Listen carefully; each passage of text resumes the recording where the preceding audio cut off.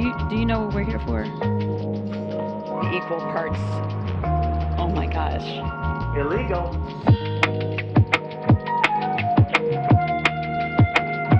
I cannot believe how people come for you already. I don't know if you know this. Phrasing. It's a bold strategy, Con. Let's see if it pays off for him.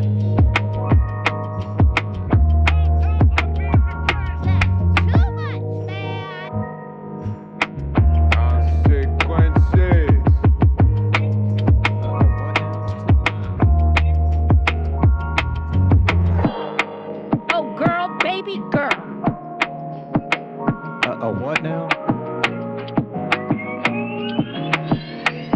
A fucking bitch.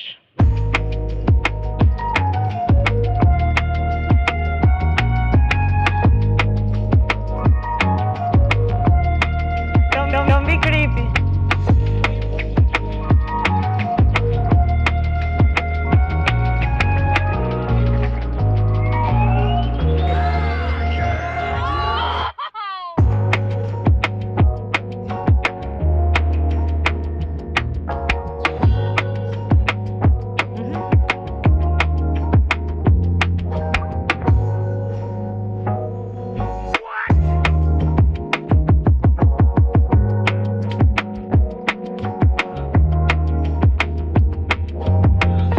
It's a great day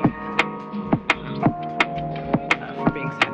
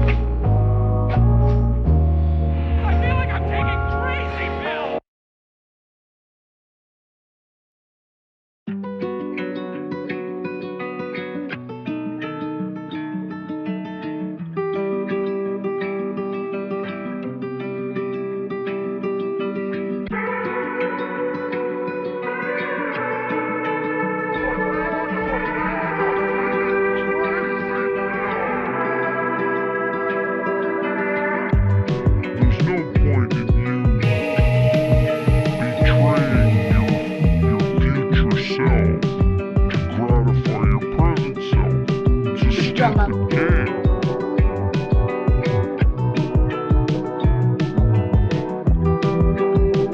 You should be ashamed of yourself for having that thought.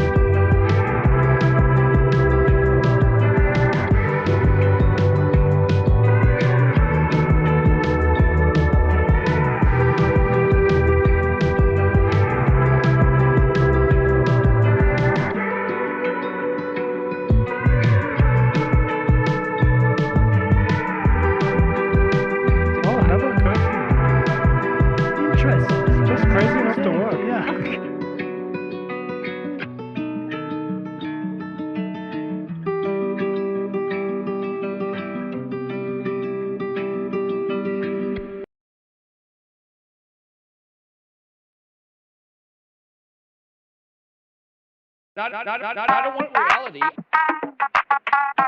This is from 12 Rules for Life. Not gonna do it. Wouldn't be prudent at this juncture.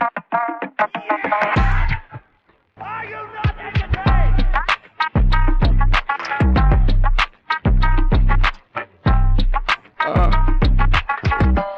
Your name, please?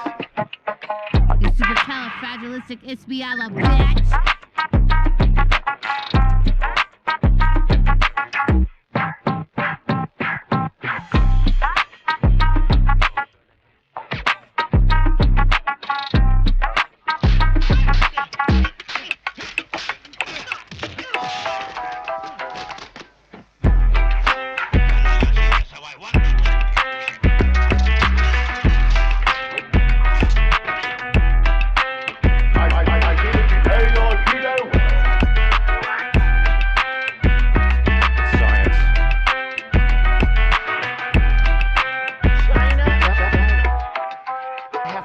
China. Immediately, if not sooner. Who's called?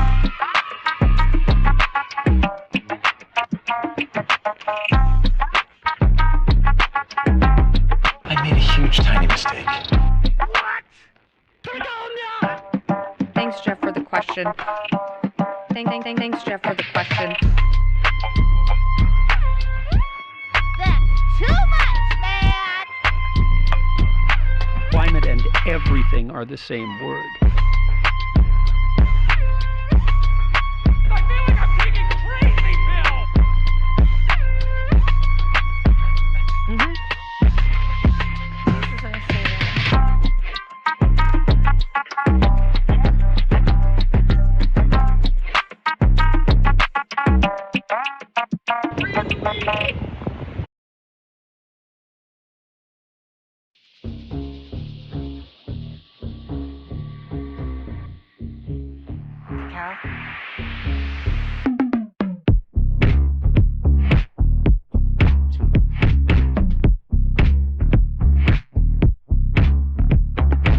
Donald Trump spent a lot of quality time with my wife.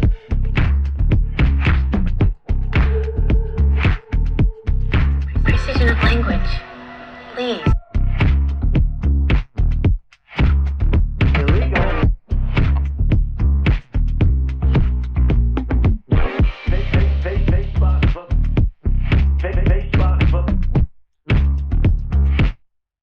Zuckerbucks.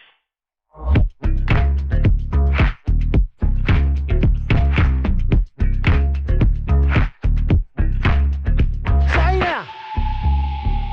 I did everything right and they indicted me.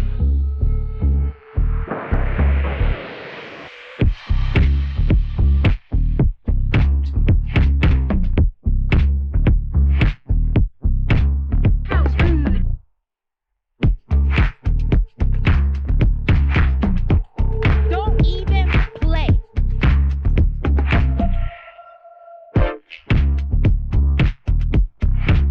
He looks good and he looks hard.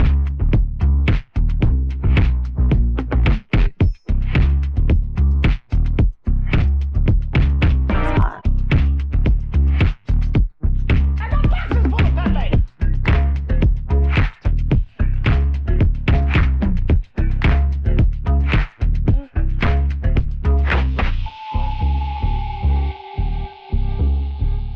I'm staying in the race.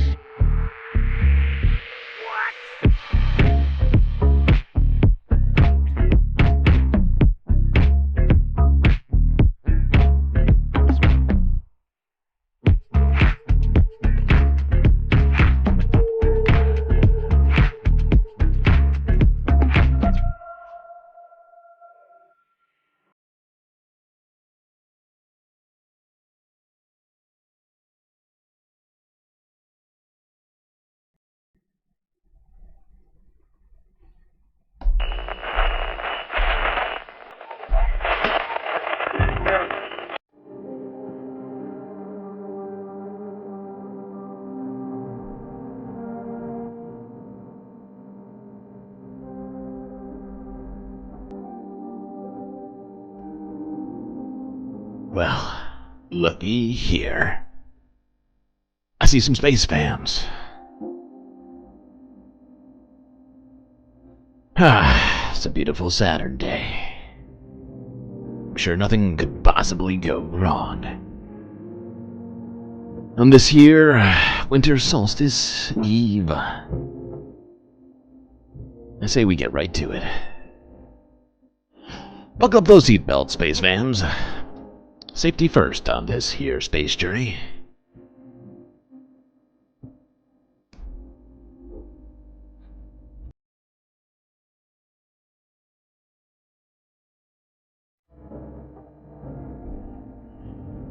Alrighty, stream seems to be working okay. Knock on wood. Also, thank you for the super sticker, Charlie Jinmir. I see those beautiful trumpeting citrus fruits. Mono up Sarah Layla and Aaron W123 in the YouTube chat here on Flat Chat. Disco Wolf, Glowsworth, Mozart. Who else do I see? Charlie Jinmir as well, Bobby, Carmody. Your mom is also here, thank God. B-Cat, Christopher DeBlante, and Jerry McLean. Good to see you all. Let's get to the show.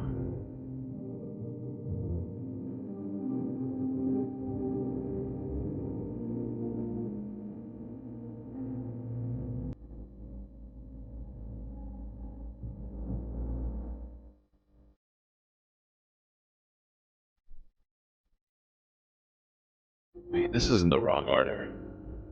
Who did this?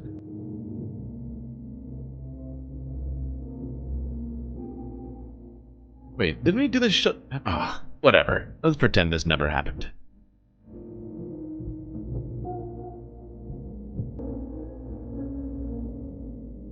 We gotta start these holiday time shows with some holiday time clips. So here's an obligatory one for you Galactic peeps. Well, someone tried to steal Christmas from a Downey toy drive, but the holiday spirit stepped in to save the day. NBC4's Gordon Tsukumatsu shares the story of Hood Santa and the toy maker's generous donation. It's like Santa's workshop, except it's not at the North Pole. It's in Valencia. Stacks and stacks and stacks of toys at World Tech Toys. And the brothers who run it? We didn't grow up with much being younger. Vic and Kev Kuyumjian grew up in a needy family, they told us, and remember what it's like to get just... What do you think? I was wondering when I was watching this, where do you think the name Kuyumjian comes from? I feel like it's got to be like Armenian or like Azerbaijan, perhaps. One gift, which they would have to share. So they jumped. A friend of mine sent me the story on Instagram. But they heard about what happened to Tito Rodriguez of Downey.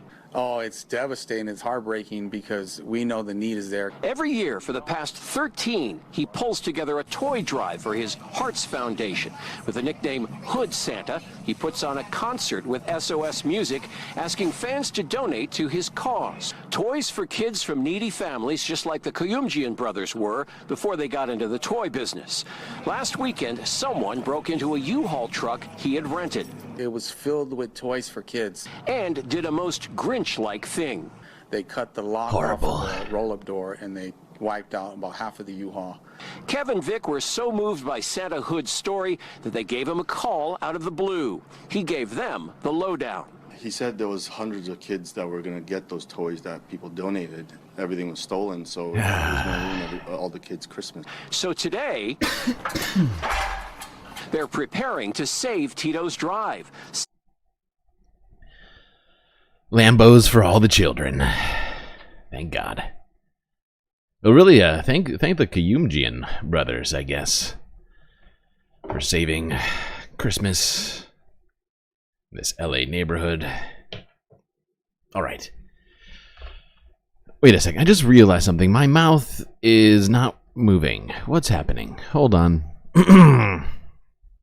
Please hold.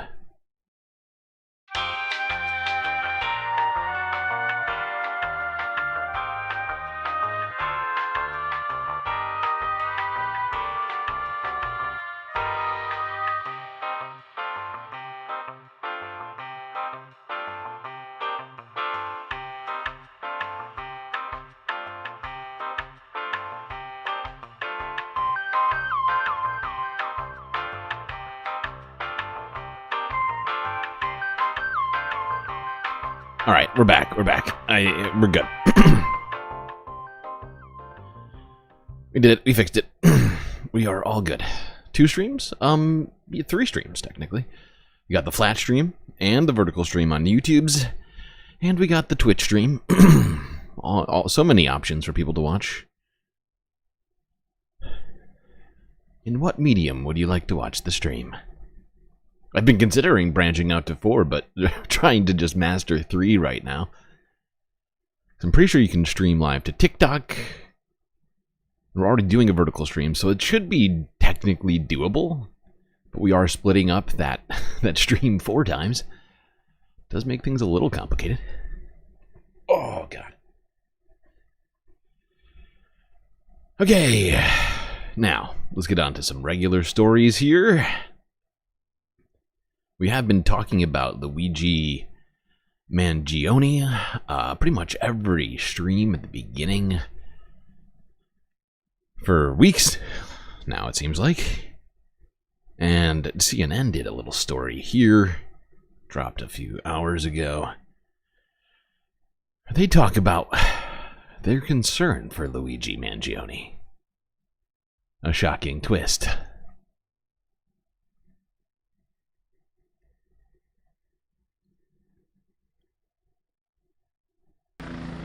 From Ivy League rich kid to inmate number 52503-511, that is Luigi Mangione's new identification inside the walls of Brooklyn's notorious Metropolitan Detention Center, commonly known as MDC. The 26-year-old is the latest high-profile inmate at the Federal Detention Center. Former inmates include sex trafficker Jeffrey Epstein's accomplice, Ghislaine Maxwell, farmer bro Martin Shkreli, and R. bad Kelly. people. Currently, Sean Diddy Combs is also being held there on federal charges, including sex trafficking and racketeering conspiracy. Mangione and Combs also sharing a lawyer, Mark Agnifilo, who is working on Mangione's case with his wife and lead counsel, Karen. I'm going to try and minimize the amount of time he spends in very, very difficult and I believe inhumane housing conditions in the special housing unit of the Metropolitan Detention Facility. Agnifilo recently argued to move the music mogul before trial because of the conditions at MDC. While the department wouldn't confirm details of any specific inmate, policy shows upon arrival they undergo a 21-day evaluation to determine in what unit they will be held. Because Mangione's case is high profile, it's likely he will be housed in what's called the SHU, a unit where inmates are separated from the general population, largely for safety reasons. I believe SHU stands for a Special Housing Unit, SHU. Actions will be limited. I think the oversight will be Watched a far couple more prison shows in my significant. time. I think he'll be subject to a lot less dangers. We are pushing for basic humanity. In recent years, inmates, attorneys, and activists have sounded the alarm on issues like violence, overcrowding, staffing shortages, even power outages. In September, a federal judge condemned the facility's conditions, prompting the Bureau of Prisons to appoint an urgent action team to, quote, take a holistic look at the challenges at MDC Brooklyn. So it's a big deal, and I think that tells you all you need to know with respect to what's happening. Yeah, there. As for Mangione, a Bureau of Prisons handbook outlines daily life behind bars, including a 6 a.m. wake-up call for breakfast, sweeping and mopping his cell. That is early. That is early. 6 a.m. Come on. Come on. How are you supposed to start eating at 6 a.m.? It's insane.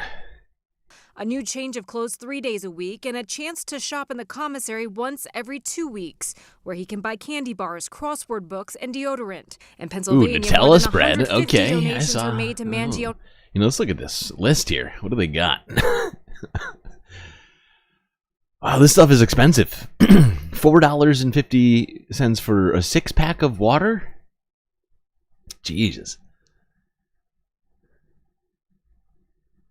Decaffeinated coffee for $3.55. A limit. You can only buy 3. You can't have more than 3. Strange. I wonder what would happen if you had 4. Would there be anarchy, chaos in the in the jail? Sugar-free honey? What does that mean? What is sugar-free honey? Jalapeno wheels. Jalapeno wheel. Jalapeno wheel. Jalapeno. What is that jalapeno wheel? Anybody? Anybody got an answer on that one for me? I'm a little bit confused what that is. Mayo, peanut butter, Velveeta cheese, okay. Nutella, tuna, oatmeal, jalapeno squeeze cheese. So you got a jalapeno wheel and then jalapeno cheese. A lot of jalapeno stuff. Interesting.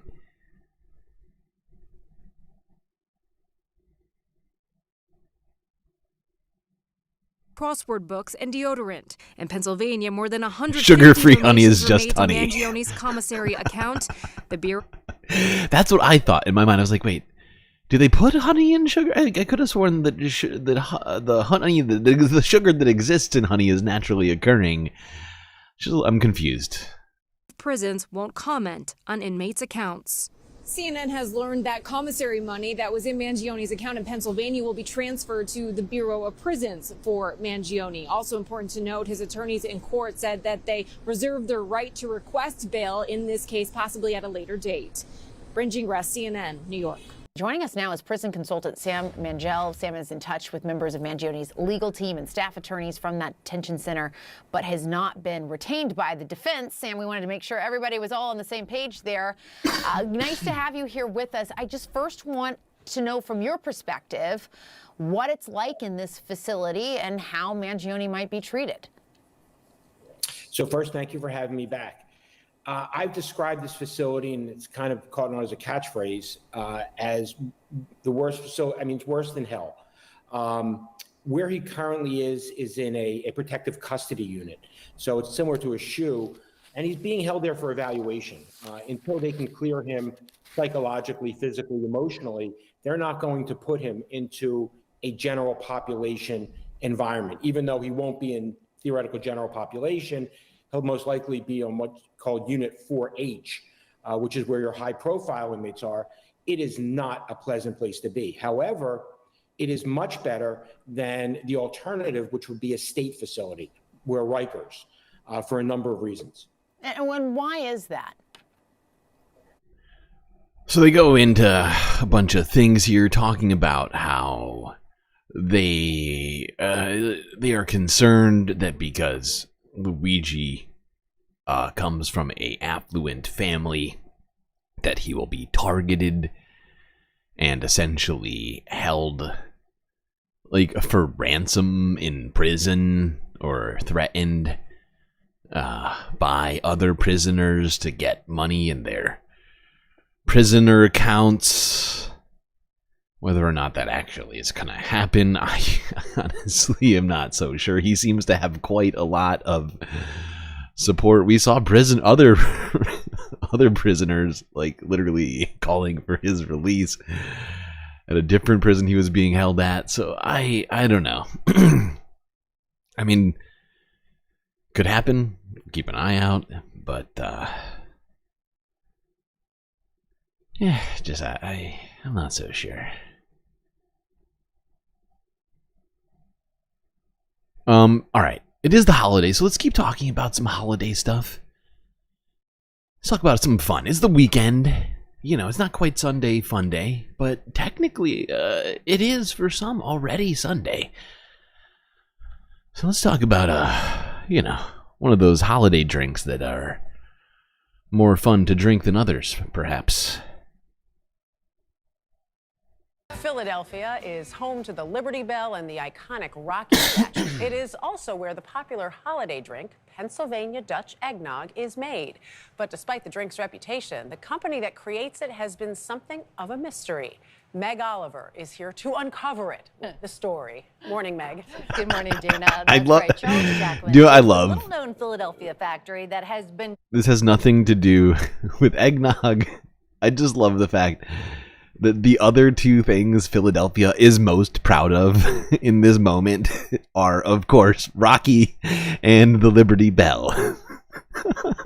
You know, Philadelphia, they at least they know who they are. It's true. It is also where the popular holiday drink, Pennsylvania Dutch Eggnog, is made. But despite the drink's reputation, the company that creates it has been something of a mystery. Meg Oliver is here to uncover it with the story. Morning, Meg. Good morning, Dana. That's And- right. and- Charles and of Jacquemin's course- is the little-known Philadelphia factory that has been churning out the And of course, they celebrate the illustrious Bob Carmody, YouTube chatter, and Majority Report mod. classic boozy holiday drink for decades. They just didn't. They didn't have a picture ready still brewed to throw in there. In the heart of the gritty streets of Philadelphia sits an But let's be real. CBS doesn't take journalism that seriously. unassuming building that has remained virtually unchanged for more than 80 years. Inside Charles Jacquemin's distillery, the recipe for their old-school Pennsylvania Dutch eggnog hasn't changed either. It's our biggest item, and it's the #1 or #2 eggnog in America. The origins of eggnog dates back to medieval British times. When the drink made its way to the colonies, it became the eggnog we know today. The quintessential holiday drink, and I don't drink eggnog every day. but that's definitely during the probably holidays, good. my family and I will drink a bottle. Drinking eggnog every day. I'm pretty sure that is a recipe for disaster.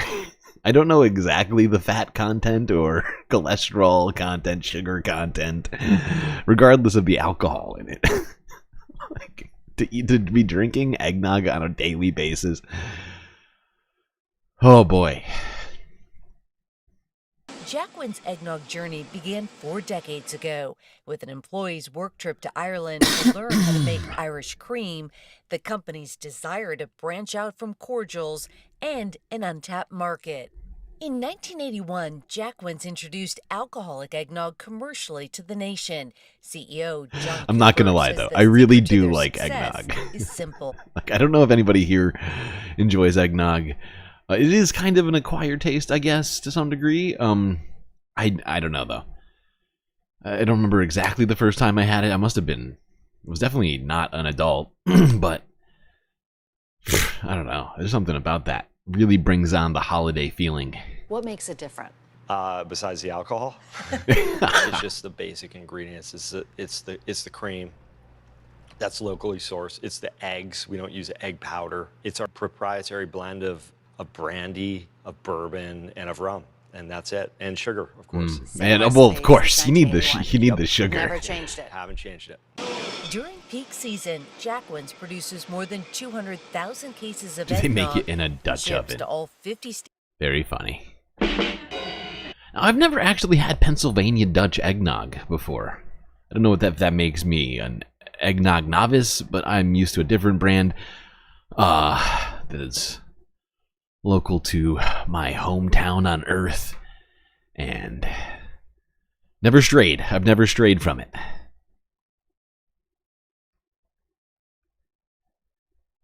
Perhaps somebody in chat's had it. They could tell us how good or not good it is. But I figured we'd just chuck in a eggnog story.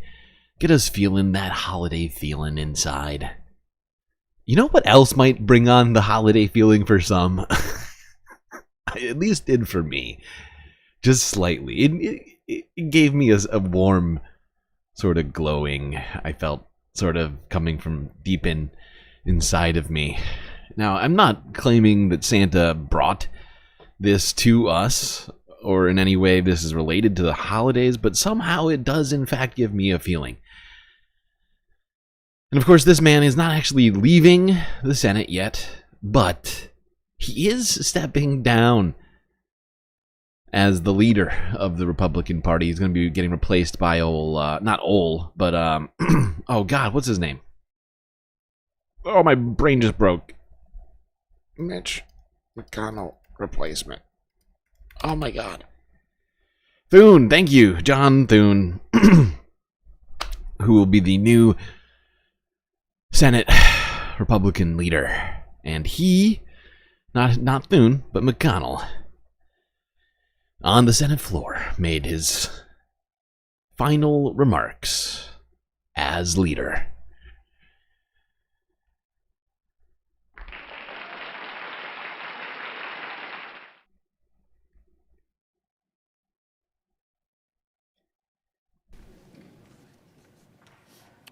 I ask unanimous consent to complete my remarks. Next roll call vote.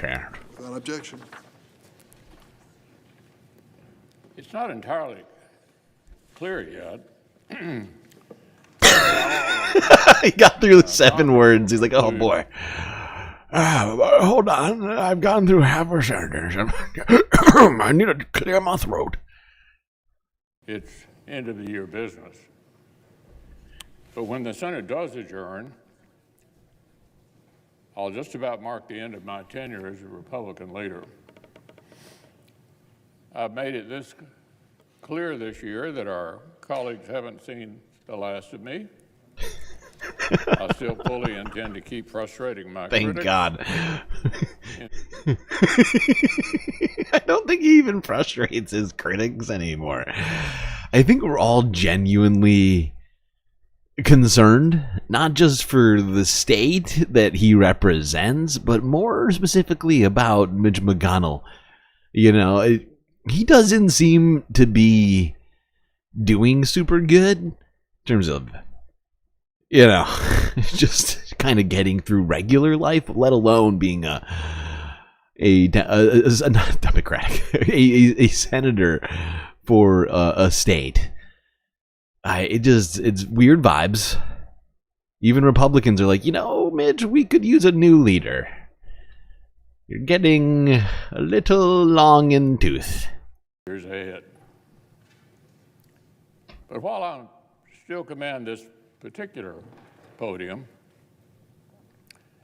I thought I might make a few observations I've picked up along the way. Folks come to Washington to do one of two things.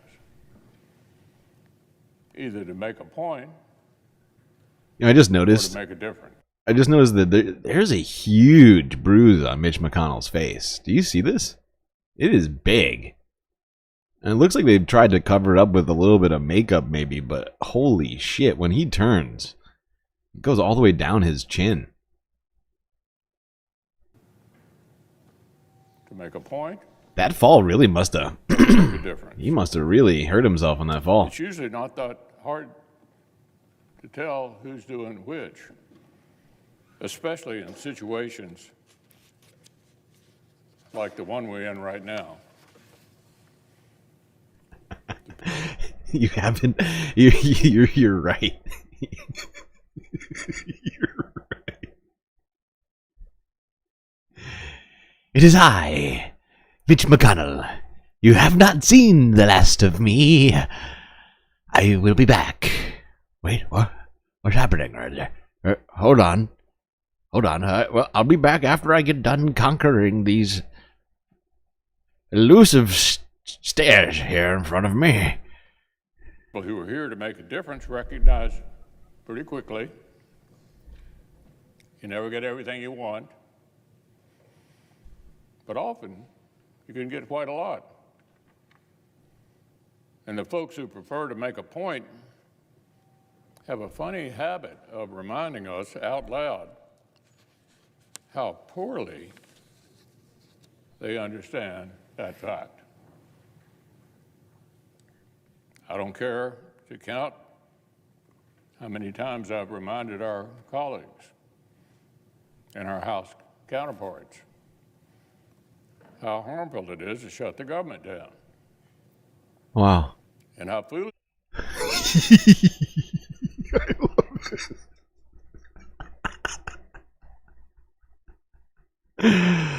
This is hilarious because really, I mean, that's the funny thing about Mitch. Even though he's been the leader of the Republicans, you know, he has this like faint respect for the existence of government as it relates to making Republicans things happen, goals and whatnot happen. He has at least that modicum of respect for the government, whereas many of the new Republican leaders are just hoping to burn it all down entirely.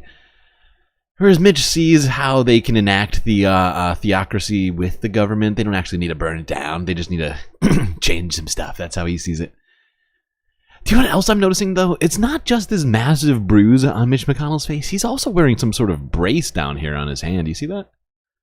It is to bet your own side He really must have taken a hard fall. won't take the blame for it. Recent history doesn't leave a whole lot of room for interpretation on that one. When you try to use normal government function as a bargaining chip, you pay a political price. Oh, no, not a political price. That's not what we want. Okay, people, can we at least agree on that? We can't afford to be losing things. Wait, hold on, where are my keys? Linda, where are my keys?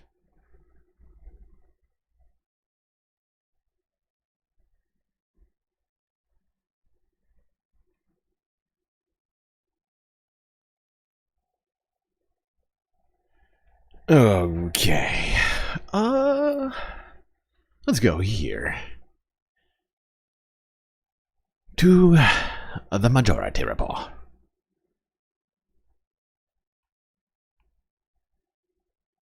Talk about a different Republican. Hey folks, here's a PSA. If you ever have some type of controversy where your like internet handle shows up on a site that may be inconsistent with your publicly professed values. Okay, well, you have to do the ad read, Nude Africa. We're paid by them. Do it. I was actually going to say, like, for instance, like, if I get out here and I'm like, The go Red Majority Sox, Report, but I'm on sponsored some by Yankees Nude forum Africa. as, like, you know, a big puppy lover or something, or I don't know. I mean, like, it's, you don't want to get exposed in that way. So, you know, if you're ever going to be on, like, a Zoom or something, make sure that you've taken it down. Can you think of any other example, Emma, of what I'm talking about? Well, thankfully, Carolina Forward, a local paper in, or maybe it was actually, I'm sorry, the Assembly in North Carolina that broke this. So Mark Robinson, the guy who, well, we should say, he allegedly had an account called Mini Soldier where he posted all over sites called Nude Africa and other forums where he talked about very explicit sexual things, but also about being a black Nazi.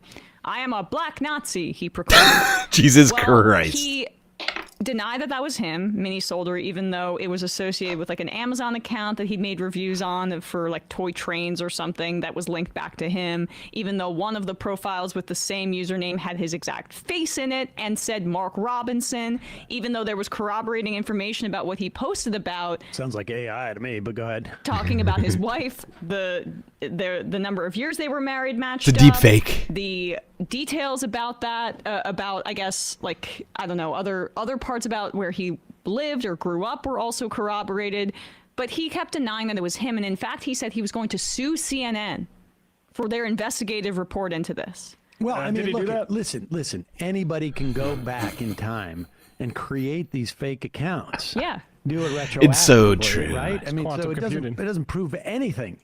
Emma. It's AI. It could be AI for all we know. But Mark Robinson is still a lieutenant governor, and so he has some duties to do before he is Wait a second. Well, does he get? I just realized something. Is it Mark I don't know, 'cause Robinson? He got elected, right? Wait. He's on his way out. Isn't Mitch McConnell? Are they both Kentucky? Anyway, but he still has duties to fulfill at the tail end of his time as lieutenant governor of North Carolina. So he logged onto a Zoom because they're planning the inauguration of the new governor, No, wait a Josh second. Stein. Do you mean like an AI world, like a sim world where maybe somebody could have like Second Life type of situation, or are we talking like in real life? That's right, So North this was real Carolina. life. Thank This was you. an official meeting Thank with you. other people working on the inauguration. Kids from some North in the Carolina. in the actual government in North Carolina. They had a some of the Google names of Meet. the people on that thing were like Jennifer, or Samantha, Pam, Stephanie, or Gladys, and then someone else logged in. Weird. Mini Soldier. It's a joke. Okay. It's a Where do I joke. remember It's that name from? self-referential. Oh yeah, Nude Africa, the black Nazi guy. Yeah. Now, wait a second. Before we jump to any conclusions, although it was confirmed that it was Robinson on this call. No. He's doing a bit. It's a joke. No. Come on. It's called reappropriation. Exactly. This is no. Don't you understand, though? On some level, it's like the liberals, the libs, made me be mini soldier, so you did this to me. You look what you made me do. I had to be mini soldier. I had to relog into all those sites. I had to go and create mini soldier, and thank goodness. Sorry, wait. Sorry, something just happened. What's happening? What is that?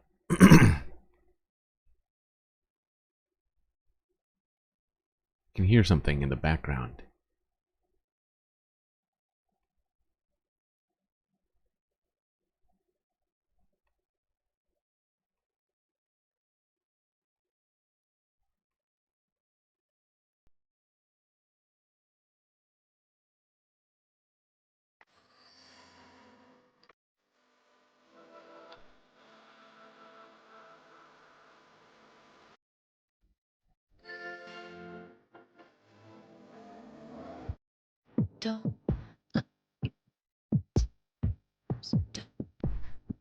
No one else on Zoom had taken this Okay, I'm handle, just messing which with I've you. never used before, and now I get to be mini soldier on Zoom. Look what you made me do.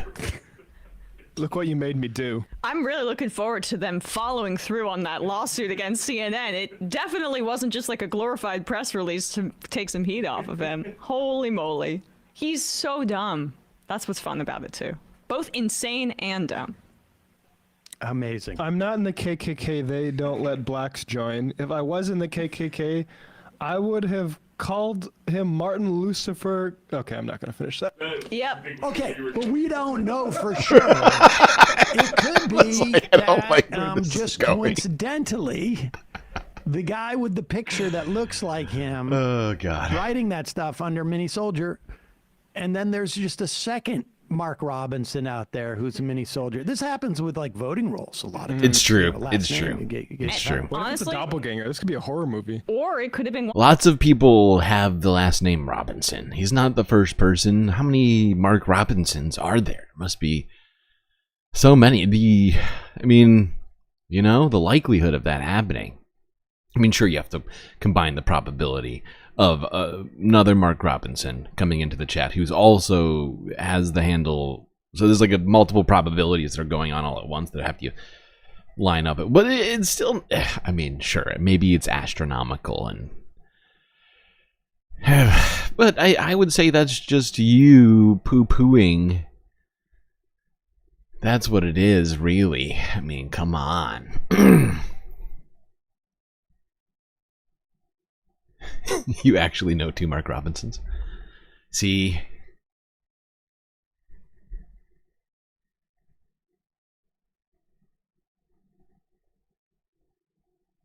Okay.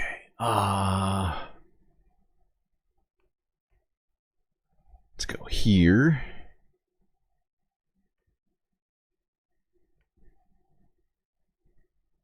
Or it was a documented claim.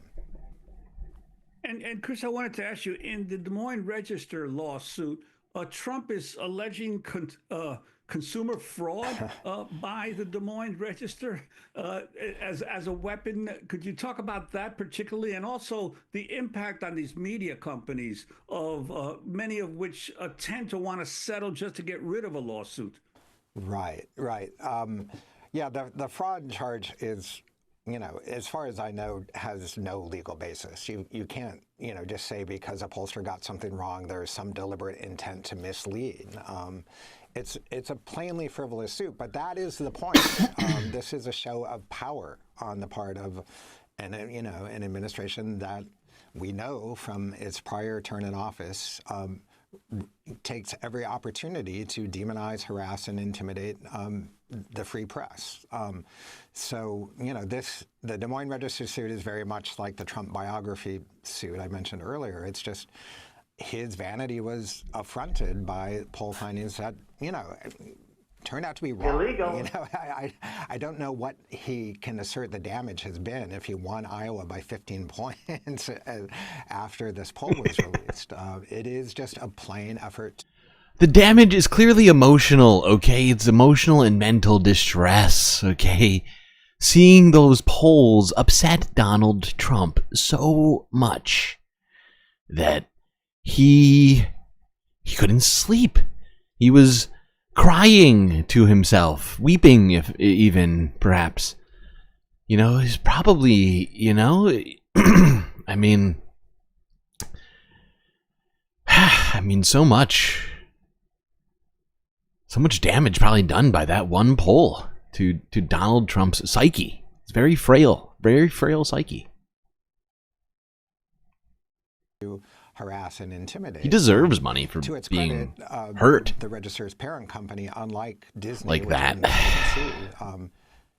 Triggered. Triggered, Indicates even. It will be putting up a robust defense, and in a sane court system, they will prevail. But all of this takes resources and money, and as you mentioned, Juan, big companies don't want to be bothered with the hassle of going to court, even though these companies also have libel insurance precisely for cases like this, and they don't actually tend to suffer in terms of the bottom line. I mean, this is extremely serious. When you look at the amount that ABC settled for, they were just about to go to depositions, right, of George Stephanopoulos and Trump, to discovery. So ABC called that off. $15 million plus another $1 million for lawyers' fees. Any smaller news organization couldn't possibly deal with something like this. Well, come on. And then you have these news divisions that are not, profitable. They only profit democracy, but so-called, financially profitable from these multinational or these very large corporations that own lots of other things, like Bezos with the Washington Post, and they care more about that other stuff. They don't want to be seen unfavorably by Trump. So they settle on the news issue. This is so extremely disturbing. Yeah, and this is what happens when you have large corporations who are not, they don't have journalistic values, they don't have journalistic priorities. As you said, the news operations are lost leaders for these figures. That is insane. Jeff Bezos has billions of dollars in government contracts, a publisher of the LA Times. It's insane where we're at right now in society. Pharmaceutical holdings that come under federal regulation. So he, too, is preemptively knuckling under to the Trump administration. He's killed.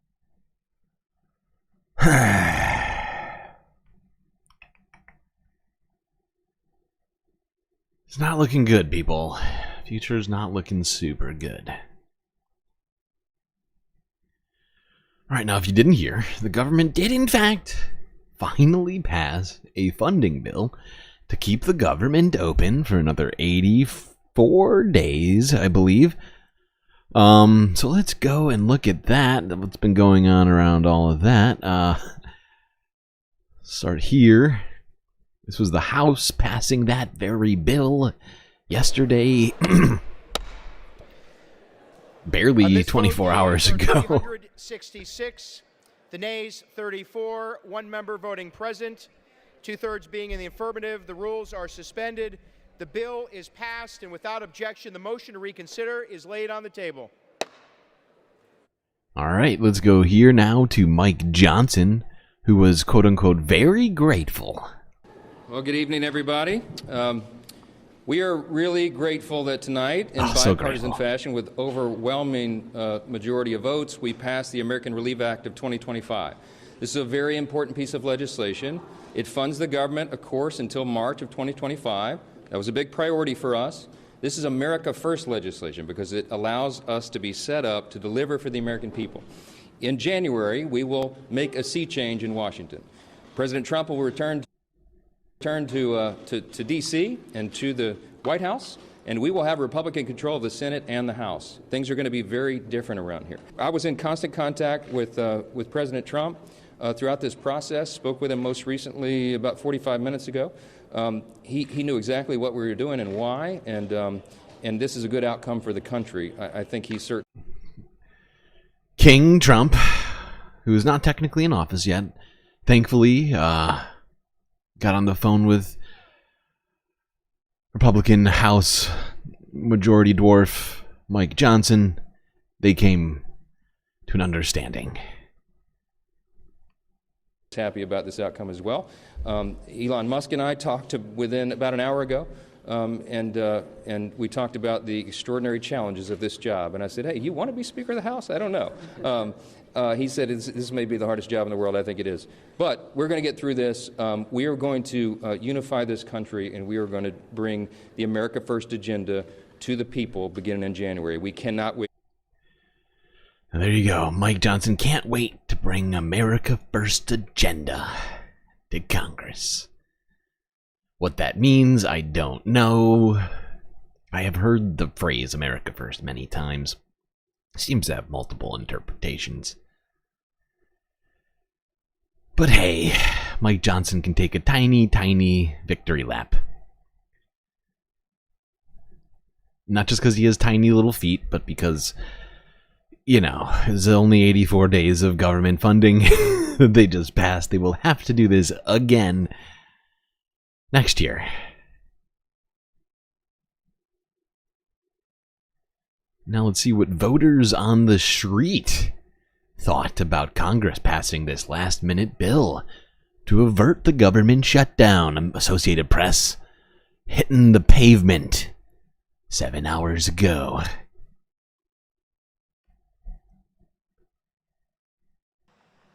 What is the America? Yeah, Project 2025. Right, exactly. But remember, Project 25, Donald Trump doesn't even know what Project 25 is, right? Remember, it's Agenda 47 or something like that. It's not clear exactly what America First will actually mean. I mean, we've heard all sorts of different stuff about what it's supposed to be. Probably bad.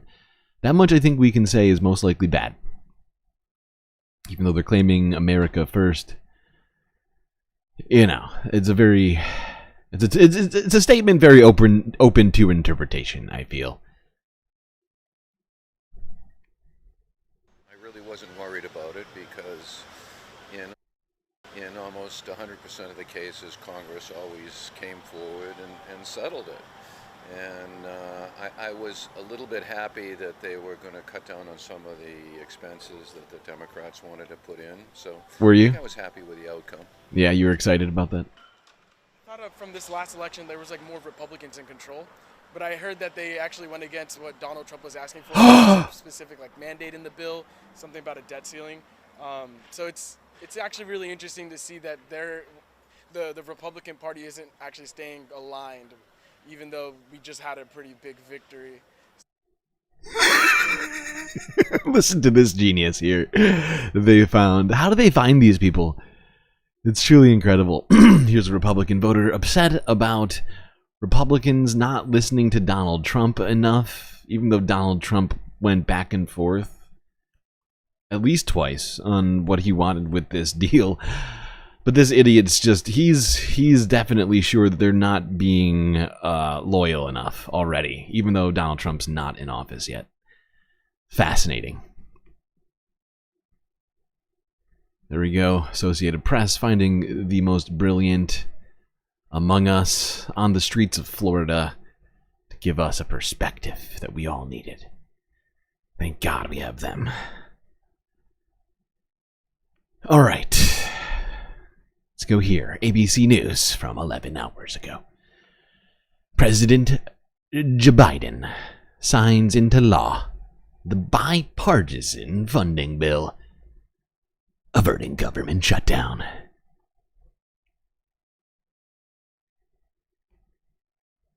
President Biden signing the new government funding bill here at home just minutes ago in Washington. That's after Congress scrambled to pass the spending plan at the end of a roller coaster few days on Capitol Hill. It all started with a bipartisan deal to avoid a government shutdown, a plan that was tanked by President-elect Trump and billionaire Elon Musk, forcing lawmakers to go back to the drawing board, coming up with a plan that failed on Thursday, followed by another plan that passed the House last night and then the Senate early this morning. Our Jay O'Brien was along for the ride all week long. What a ride it was. He joins us now from Washington with more on this. Jay, good to see you. Glad you're here.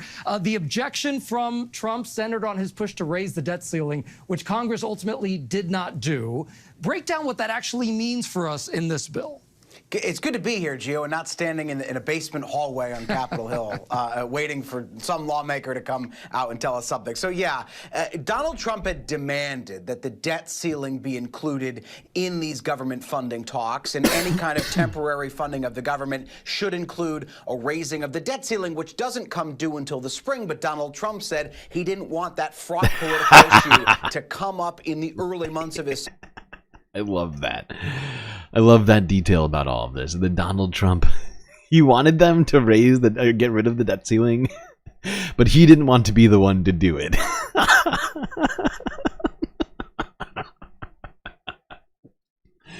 It shows you just how scrupulous Donald Trump really is. This is a man of great, what do you call it? Great ethics. Strong ideology, you know, a commitment to the ideas. Maybe you don't know that. The fact is I mean, you know, like Republicans genuinely love the debt ceiling because it gives them the opportunity to shut the government down every few months, right? And to threaten all sorts of important government spending over just keeping the government open. Donald Trump understands, I guess, that this is actually bad and people don't like this ever-looming threat of government shutdown, but doesn't want to be the one to undo this very convenient legislative vehicle for Republicans. It's one of their favorite things. If they could avert government shutdown more, like if they could make it, instead of having to do it every few months, if they could just do it every week, oh my God, they would absolutely do that. Term, and he said if the debt ceiling was going to be risen at all, it should be in the final days of Joe Biden's term. So he pushed Republicans to do that, but that was never going to get the support of Democrats who have said they believe they want to use the debt ceiling, which is, again, the cap on how much the U.S. can borrow to pay its bills. They want to use that fraught political issue as a potential bargaining chip as Republicans. When I heard this, I was utterly floored that the Democrats want to play this game as well. That the Democrats think that the government shutdown looming is also a good idea now for some reason, just because Republicans are coming into office right now. I think it's bad politically. You know, it's bad for democracy more than anything. Oh, for the love of God. It really does. This year has been so fucked. But ever since the election, I have been even more depressed. Not just because Republicans are coming into office, because it really, some of this leaning into Republican framing, Republican tactics, all these other sorts of things that Democrats seem to be doing now, even more than ever, is just such a shit vibe.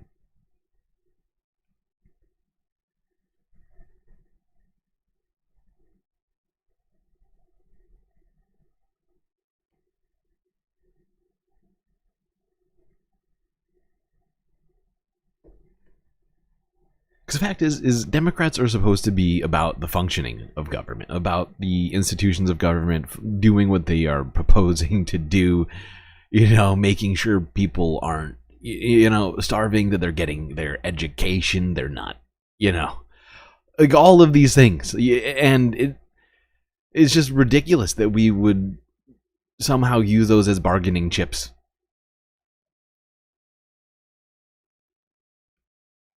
I think it's perverse, honestly. Let's talk about the future a little bit here.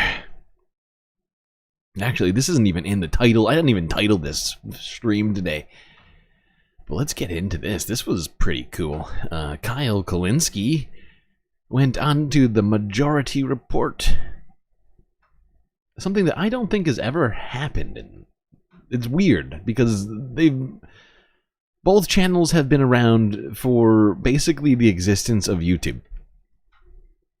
Since people realized that you could do podcasts on YouTube, Majority Report and Kyle Kulinski have both existed.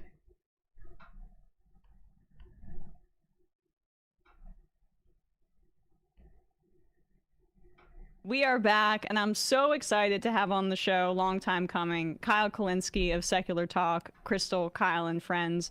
Kyle, welcome to the show. Thanks for having me. I really appreciate it.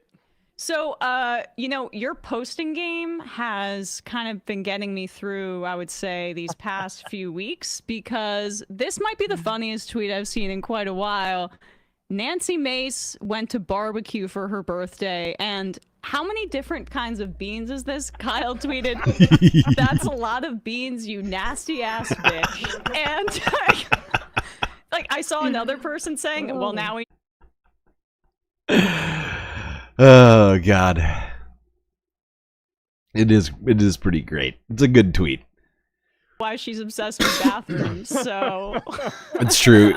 That is so. Nancy just wants to feel comfortable in bathrooms when she's doing her business here. And she's got a lot of business to do. Gross. Jesus Christ. I mean, God, I don't want to be in a 6-foot radius of that lady right now. Holy moly. I told Chris, I was like, man, because that was one of those tweets where I didn't think it just happened. Like, I saw it, and that was my instant reaction, and I just went with it. And afterwards, flow state tweet. Flow state tweet. That's exactly right. Crystal was like, man, you had a real moment of brilliance there, didn't you? It really, I mean, honestly, that is, if you have a tune. I feel like, in a way, that's Crystal saying, Kyle, I know you think you're really funny and the internet thinks you're funny, but you're not that funny usually. But that was actually pretty good. I know we're married and all, but yeah. There you go. You can just have that tweet basically superimposed on it. Cause it got big. People are making like graphics of me with like, how the motivational quotes with that. Yeah. But I mean, Nancy Mace, truly, have you ever seen a thirstier politician in your life for attention? Oh my God. It's so right. You read that story about how one of her staffers said she tried to get punched in the face on January 6th by one of the people? So for attention. Right. And now she's saying, I was assaulted by some pro-trans person. And there's like 3 or 4 witnesses that was like, you got a handshake. What are you doing? Handshakes can be assault. Have you seen Monk? Just the mere presence of a trans woman in the bathroom means she's... Have you seen the show Monk? I mean, he is a germaphobe. And I mean, I've never seen him. He never pressed charges on any handshakes in that show. But he was clearly visibly emotionally distressed over handshakes. That could be seen as a very, very aggressive. Have you ever seen Donald Trump shake a hand? Every time he does that, I would allege those are near assaults. To be sexually assaulted, which, I don't know, perhaps a handshake for her is like what an assault would be for somebody else, but I don't know, like, what do you think? I guess Nancy Mace is such a clown, but she is kind of representative of MAGA right now. Like, just headlines, substanceless, attention over everything else, and hoping that pays dividends for you in some way. And frankly, it's kind of working out for them, although I will say that Trumpism without Trump, I do think is going to be a failure given his kind of unique charisma and hold over the MAGA cult. But this is a bit of a rambling question. I guess, what's your sense of how MAGA is positioned right now? I mean, and before Kyle gets into it, I mean, I personally feel like MAGA has taken over essentially the entire Republican Party, right? I feel like making the distinction these days between MAGA and Republicans, it's almost to some degree like non-useful, right? Because they seemingly, Republicans that being, seemingly embrace every aspect of MAGA-ness, aside from like a couple of outliers, and many of those outliers have been ousted within the Republican Party, right? People like Liz Cheney, people like who else lost races? I'm trying to think of who lost races for going against Donald Trump or got ousted. I know there's more than Liz Cheney. God damn, I might need to I think I need to Google this right now. My brain is not working. Well, I mean, how would you distract from the fact that we now have the billionaires completely and utterly taking over our government? That Trump has appointed countless billionaires. Hey, thank you for the super sticker, Charlie. Much appreciated. Beautiful citrus love in a YouTube chat. Who could ask for more? Wall Street executives. Not me. Doge is like this big thing now that even Democrats are like, I agree with them on this point and this point. And it's like, this is the distraction. The distraction is I'm going to talk about trans people 24/7 and pretend like trans people are hurting you and screwing you and ruining your life. And just focus on this and don't look over here as we run out the back door with all the money. It's literally the oldest trick in the book. It's divide and conquer. And trans people are now a scapegoat in the same way that back in the day, it was gay people. Yep. You know, people forget there was a time not that long ago where the overwhelming majority of the country was against gay marriage, right? I believe it was in 2004, the Republicans ran on this idea of getting a constitutional amendment to define marriage as between man and a woman. And by the way, that was happening when? As the Iraq War was happening. So it's another divide and conquer. Hey, look over here, don't look over here. And the bottom line is, I'm now of the belief that you got to fight on both fronts. You got to fight. You got to put the focus where it should be, which is, hey, the billionaires are taking over the government, but also you have to defend these marginalized communities who are being scapegoated. They didn't do anything wrong. Who have trans people hurt? No, they're not hurting anybody. Yeah, I'm totally in agreement with you on that front. And I guess we thought that you and I both thought Kamala Harris is going to win this election. Yeah, I did. I remember was that. Pretty bullish on my electoral map. I know you were as well, but yeah,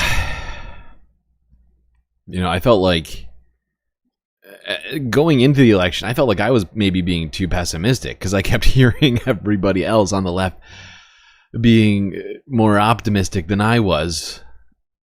I don't know if you remember this, but like, what was it, like 10 days before the election?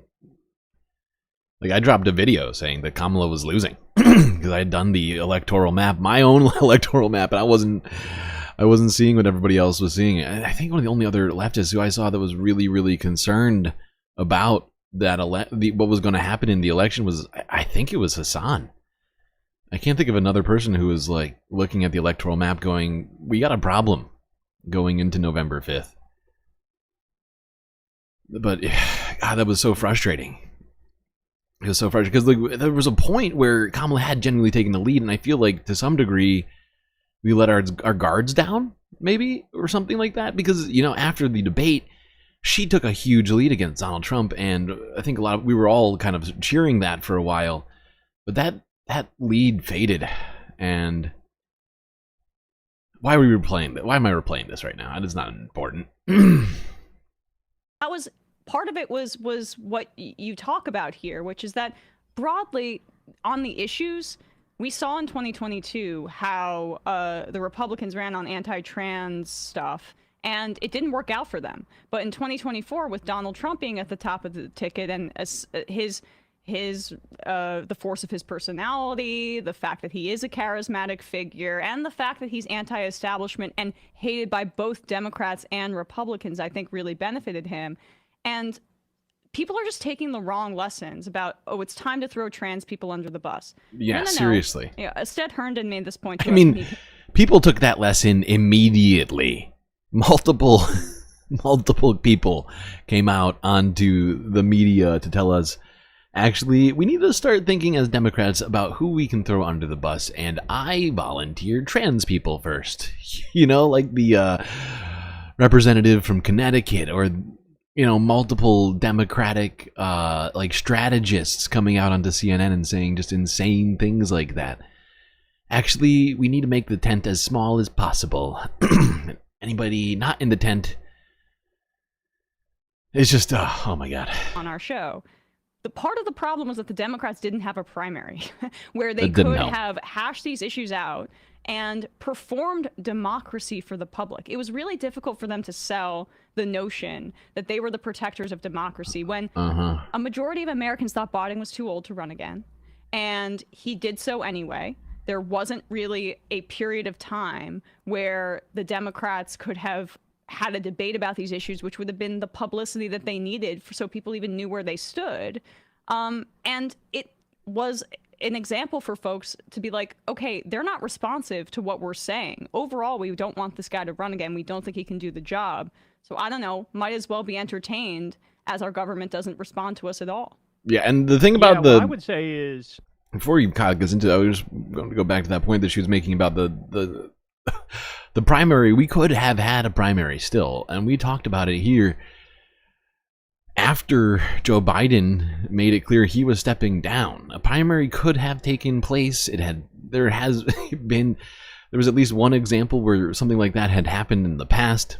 James Zogby of the American Arab Institute came out, I think first on Democracy Now!, but went on to multiple places to talk about this in the wake of his announcement that he was not going to continue his run. And Staying in the race. And you know, nobody took that and ran with it, and certainly the DNC certainly didn't do that.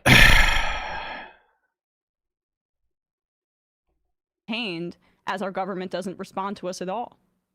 Yeah, what I would say is Trump proved that you could be the most divisive person in the entire country and win. He was just divisive along the incorrect lines. He told people, all of your problems are real, they're legitimate, you're angry, but the problem is the immigrants. The problem, it's the trans people. And he hammered that away over and over and over, and that was his narrative. And people are angry, they're pissed off, and they don't really know where to point their anger, right? And the problem with the Democrats, it was they didn't have a counter narrative to take on that narrative. The counter narrative has to be, they're wrong. Immigrants are not the problem. Trans people are not the problem. The problem, it's Elon Musk. It's the robber barons. It's the billionaires. It's the corporations who've bought our government, rigged our government to represent them, and never represent you. And so the fact that the Democrats were more technocratic and they're more status quo managers who call for decent policies, but it's like little tweaks around the edges, that just left the lane wide open for a demagogue like Trump to win. And he's winning by talking about Arnold Palmer's cock. He certainly did. He's winning by saying immigrants are eating cats and they're eating dogs. That thing is big. I don't know if you've ever heard. But oh my God. He might have been good at golf, but that penis. Not just girthy too. I mean, oh my God. The eggplant emoji is basically based upon the penis of Arnold Palmer. Like, for people to take away, oh, I think we should cave to the right on certain issues and maybe be more kind to the right on many issues. My takeaway is the exact opposite. You can be as unhinged, as arrogant, as divisive as you want to be, as long as you keep coming home to your narrative of the problem is the billionaires, the problems, it's the donor class. That's what we need to do. I mean, the idea that you would be taking anything of substance out of this election in terms of like what Donald Trump ran on specifically is an entire misreading of the political moment. Because as you say, part of what gave me confidence, and maybe you as well, was the idea that his campaign was so undisciplined from a message perspective. And you had the through line of they're coming after me, they're trying to shoot me, and also immigrants are horrible, and Kamala Harris is a bitch that should get punched in the face. And those were the kinds of things where it's like, okay, I just don't necessarily see what I saw in 2016, where he at the very least was talking about how Bernie Sanders was right to call Hillary Clinton corrupt and co-opting that messaging, or the free trade, anti-free trade posture. He was at the very least speaking to that anger. And this time around, he was entirely incoherent, which is an even greater indictment on the Democratic Party branding. Not really. Seriously, Donald Trump was even more unhinged in this election cycle than he was in his presidency, his first one, or in the election leading up to that one. He was saying insane crazy things, bringing insane crazy people around him to say even more insane crazy things. And Democrats couldn't come up with a better counter narrative. That is a massive indictment of the party. Like Emma is saying here, it is incredibly frustrating because I don't even know when this happened. I'm trying to like piece together when it happened. The Democrats, just completely gave up. Me, any specific candidate, but it's like, give people an enemy. They're angry, and the enemy is who you say. It's the wealthy. It's the elites who are, and we can talk about the Luigi Mangione shooting in a bit, but alleged. But that's that anger that they just completely didn't tap into, and it's clearly there. They should have. Yeah, and none of them are coming to the correct lessons now, because you don't see this like massive uptick in anger and narrative driving. If anything, you see what we discussed before, which is like, oh, I don't know, maybe on immigrants we cave a little bit more, even though Kamala ran on a super strict border bill and said Trump is the one who tanked it. It's just, if anything, this... Yeah, it's weird. It was like, hey, we actually tried to get a very right-wing border bill through, and Republicans blocked it, and we still want to do that. We still want to be that right-wing. And it's just such a strange tone for them to take. Last time I checked, we were supposed to be the party that embraced immigrants, that thought that was part of the fabric of our society and all this other stuff. Shattered everything about the way I understand politics, in the sense that the main takeaway is, as long as you're angry and you have a narrative, you can get away with almost anything at all. And that's what Trump did. And it's kind of sad how easy it is to convince people, no, seriously, the source of your problem, it's the immigrants. Like, oh, your wages are low and you don't have good health care and this and that. Well, maybe if we deport 20 million people, that'll be better off for you. I mean, that's functionally the argument of the right. And I'm now of the belief, don't give even an inch on that argument. Not an inch. You got to fight back on all fronts and make clear these are not the enemies. Yeah, It really did. All right, hold on. I can't watch this whole interview, but I wanted to catch at least a few spots in here where they talk about different things.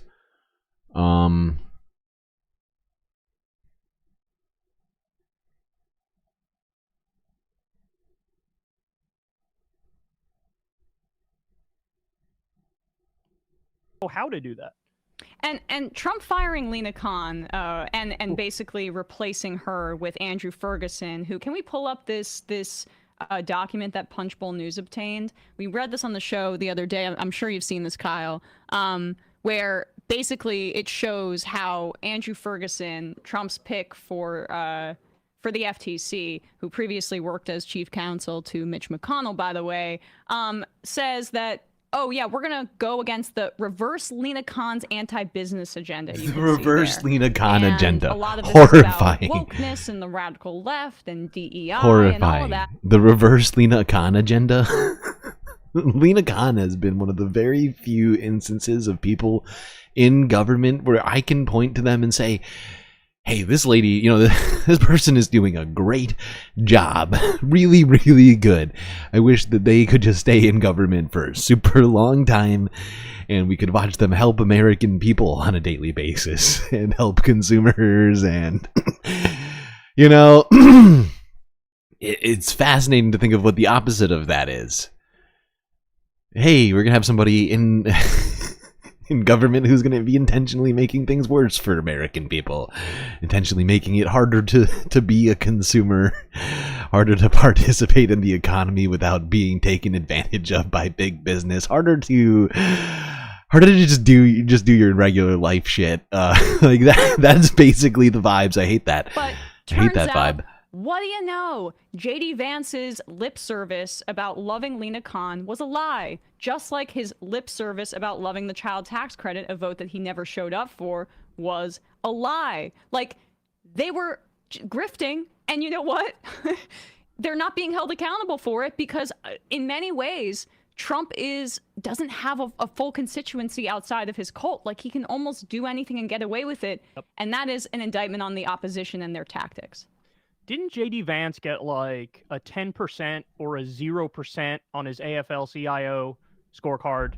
Like sure. they say, oh yeah, he's a populist, but then you do a little bit of research and you're like, hold on, he said he was for the extended child tax credit, and he literally didn't even show up to vote for it when he could have. That is so fucked. Oh my god, JD. These people are so disingenuous. It is insane.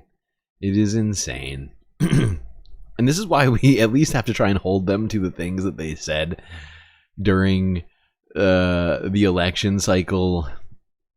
Like, hold them to account on some of the good things that were technically said during all of that. Because they're not even going to do those things. Come on, they don't give a shit. All they care about is making sure that Peter Thiel can make more money. Elon Musk can make more money. And how that can enrich them. Oh, da-da-da. Where are we now? Wait, let's keep listening to this. What am I doing? Oh, I was going to say about? I was going to respond to something in chat. That's what I remember. Who said? Where was it back here? I lost it. Someone said something hilarious in chat. Now I can't remember where it was. Something about JD lip service. Donald Trump spent a lot of quality time with my wife. Deeper in his record. Oh, turns out he's not for the PRO Act. Well, that's like the key dividing line of whether or not you're a populist, whether or not you're for the working class.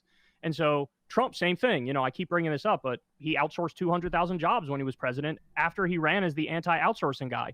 There's no substance to the idea that these people are populist or they're pro-worker or they're anti-establishment. And to your point, Lena Khan was like the main one here, where it was like, look, if he fires Lena Khan, okay, he was completely and utterly full of shit. And I don't know about you, but I haven't seen much of a MAGA backlash over Lena Khan being fired.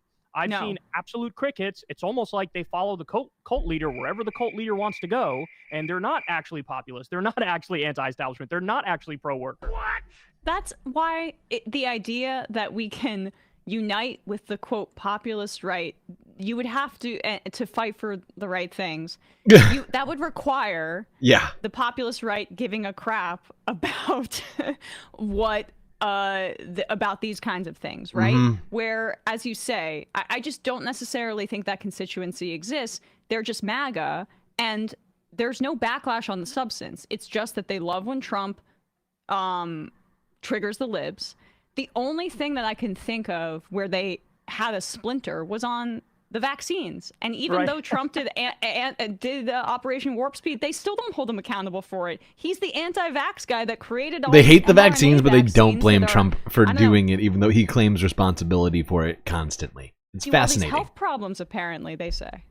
Yeah, look, it's very simple. They don't mean it. They don't believe it. All of it's posturing, all of it's virtue signaling. Because they've had countless instances where they could have stood up and said, sir, I disagree with this. And they haven't done it.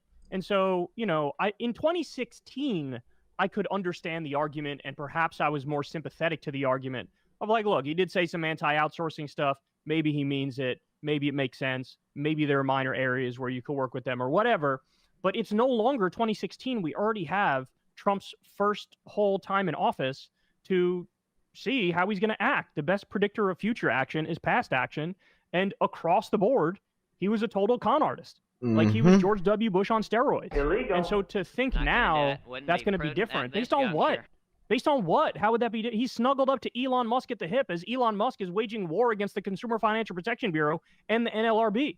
Like this is their agenda.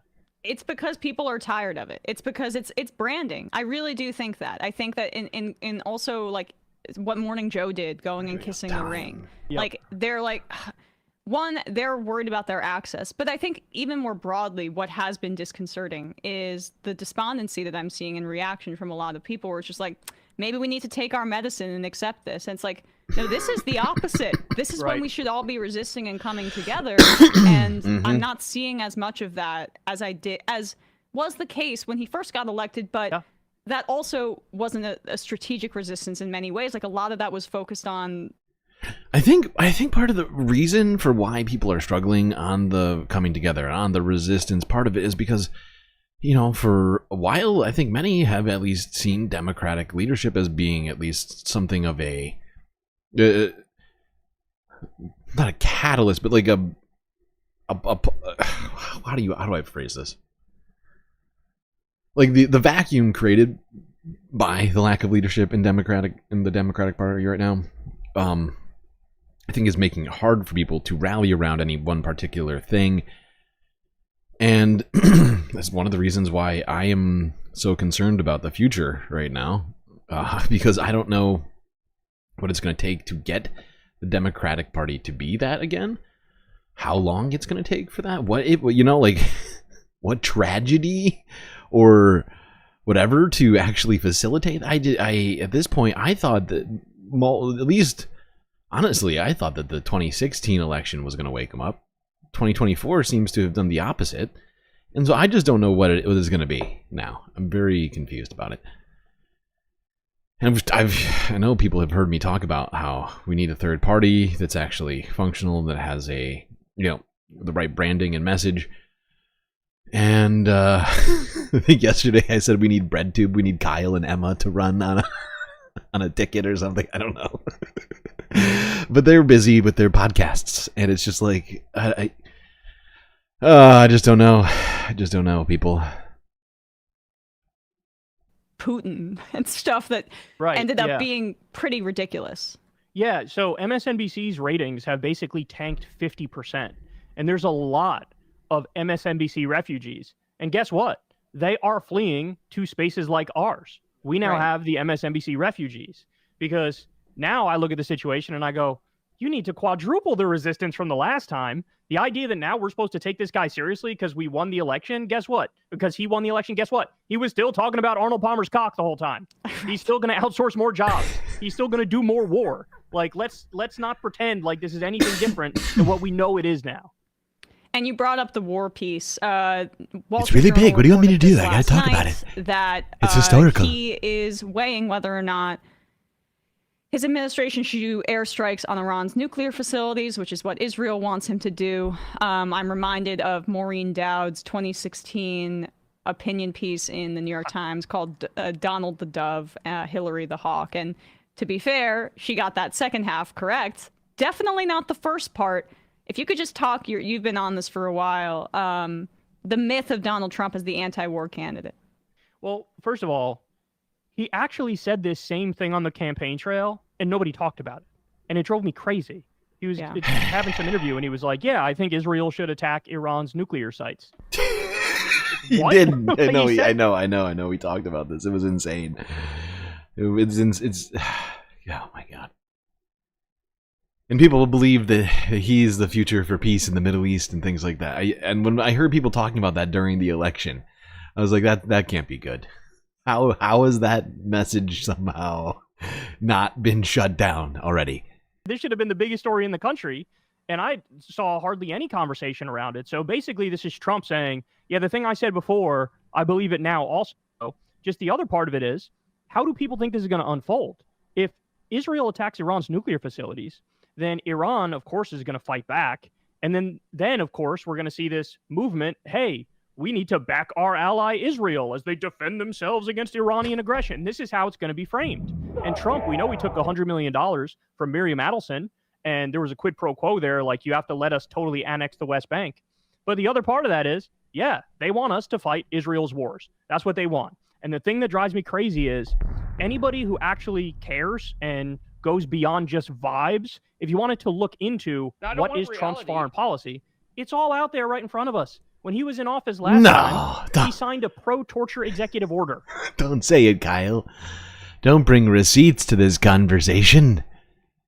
He pardoned Blackwater war criminals who partook in that Nisour Square massacre when they gunned down innocent civilians. Which His very Hegseth first- lobbied for, by the way. Correct. Hegseth was the reason that they got that pardon, and Trump was like, sure.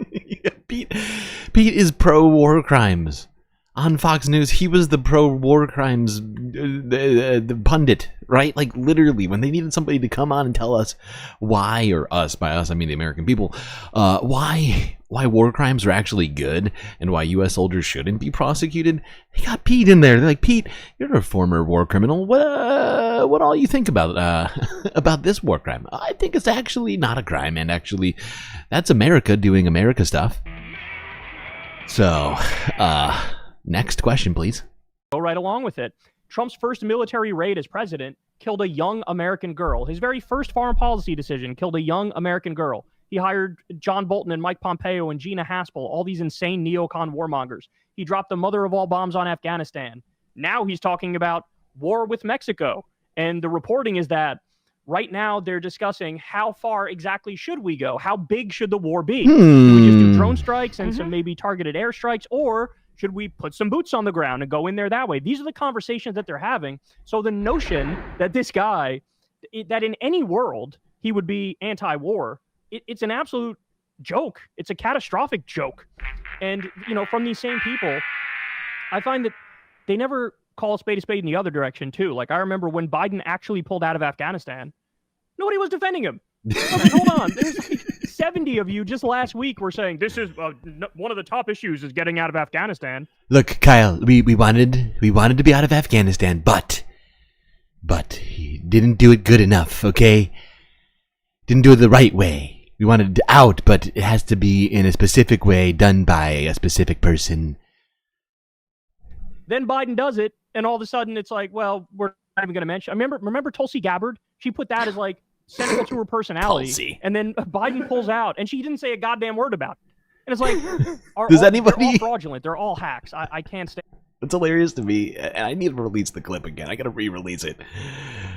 But I mean, literally on his wife's show, or yeah, I think it was actually Crystal who interviewed Tulsi on The Hill, and it's fascinating that everybody, including Tulsi and Donald Trump, have forgotten that Tulsi said that Donald Trump was a threat to democracy and that everything in our power needed to be done to stop him from being president back when she was running.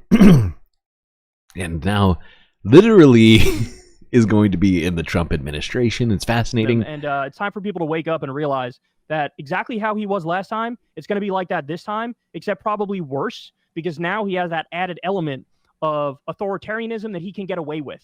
There are no guardrails anymore where you have the Mark Millies or other people saying, sir, I'm sorry, you can't shoot protesters in the leg. We don't do that here. Sir, I'm sorry, you can't invoke the Insurrection Act. That's a bad idea. Now it's loyalist sycophants all around him and a Supreme Court that said, you have complete and utter... Yeah, I'm pretty sure Tulsi did get a cabinet position, right? She's going to be, what is it, secretary or ambassador? Shit, I got to look it up. But she definitely got something. ...unity for anything that's even remotely official. Right.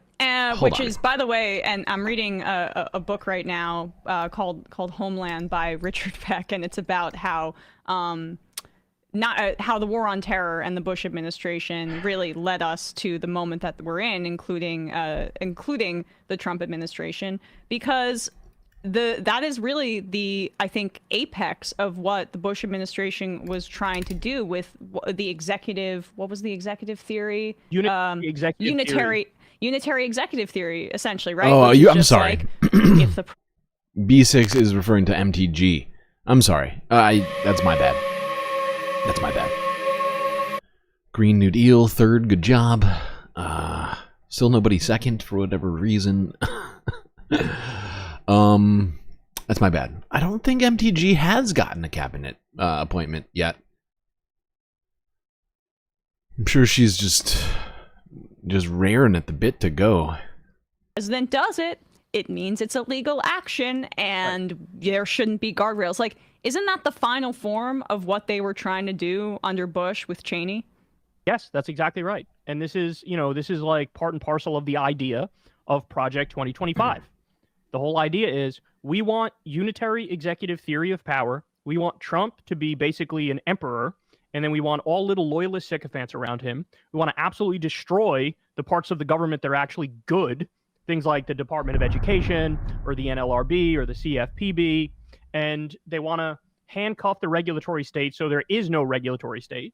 Let big business get away with whatever the hell they want to get away with. And then let the robber barons loot the...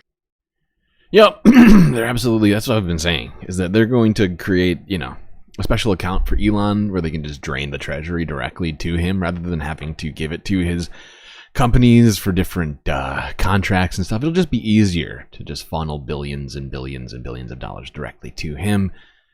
It'll be more efficient, and that's the point of Doge, right? So, come on.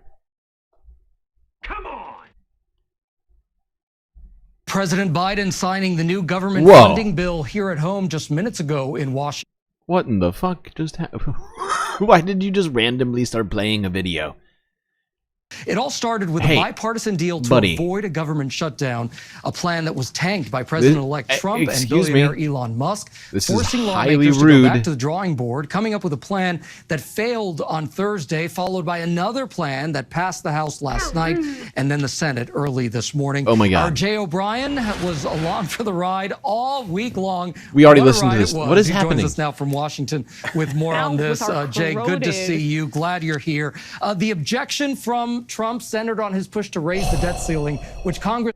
Why is this happening? Please hold.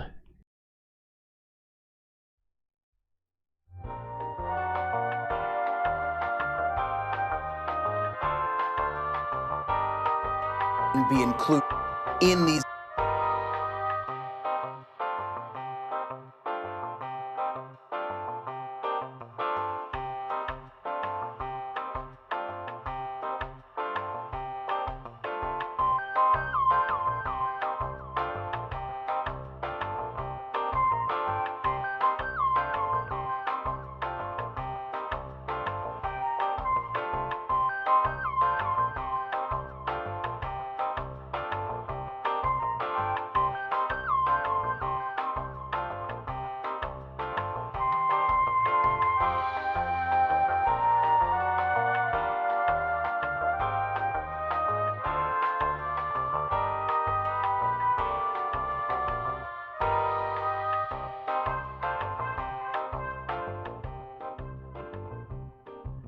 Okay, I fixed it. At least I think I fixed it. It was very annoying to me. Okay, perfect. There we go. We got the list back open. We're going to go back to listening to this. I just wanted to move it forward a little bit, and then all hell broke loose. When there's no concept of public health until you turn 65 and you get Medicare, what does your health become? It becomes individual choices. And we've now, with our corroded media environment and this online thing where it's difficult for people to determine, frankly, what's true and what's not, like, we have exacerbated that issue of when your individual healthcare choices are the totality of, like, your the way that we're talking about healthcare. It creates an opportunity for people who are going to rip people off with these kooky treatments. And I think it's also when the health insurers and the healthcare system is so mistrusted, rightly so, and exploitative, an alternative that you can buy on the internet, or you hear a guy on Joe Rogan talking about it, that is more appealing. Yeah, and that's what we talked about this recently, around this whole Luigi Mangione thing. And, I pointed out the exact same thing. You have a system in which people are, exploited for, for medical stuff, right? And, a system that is essentially disenfranchises people from their healthcare decisions, from their doctors, and from being able to make rational healthcare decisions. And so they start looking in other places, other less rational, other less reasonable places, anti-vaxxers and all these other sorts of holes, rabbit holes that you can find on the internet. They're readily available to people, and many of them have these sorts of ecosystems of quasi-medicinal products to push along with these ideologies. To people because there's no concept of public health, which was also eroded in the pandemic. That's right. That's right. I mean, these people have gone from being anti-big pharma to just anti-modern medicine. And the problem with big pharma, plain and simple, is capitalism. It's the profit motive. It's the price gouging. That's the problem. Guess what? The antibiotics work. The vaccines work. The medicine works, but they're charging you an arm and a leg for it. So the answer is to nationalize it. Get the profit motive out of it. By the same token, what you're talking about for the health insurance industry, same thing. The answer is to give us single-payer Medicare for all. Get the profit motive out of it. I mean, these people, it is a parasitic mafia middleman that exists for absolutely no reason whatsoever. Yeah. You got 18% administrative costs. Meanwhile, with Medicare, it's 2% administrative costs. This is literally an industry that's just sucking money out of the system and is providing literally nothing. In fact, their touted business goals is to provide nothing for all of that money that they're getting. That's what all of these automatic denials are all about. It's just about sucking money from the system for nothing.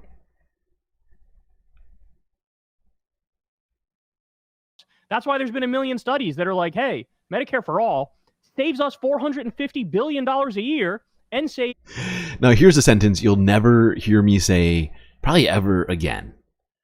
But here you go. Because this is going to be a crazy... I don't know, this isn't really an analogy. But it's more of just like a comparative analysis here. But I have endless criticisms for the oil companies. You hear about it from me on a very, very regular basis, how I want the fossil fuel industry to come to an end. But at least they're technically providing something. I mean, technically, the oil industry is doing something. It's doing the thing that they say they're doing, right? Like, they claim to provide oil to make fuel and plastics, and it in fact does those things. And it sure is destroying the planet and many other things as well along with it. Absolutely. But guess what? Even oil companies have more right to exist than healthcare companies, than these healthcare insurance companies, because they are genuinely just doing, the only thing they're doing is taking money. They aren't providing medical care. They're not opening you up when you need a new heart. They're not making actual medical analyses on your current state of health. They're not making sure that you are going to survive from one day to the next. The only thing that they're there to do is to stop you from doing those things and take money from you while they're doing it, which makes them, I think, maybe the most exploitative industry on the entire planet. I'm trying to think, is there a more exploitative industry than that? I'm trying to think. That doesn't actually provide anything that they're supposed to. Crypto? I don't know. I'm at a loss. I know, actually, I think crypto is probably better. People have actually used it for things and technically made money from it. So even crypto has a more of a past than healthcare for sure. My God. The more I think about it, it's really... it's not good. 68,000 lives every single year, because then we wouldn't have anybody who doesn't have access to basic health care under a Medicare for all system. So people are really missing the forest for the trees here. To act like, even the beating up on Big Pharma. It's like, yeah, we all agree Big Pharma is bad, but the answer is to nationalize it. That's the answer. The answer has nothing to do with pull 78,000 drugs off the market and lie about them relentlessly. Like, this is the problem. They're not just anti-Big Pharma. They're anti-modern medicine. And it is quite interesting, isn't it, that a lot of these people who go down that rabbit hole, they never end up talking about Medicare for all. They never end up talking about nationalizing big pharma. So like you're missing the obvious solutions. These things are not difficult to determine. They do a study like every other year with the Commonwealth Fund, look at all these developed countries and what their health insurance system is like and healthcare system.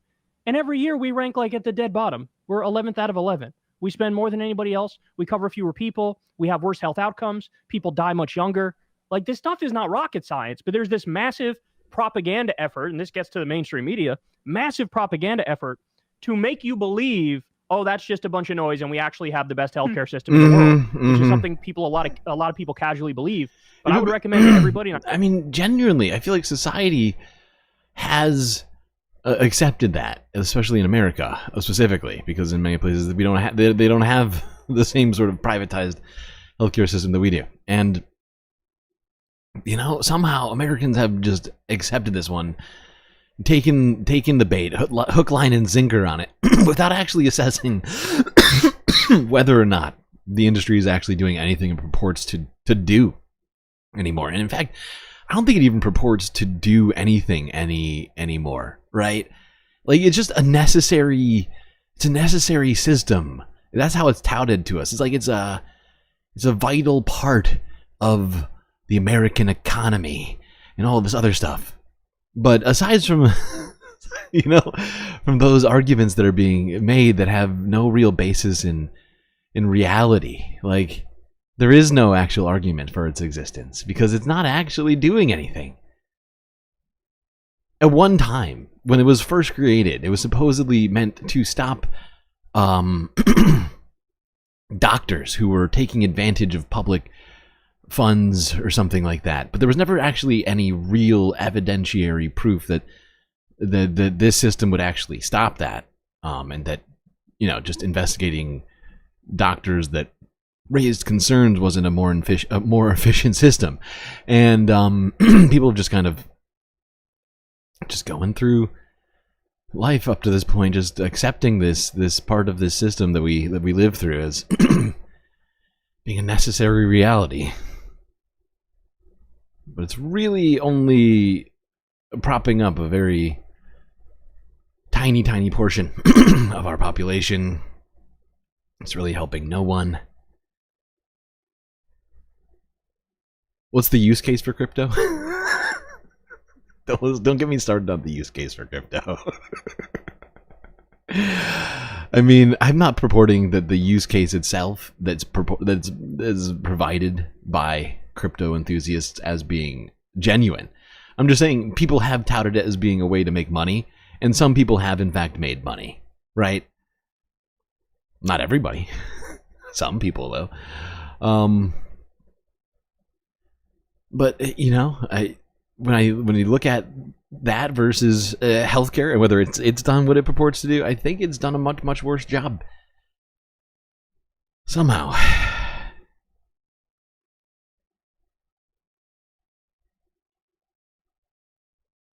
All right.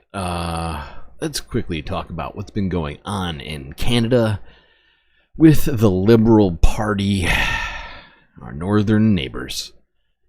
We're having some struggles here, and one in particular, that being a Justin Trudeau, who has been not only getting calls from conservatives to step down, he has been also getting calls from other liberals to step down for different reasons.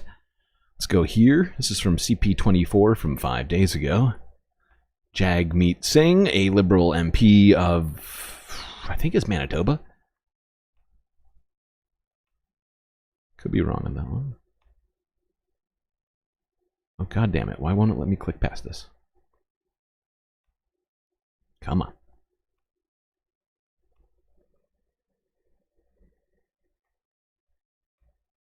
Holy shit.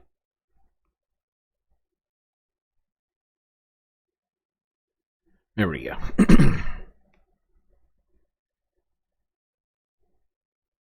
We'll take you to Ottawa now, where leader of the NDP, Jagmeet Singh, is taking questions. Let's listen in. Sorry, he's not a Liberal MP. He's the leader of the NDP. Sorry.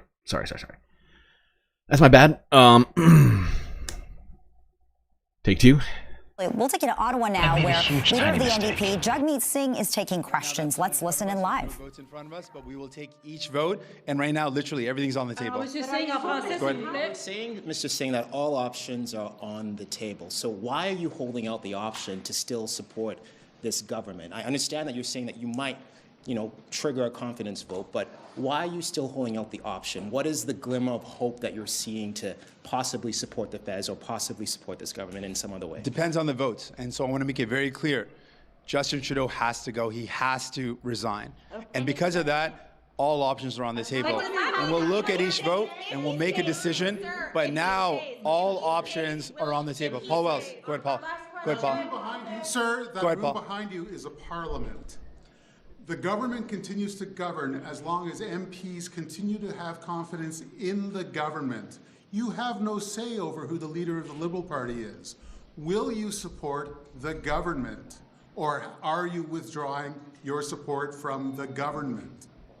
With respect to that, I said that all options are on the table. That means everything is possible. But what is clear, given what we have seen, Justin Trudeau and a Liberal government that are focused on themselves, they are infighting at a time when people cannot even do their groceries. They can't even find homes that are affordable. And we've got the threat of Donald Trump and 25% tariffs that mean hundreds of thousands of jobs are at risk. Because of that, I'm saying very clearly that Justin Trudeau has to resign.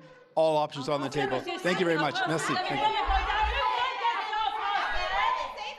All right, we are following breaking news here on CP24. The Prime Minister has lost his deputy PM, his finance minister, Chrystia Freeland, of course, announcing that she is resigning. This comes as the federal government is set to table its fall economic statement. And we just heard from Jagmeet Singh, leader of the NDP. He's a key player in all of this. And he says... Okay. Third emotional support character is ready. There we go. We have Worf whispering into the ear of Scott Bakula. I wonder what he's saying. All right, let's go here now to CTV. Canada TV 4 days ago. Behind closed doors, the Prime Minister tried to calm the chaos triggered by his finance minister's bombshell resignation. Justin Trudeau says he'll consider his next move over the holidays, not soon enough for some. The Prime Minister is living in a false reality. He's delusional if he thinks we can continue like this. About 50 Liberal MPs are now calling for Trudeau to step down. That's 1/3 of the caucus. Making matters worse, the Liberals were decimated in a by-election last night. He's at -38. We lost the BC by-election by 50 points yesterday. We lost St. Paul's. We lost LaSalle. And I think all of these are clear indicators that the Liberal Party will do far better in another election with a different leader. Canadians want a change. Chrystia Freeland showed up at the urgent meeting and was applauded. She hugged the Prime Minister before she left. It was an olive branch that was sharply different than her resignation letter. She criticized Trudeau for spending on political gimmicks and not putting money in reserve to fight Donald Trump's threat of 25% tariffs. Freeland negotiated the last free trade deal with the U.S. under the previous Trump administration. On social media, the president-elect celebrated her exit, called Freeland's behavior toxic, and said that she will not be missed. The opposition says... That's a little harsh. Okay, not off brand for Trump, though. Called Freeland's behavior toxic and said that she will not be missed. The opposition says all this shows that the Prime Minister needs to prove he has a mandate to lead the country. The only way for him to get that is to call for an election as soon as possible, because it would be absolutely irresponsible from him to maintain Canada in such an unstable situation. The NDP has called for Trudeau to resign, but not for an election. The Conservatives are trying to taunt Jagmeet Singh into pulling his support. Put his votes where his words are to trigger an election, to join with me in signaling non-confidence to bring down this government. This is the last day of a... Now, from my estimation, I think that Jagmeet Singh is making a political decision not to do that and to attempt to convince Justin Trudeau otherwise, without taking sort of, governmental, legislative, or action, whatever you want to call it, like to actually trigger an election, because that could in fact wind up badly. Considering the right just won this most recent election they were talking about in BC, it does create something of a friction point there, I guess you might call it, I think, in terms of just leaning into the Conservatives taunting. I think that would probably wind up badly for Canada. So I think it's probably much smarter to try and do this in a more diplomatic way and get different leadership in there through other means, perhaps.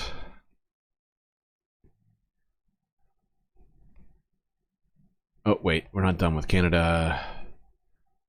This was Justin Trudeau addressing people a few days ago. Thank you, Brenda. Thank you all for being here tonight. It has been an eventful couple of days. It hasn't been easy, and that's why I'm so happy to see you guys. It's hard not to feel happy when we're like this, among liberals, among family, because that's what we really are, a big family. Now, there we go. Justin Trudeau trying to talk up everything, and how good things are, and that actually everything is fine. And he's definitely not resigning. Here's global news from 3 hours ago. Will Trudeau stay on as Canada's leader? Let's find out. She's a centrist. She has great economic credentials. She's declared her independence from the Prime Minister, and she'd be ready on day one to take over. Jean Chrétien's right-hand man, Eddie Goldenberg, is not waiting for Justin Trudeau. He is pushing his party to pick now backbench MP Chrystia Freeland for leader. Goldenberg says she'd be the perfect foil for Donald Trump precisely because Trump does not like to be confronted by strong women. We know we're dealing with a bully, and when you deal with bullies, you don't... The picture is hilarious. I don't understand. Why is Donald Trump looking at Justin Trudeau signing it so hard? Like, by strong women. Oh, why you hold the pen like that? That's weird. I've never seen anybody sign like that before. We know we're dealing with a bully. And when you deal with bullies, you don't appease bullies, you push back. She's pushed back against him, and that's why he doesn't like her. Liberal MP Sean Casey and Chandra Arya also went on record this week pushing for Freeland. Goldenberg says the party has no time for a normal leadership race. He says the caucus should just choose the next leader. The country cannot afford a vacuum with a leader who doesn't have credibility over the next 3 or 4 months. Liberal Party President Sachit Mehra refused an interview request on the topic, but legal experts have told Global News that, well, Goldenberg's idea to skip a leadership race is a long shot. That said, some Liberal MPs say the process to pick that new leader should be a quick one. The sooner the better as far as I'm concerned. I think it's important to provide that clarity, but I think it's also important, the sooner he's able to make that decision, the sooner we can move into this process that you're asking about of electing a new leader. The party will have its processes, but I think also we have the concept of electoral emergency in many of the things we... Okay. Well, it still hangs in the balance whether or not Justin Trudeau will step down. But we'll try and keep you informed here as much as I can. All right, how are we doing on time? Look at that, hour and 59 minutes. Sticking to my schedule pretty good.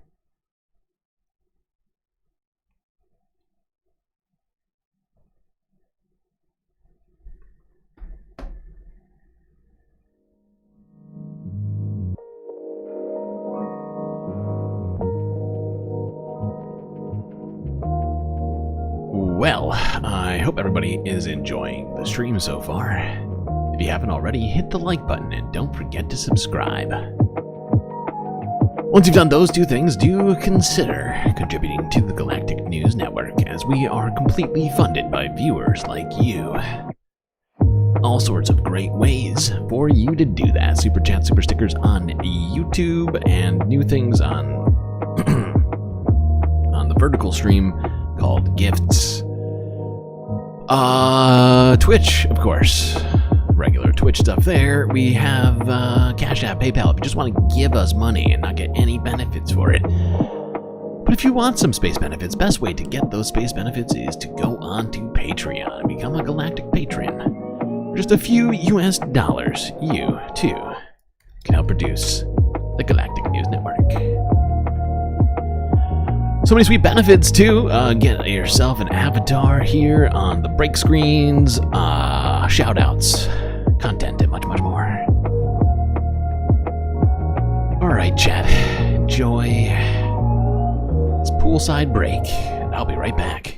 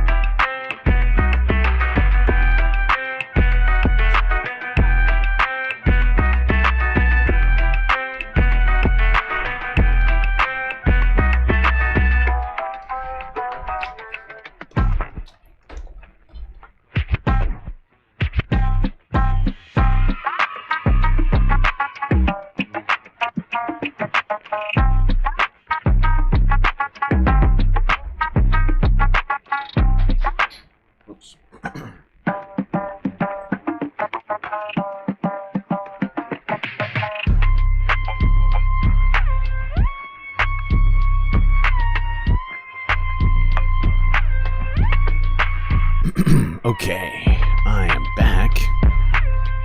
Some people are noticing all of the holiday decorations going up.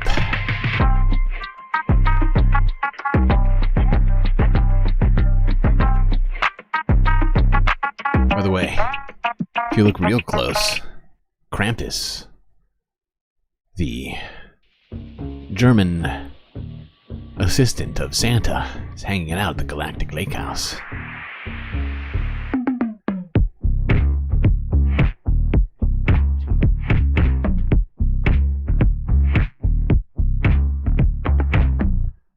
Okay.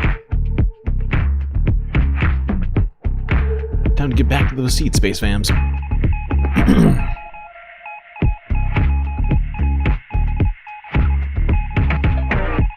Second half is about to start.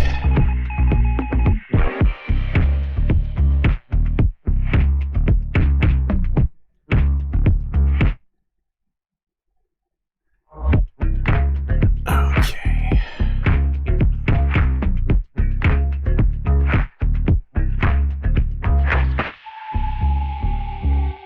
Let's get talking about some environmentally stuff here on this here Spacecast.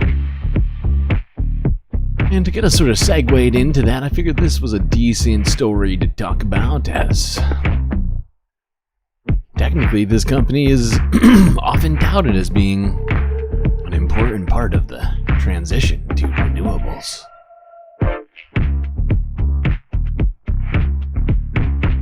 Let's go here to CNN to talk about Tesla. This is from yesterday.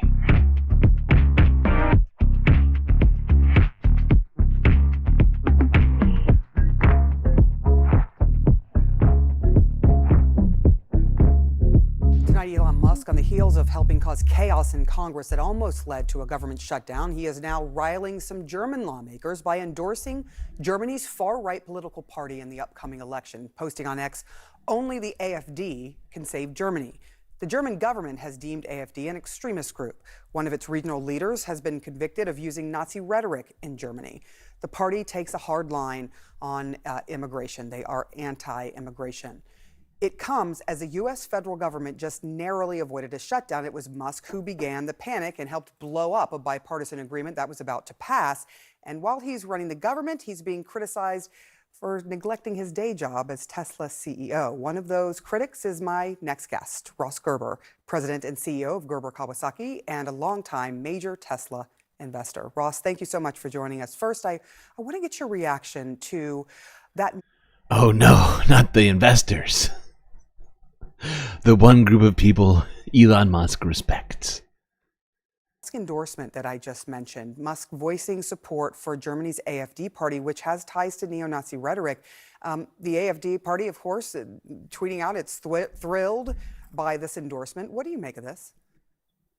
You know, my dad was in Germany in 1961 when the Berlin Wall went up, and you know, my family fought in World War II, and I'm of Jewish descent, and I find it to be disgusting, to be honest. There's really no reason for it, and I don't understand how this needs to be part of his rhetoric when his job, in my perspective, is being CEO of Tesla. You know, we mentioned that you are a major Interesting. long-time Tesla investor. You hold more than $100 million in Tesla stock. Good God. You drive a Cybertruck, but you're here raising the alarm that Musk isn't really running his company. Based on what you know as an insider, how much focus is he putting on running the country instead? Well, it's his main focus right now. I mean, most people have said he hasn't left Mar-a-Lago since the election, so we know what he's focused on and where he's putting his energy. And unfortunately, it's not Tesla. It's just a really critical time in the company. You know, he hires very competent people and gives them a lot of responsibility, which is his style. But this is just a time where Tesla really can't make a mistake. Oh, They have yeah. critical things they need to solve, like full self-driving, God. vehicle launches, and Yeah. stuff going into next year. So many You things. know, if they, don't succeed at this, this Yeah. is going to be maybe Oh, it's gonna be potentially a bad. difficult time. So It'd be bad for people like you who have hundreds of millions of dollars in Tesla stock. So I would really love the CEO with a $100 billion pay package to be focused on the company he's supposed to be running. Yeah. Wait, wasn't that a pay package that you voted for? You're massive shareholder of Tesla. Didn't Tesla shareholders overwhelmingly vote to pay this man billions and billions of dollars to run this company? It's hilarious. It's hilarious to see the tech bro investor types getting upset with Elon Musk being too focused on politics and saying insane neo-Nazi things. It really is a fascinating dichotomy. It's weird. It's a weird vibe is what it is.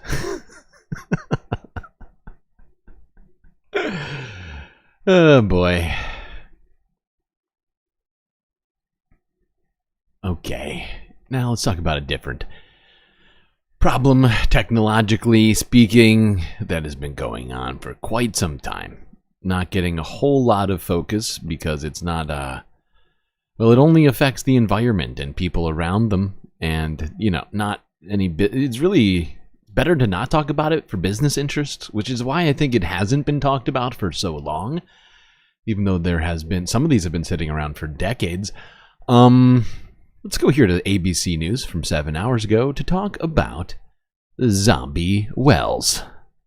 That's right, zombies.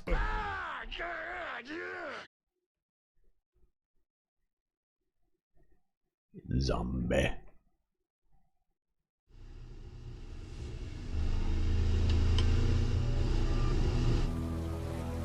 From a distance, the shallow waters just outside Houston can appear almost pristine, but hidden in plain sight lies a threat very few are even aware of. We are headed out into Trinity Bay, and that is where they believe there is the largest concentration of these abandoned offshore wells. And the concern is that they're leaking.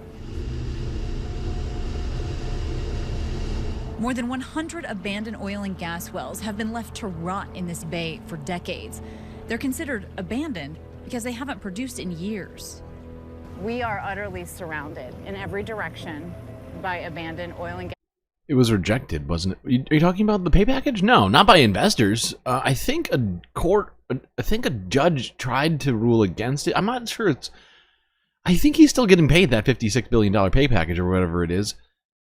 At least from my recollection. I could be wrong on this, but we talked about it a lot. So I feel like I know. Although I think there may be some tie-up in...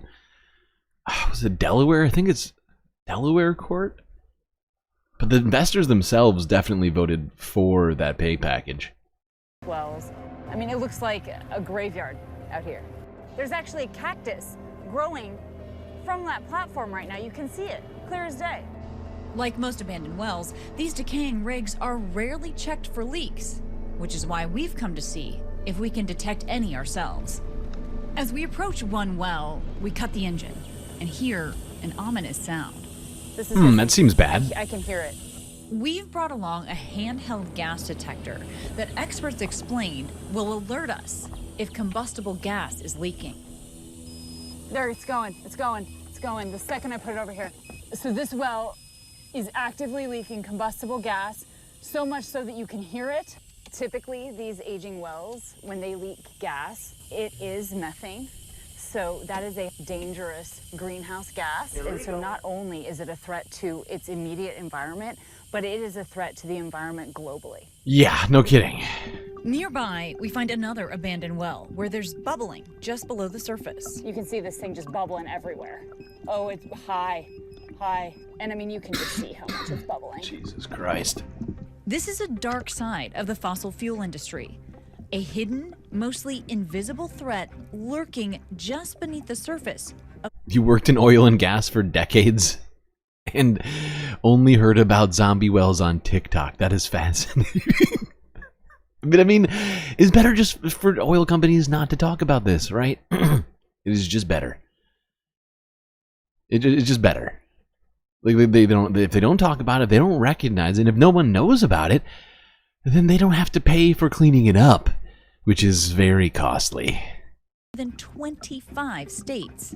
Especially when you consider how many of these things are just around, you know? And some of them are in lakes like this one. Some of them are just, you know, in the desert or in your backyard. Because some people paid or were paid to have wells put into on their properties. You know, with the shale oil boom. This is just one small bay in a large coast. Stuff's all over the place. There are more than 3.5 million abandoned oil and gas wells across the U.S. that we know of.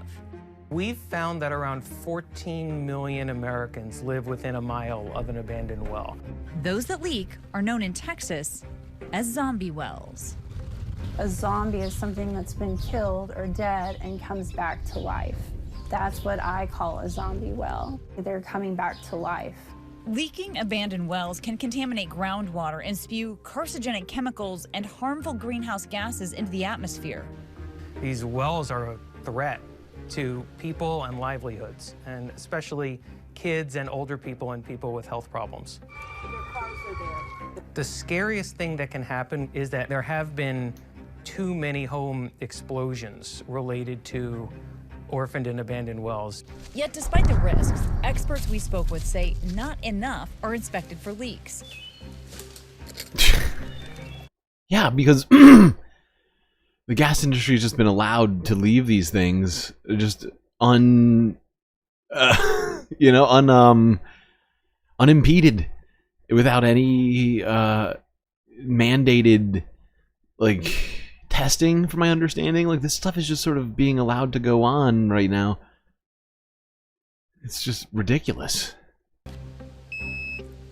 Which is why ABC News, along with 6 owned and affiliated stations, set out on the largest journalistic investigation of its kind. Fanning... If I'm not mistaken, these things are on a self-regulated, self-investigated, sort of don't ask, don't tell type of policy. Essentially, it's like, hey, if you don't tell us that the oil rig is leaking, then it's not. It's like Schrodinger's cat, Schrodinger's leak. Across the nation with gas detectors. As long as we don't look in the box, it could be leaking, it could not be leaking. There's no way to say. That's your H2S monitor going off. I'm going to back away for a minute. We just want to make sure we're safe. We need to go find them because they're a problem not just for the people who live nearby, but for everyone on the planet. In all, our team tested 76 wells across 5 states and found 40, more than half, were leaking oil or combustible gas at the time. All right, okay, let's test it. I'm being almost immediately. And straight up to the high end. It's topped out already at 10,100. That leak could just go on for years and years and years. We discovered leaking wells along streams in New York.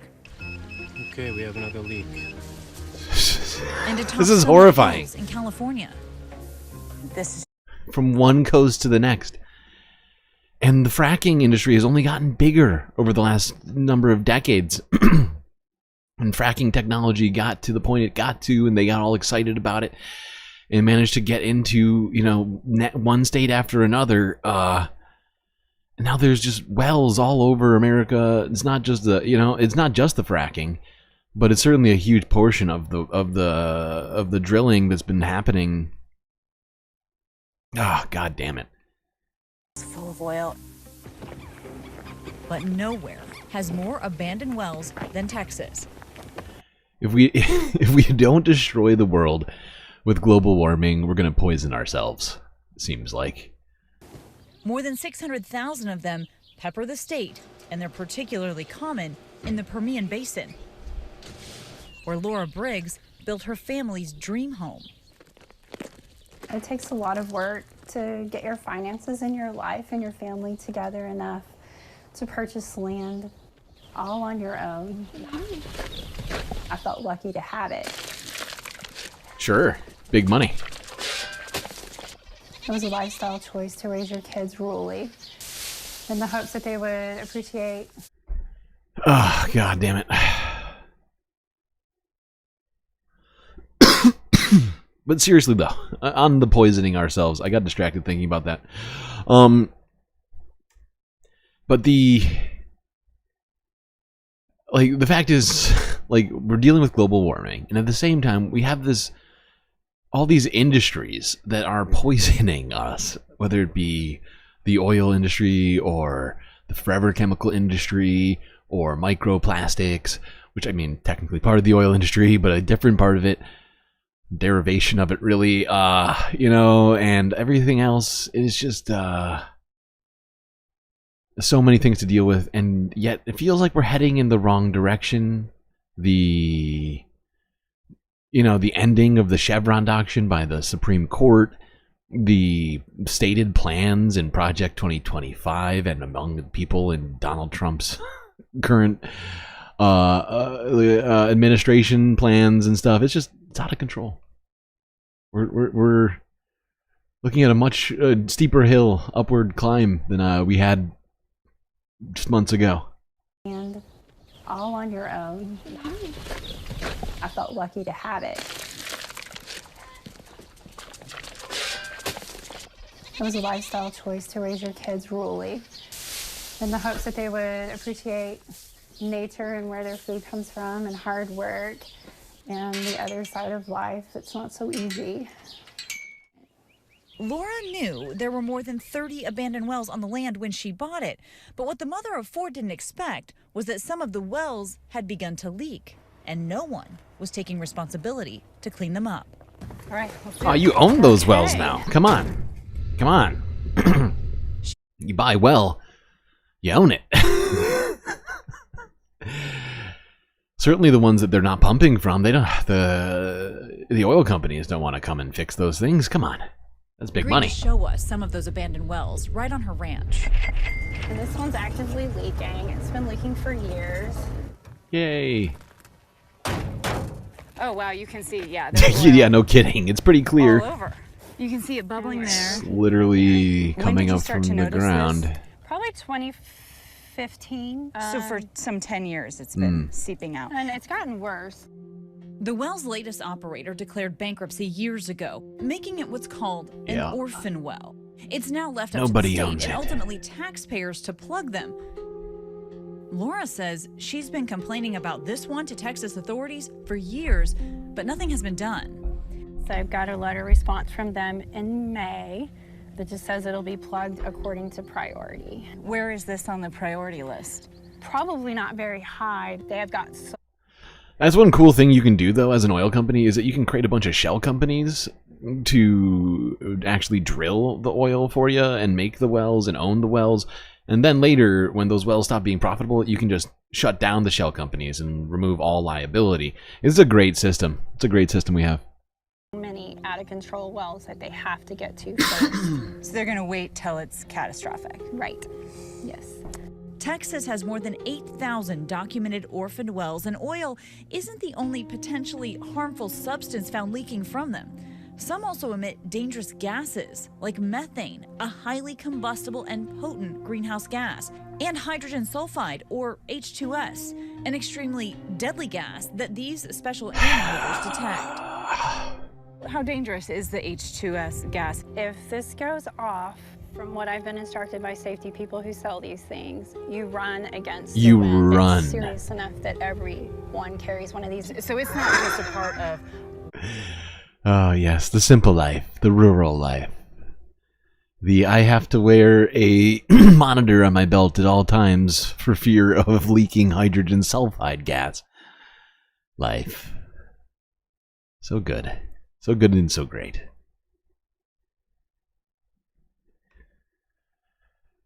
Oh, God.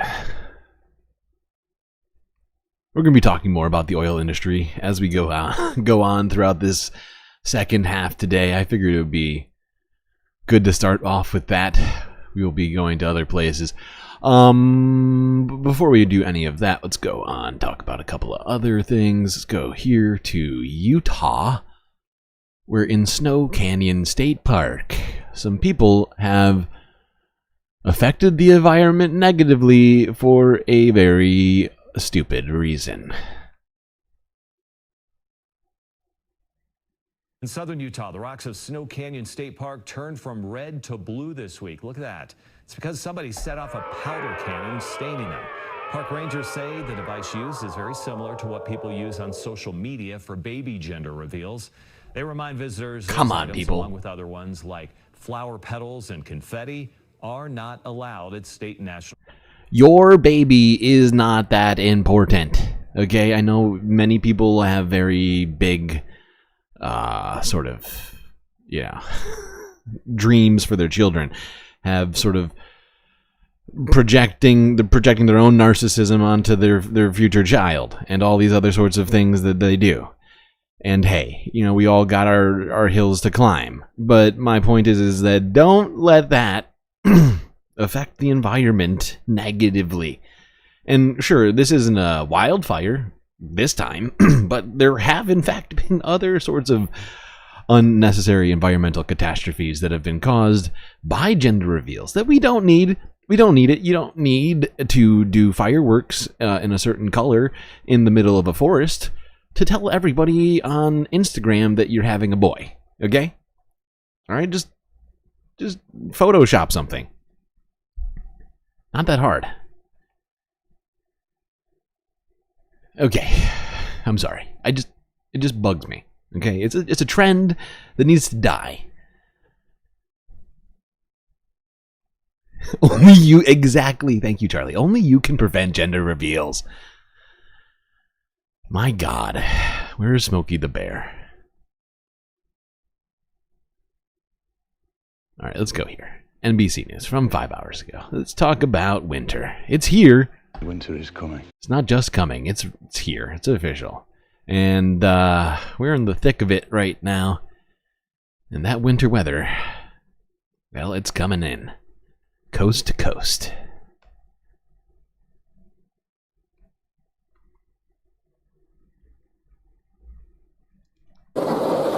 Winter barreling into the Great Lakes and Northeast this weekend, as more than 100 million are expected to hit the road for their holiday getaways. Snow blasting Massachusetts, nearly 10 inches in some parts. Outside Boston, trucks no match for slick roads. A major highway there shut down for a short time after this tractor-trailer crash. Storms hitting the Midwest also. Take a look at this spin-out caught on traffic cams in Minnesota. Trucks swerving to avoid a stuck pickup. And then the driver and passenger escape, running for their lives so they don't get hit. Yeah, no shit. And there are holiday headaches at some of the nation's busiest airports. Already today, over 6,000 delays and over 200 cancellations. Chicago O'Hare packed before sunup. For 5:30 in the morning or 6 o'clock in the morning, it's just really busy. These folks from Germany just trying to get to Kansas ahead of Christmas. What has the journey been like so far? A lot of delays. Travel troubles coast to coast. The fog over San Diego so thick Friday night you could barely see out the airplane window. Still so bad this morning, more than 100 flights canceled. Back at O'Hare. That's right, people. Expect difficult traveling this holiday season, as the winter weather is finally upon us. Let's see how people in New Jersey are handling that winter weather. Many of us woke up to snow on the ground this morning, especially look at this, as Vanessa just said. Morris County, New Jersey, families there spent the day sledding and trying their best to stay warm while out doing some last-minute holiday shopping. Christy Kalishian was in Madison to capture the magic of this first day of winter. It's fluffy enough to pack. I love that. And of course, throw. It was like a magical Christmas morning. I'm sorry. We gotta go back. The magic of this first day of winter. Yes, this kid.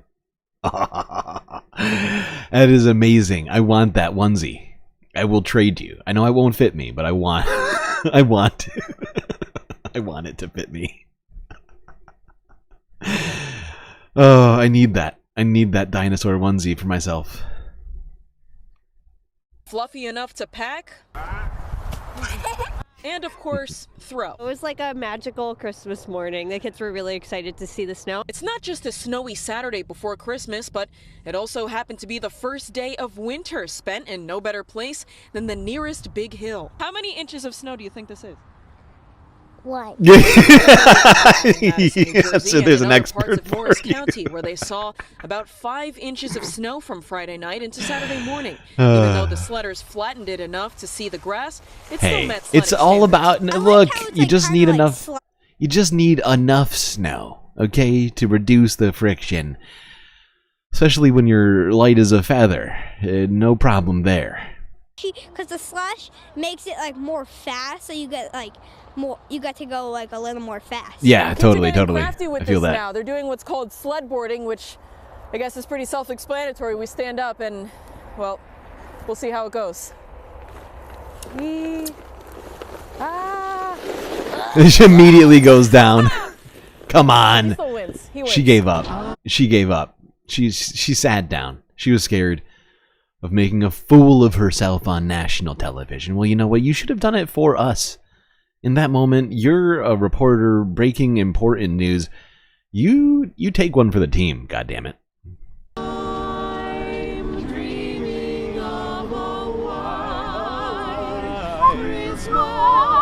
Hearts warmed up on Main Street in Madison, where carolers serenaded shoppers outside of tons of toys, which was also winter ready. It was a nice break from the cold for last-minute shoppers, making a final sprint, as Sean Allen visiting from New York calls it. So far, we got The final sprint. Yeah, I guess that's one way to put it. I totally forgot to do that. Better get on that right now. Sprint. All right, now snow is not just hitting New Jersey and Massachusetts. It's hitting New York. It's hitting a number of different states. Let's go to Central Park. See how things are in Manhattan. It is officially the first day of winter, and as John said, it's a first alert weather day as snow blankets parts of the tri-state area. And as John Elliott mentioned, John Diaz is joining us live from Central Park this morning. He's got a look at the snowfall conditions there. Was unable to find his gloves with coverings for his fingers, but he's out there and spoke to some people who are some seeing snow for the first time, not just of the season, but of their lives. Yeah, not us though, right? We're New Yorkers. We see this stuff all the time. Well, not lately, right? Snow. Not that snowy. It hasn't been that snowy. We don't really get much of this, but people out here, tourists, they were so happy to see just this beautiful scenery. And let me tell you guys, I know you're looking at it live, but being here in person really is just magnificent to take a look. You have these people walking over here in Central Park. Just such a beautiful morning, and just how wonderful it is that this is happening on the first official day of the winter season. Now, while it has been cold the last few days, today, well, it is the first day, and it actually started at 4:21 this morning to be precise. All right, and Mother all Nature right. celebrating it with this first measurable snow this year in Central Park. Now, with it being the 2024 winter solstice today, it means this will be actually the shortest day of the year and the longest evening for the Northern Hemisphere. But this also means that starting tomorrow, days will be getting a little bit longer every single day until we hit late June. Now, New Yorkers and tourists, That's very exciting. Very exciting. We will be talking more about the winter solstice. Right now, here's CBC News. What the winter solstice means in the Cree tradition.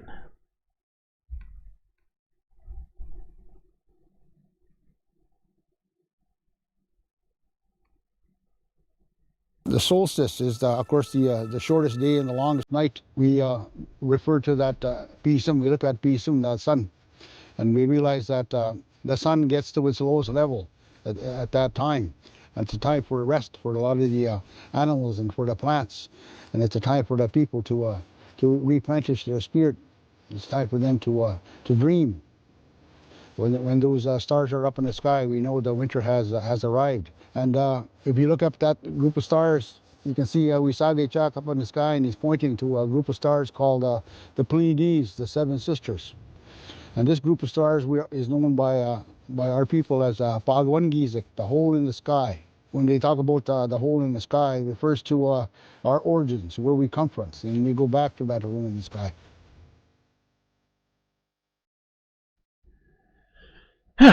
Just figured that was a good video for us to watch here on this here winter solstice day, eve, whatever you want to call it. Oh no, you had to get vitamin D supplements because of old Blighty. I'm sorry. It is that time of year. Better to have them than not to have them and need them.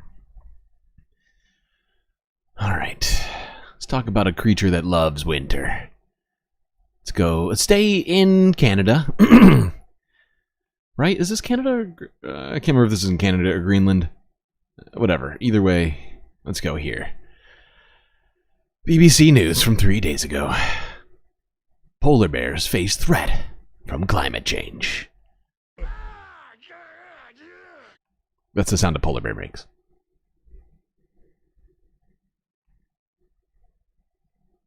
Next, for hundreds of years, residents in one town of northern Canada have lived alongside polar bears. But scientists are warning that climate change could spell danger. As the temperature rises and melts ice, polar bears need to hunt seals. They're being forced to spend more time on land, bringing them closer to people. Our science correspondent Victoria Gill has been in Churchill along with a team of polar bear researchers. There's a polar bear under a tundra buggy right now. He's very curious about us. Oh my word. At the height of polar bear season in Churchill, Manitoba, conservation scientists are out on the tundra, monitoring one of the most southerly polar bear populations in the world. So the polar bears are starting to gather in this area because there's going to be sea ice here first, and for polar bears, sea ice means food. The bears are waiting for the bay to freeze so they That is a humongous bear. Seals. But as the climate warms up here, the bears are having to wait for longer. We had about 1,200 polar bears here in the 1980s, and now we have closer to about 618. So we've lost almost about 50% of these polar bears in the last several decades, and we've tied that to these bears are on land about a month longer than their grandparents were. In the long term, this threatens the survival of this polar bear population, but in the short term, it means the bears here are getting hungrier. The longer they're on shore, the longer they're fasting, and the longer they might need to start looking for alternative sources of energy and food, and sometimes those sources are us. That poses a particular challenge for Churchill and the team of rangers who run its Polar Bear Alerts program. I came down this trail and I caught him up on this deck. It was testing the door. What did you do? So at that point, you haze them, right? You use your vehicle, horns, cracker shells, and you chase them in a desirable direction, which in this case would be away from town. This is a place that takes pride in setting an example for how humans can coexist with these big predators. And that's very important. It's very important that we, as humans, find ways to coexist with the polar bears, with the other large and small animals in our beautiful ecosystem. Something we don't do enough, honestly. Alright. Let's keep talking about wildlife, but let's go to the UK and talk about some British wildlife.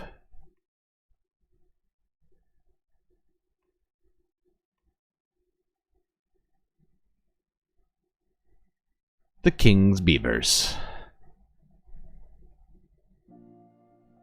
This thriving beaver wetland was created upon a tiny quiet stream in just a matter of months, and is doing incredible things for not only the local wildlife, but the people who live here too. We're in Devon, the beaver capital of England, where they've been coming back now for over 15 years.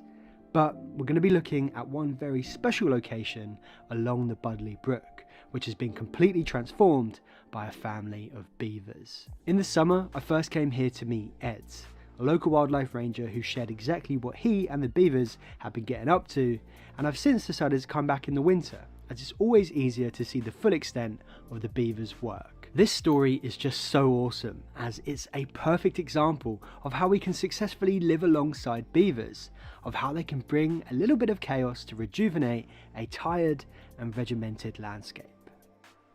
So flowing behind me over here, this is the Budleigh Brook, and it's a pretty good example of most rivers and little streams in the UK because they're singular, they're narrow, and they're aligned by agricultural land. And it's not much, but it is aligned by some vegetation, some sort of low-lying stuff.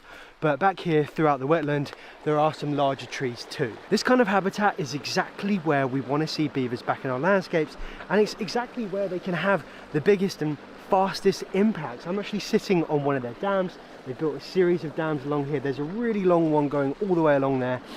And what this is doing is it's You almost don't holding notice back it. A lot. It looks, I mean, it kind of almost looks natural, but yeah, this whole thing along this coastline is technically part of the beaver dam. It just sort of blends in a way. All the way along there. And what this is doing is it is holding back a lot of water. So let's just rewind it back a minute and talk about why beavers even bother building dams. Well, I don't know if you've ever seen a beaver move on land, but it's not nearly as graceful as they can move through the water. Beavers feel like they're safest when they're in the water because, you know, they're evolved with predators like wolves and bears. They use it as a place to not only access food, but also retreat and raise their young. So how do beavers build their dams? Well, beavers are actually incredibly resourceful. I've actually seen the beginning of a beaver dam, and what they do is they pile up stones, big rocks sometimes, to form the foundation. I would actually love to see a beaver carrying a stone into place. I think that would be hilarious. But then what they do is they then pile on all kinds of different shapes and sizes of sticks, grasses, and mud. Beavers have got incredibly sharp claws. They can dig, they can move and pack in mud, and they've also got self-sharpening teeth. They've effectively got a little chisel in their mouth which can get through all kinds of different wood. They can fell. It is weird to me that that they eat wood, but hey, who am I to criticize beavers for their choice of diet? I hope this pond and stream-based content is good for the avian chatters right now. Looking at you, Donald Duck.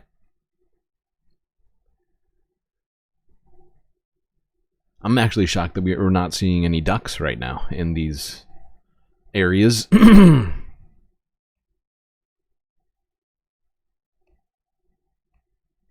Soil. So for ecology and nature, beavers just bring a little bit of chaos, because if you look around the landscape, this is why I think we need to get beavers back in our agricultural lands on those little streams.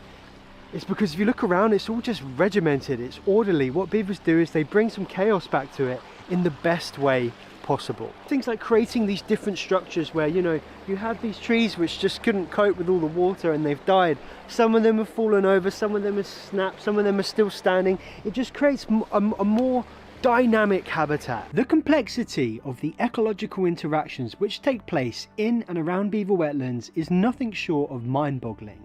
It's a 200-part video series in itself. So I'll put it this way. I can't think of a single creature which wouldn't benefit from beavers in the landscape. Can you? So this particular... That's pretty good. All creatures benefiting from beavers. Truly beautiful. And these sorts of habitats also protect human beings from floods, as they hold back excess water to some degree. They truly live in symbiosis with their environments. Alright. Now, we are going to stay in old Blighty. But let's talk about how people in the UK are celebrating the winter solstice. And perhaps one of the most well-known UK landmarks.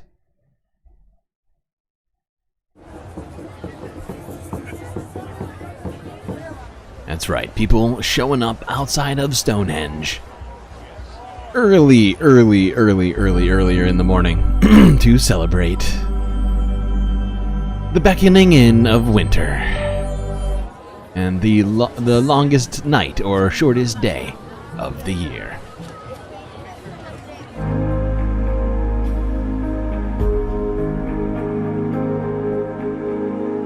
Am I gonna get copyrighted for this music? What's happening?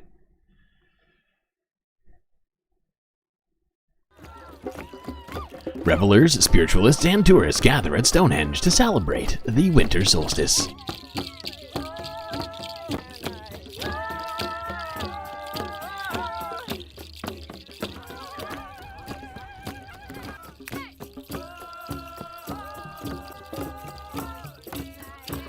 I'm one of the senior druids, which means that I'm the head of a druid order.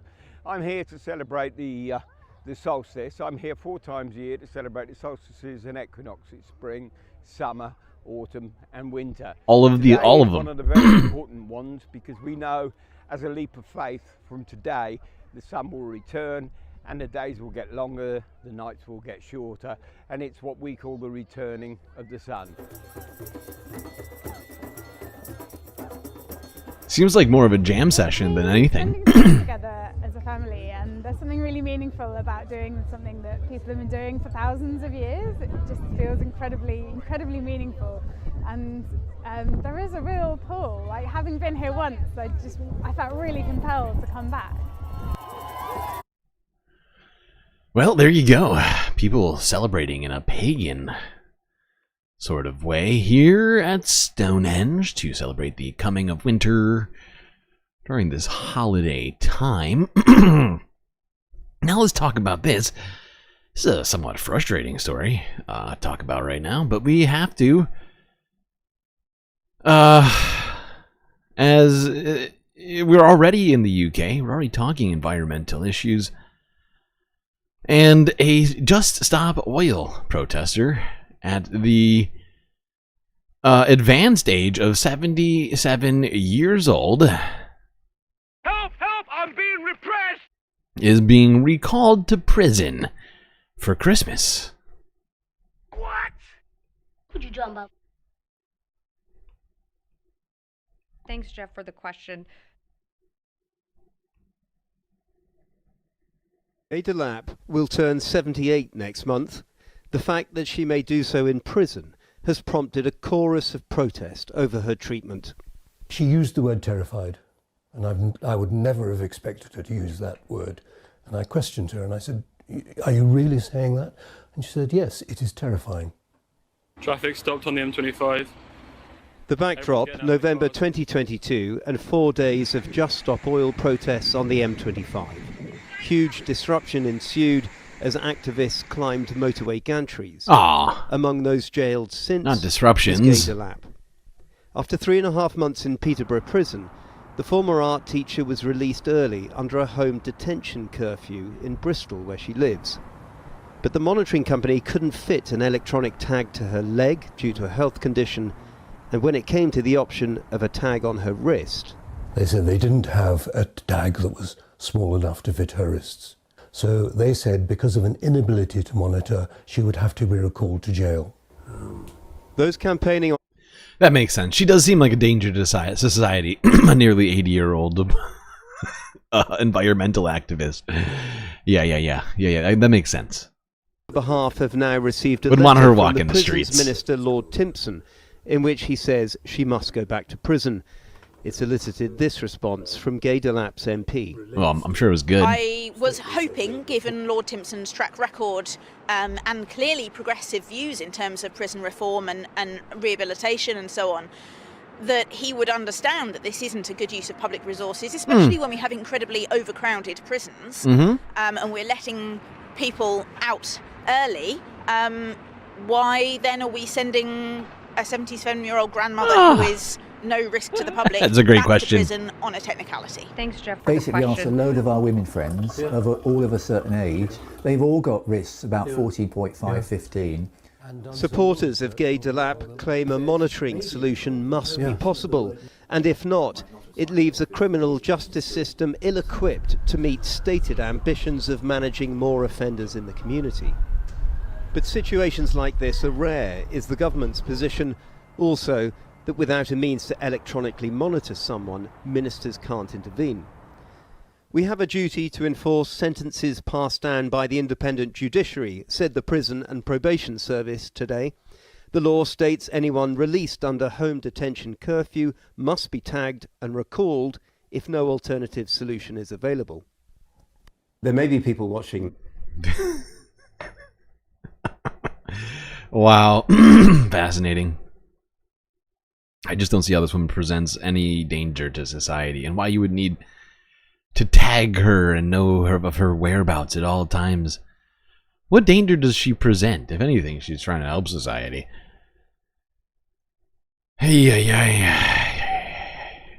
But she's not the only activist to have been in jail recently. Paul Watson, anti-whaling activist, was in jail, recently released, and went on France 24 earlier today to discuss his release. Watson has spent a lifetime sailing into danger to protect life in the ocean and defending whales at sea. In 74, it's a life of activism that's led to run-ins with a number of countries, multiple detentions, Interpol red notices, the latest being from Japan, which has long hunted whales. And Paul's quest has been to expose illegal whaling activities, including when it's dressed up for research purposes. He was in detention for almost 5 months in Greenland by Danish police at the behest of Japan, which wanted him extradited, still does. Well, accused Paul of a crime from 14 years ago that revolves around his team firing raw butter stink bombs at the crew of one of their whaling research stim. Oh, God. Well, after that, he was released earlier this week without extradition going ahead, and he's returned to his family here in France. He's here with us tonight. Paul, great to have you with us, great to talk to you. We're going to talk about a lot of the detail, what's happened, the incident, what Japan are alleging. First of all, how are you? Because you've been back, well, just a few days. Very relieved to be back with my family just before Christmas. Talk us through your time. And I'm sure they're glad to have you back, Santa Claus. I mean, Paul. I mean, come on. You can't tell me this guy doesn't look a little bit like Santa. Talk us through your time in detention, first of all, because 5 months in Greenland. I did hear you gave one interview by phone to, I think, BBC World Service, where you talked about you had some, it was kind of a bizarre situation, I think you described it as. You had some access to go and do some shopping in the day, and you had a beautiful view from your cell to see the Arctic foxes. And tell me about what it was like inside. Well, from the outside, the prison looks like it's in the gulag. But once you're in the prison, I got this beautiful view of the fjord and the mountains. I could see whales out there. Wow. You're not allowed to go shopping, but they don't serve meals in this prison. They give you about 150 euros a week, and you go to the prison store, buy your own food, and then prepare your own meals. I see. What is this sort of crazy socialist prison system? What? You get beautiful views and to cook your own food? Fascinating. A week, and you go to the prison store, buy your own food, and then prepare your own meals. I see. So you could, I mean, we've seen you outside talking to reporters. You were able to go and leave the detention facility briefly, were you? Or is this within the grounds that we're seeing here, that photo behind you?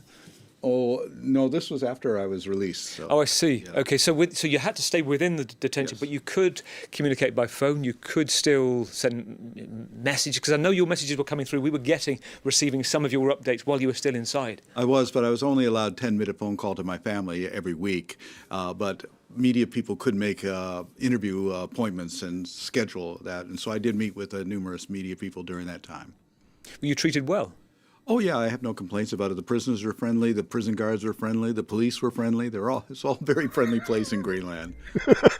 We need a Greenlandic prison system worldwide. It sounds pretty great, not gonna lie. The way he talks about it, he's like, actually, it might sound like jail, but actually it was more like a vacation once he got there. I want to go back to your story, because this incident relates to 14 years ago, as I just said, and we're talking about, well, you'd set up Whale Wars, this essentially a real-life reality TV programme on the high seas of what your team back then, Sea Shepherd, were actually dealing with at the time, the antics you would try and do to stop whales being harpooned, being killed. Yeah. Let's talk about the incident, because we have it on film. This is the moment of stink bombs being fired, the centre of Japan's arguments for butter team in a catamaran, and let's have a look at perilous butter. When Chuck gave me the order to slow down the Nishinmaru, we had failed on the Shonan-maru. The Nishinmaru's got 4 times the power. I just thought it was wasted exercise.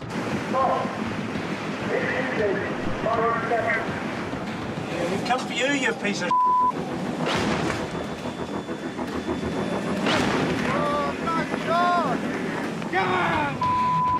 But in saying that, we did manage to slow them down a little bit, and it was a lot of fun.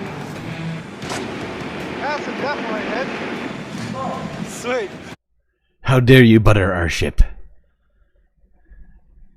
That is a crime. Buttering a ship on open waters. Illegal. Smell of napalm in the morning. For 8 That hours, ship is Peter and his badass. crew engaged the mission Murray. Seriously, is anybody else getting serious Batman vibes from this freaking thing? Like, come on. This is intense. For 8 hours, Pete and his crew engaged the Nishin Maru, but could do little to make any lasting impact on the 8,000-ton factory ship. So that's from the programme Whale War. So this is what... Okay, there we go. That'll be our whaling, anti-whaling portion of this stream. I hope you enjoyed that.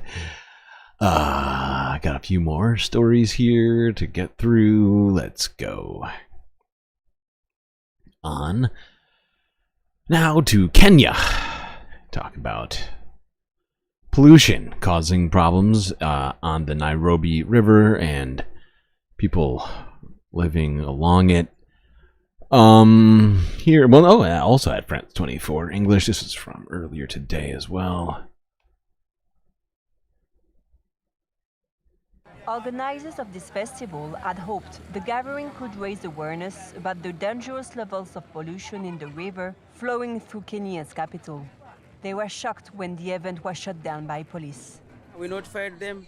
All the artists are coming, but you can see what's happening. It's a sensitive topic. For years, authorities in Nairobi have acknowledged the problem, but struggle to provide solutions.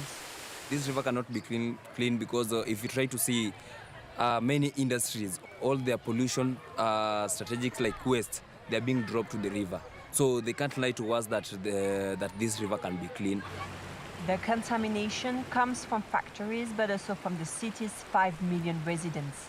Only about half of Nairobi is covered by sewage lines. Downstream, this dirty water is used by farmers, often leaving fields Horrifying. untreated by full odors. The water comes here to my farm and we use it to irrigate the crops. If it is dirty, then the plants become dirty too. They will still have to be told. Some campaigners are taking matters into their own hands. Some even built public toilets that he connected to the sewage system himself. As a person and as an organization, we really need to do something. We cannot just wait for the government to come and do something for us. So it is a collective responsibility with the citizens. Yeah, and unfortunately, Kenya is not doing a very good job of taking care of its people. Has not been.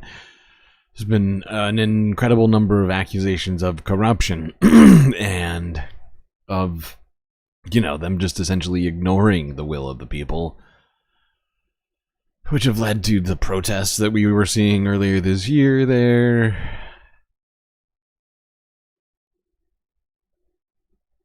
I'm not saying that all those protests were based upon this particular instance of, you know, neglect, but, you know, I think it's all sort of cumulative.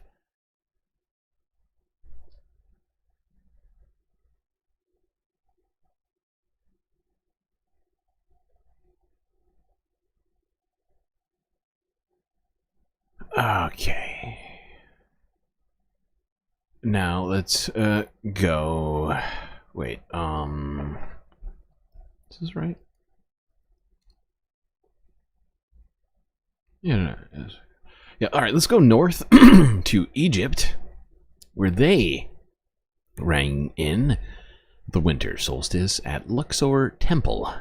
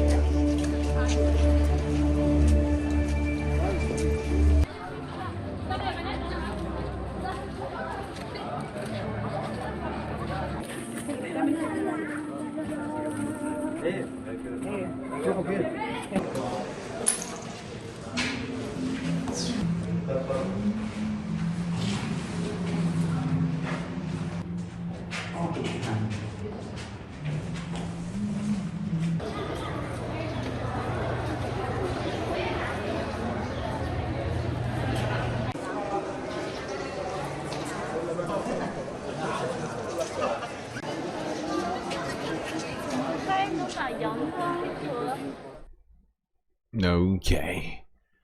Is that it for the... Nope, nope. Nope, not quite.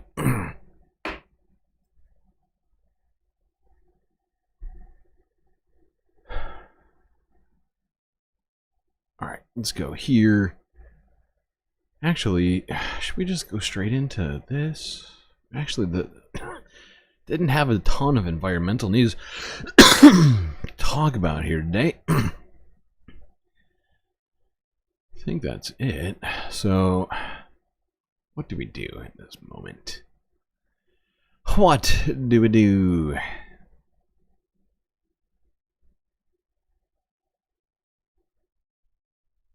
I think we just push on into the regular stream, then we'll take a break at 4 hours. Like usual, just go straight into space news. Get ready.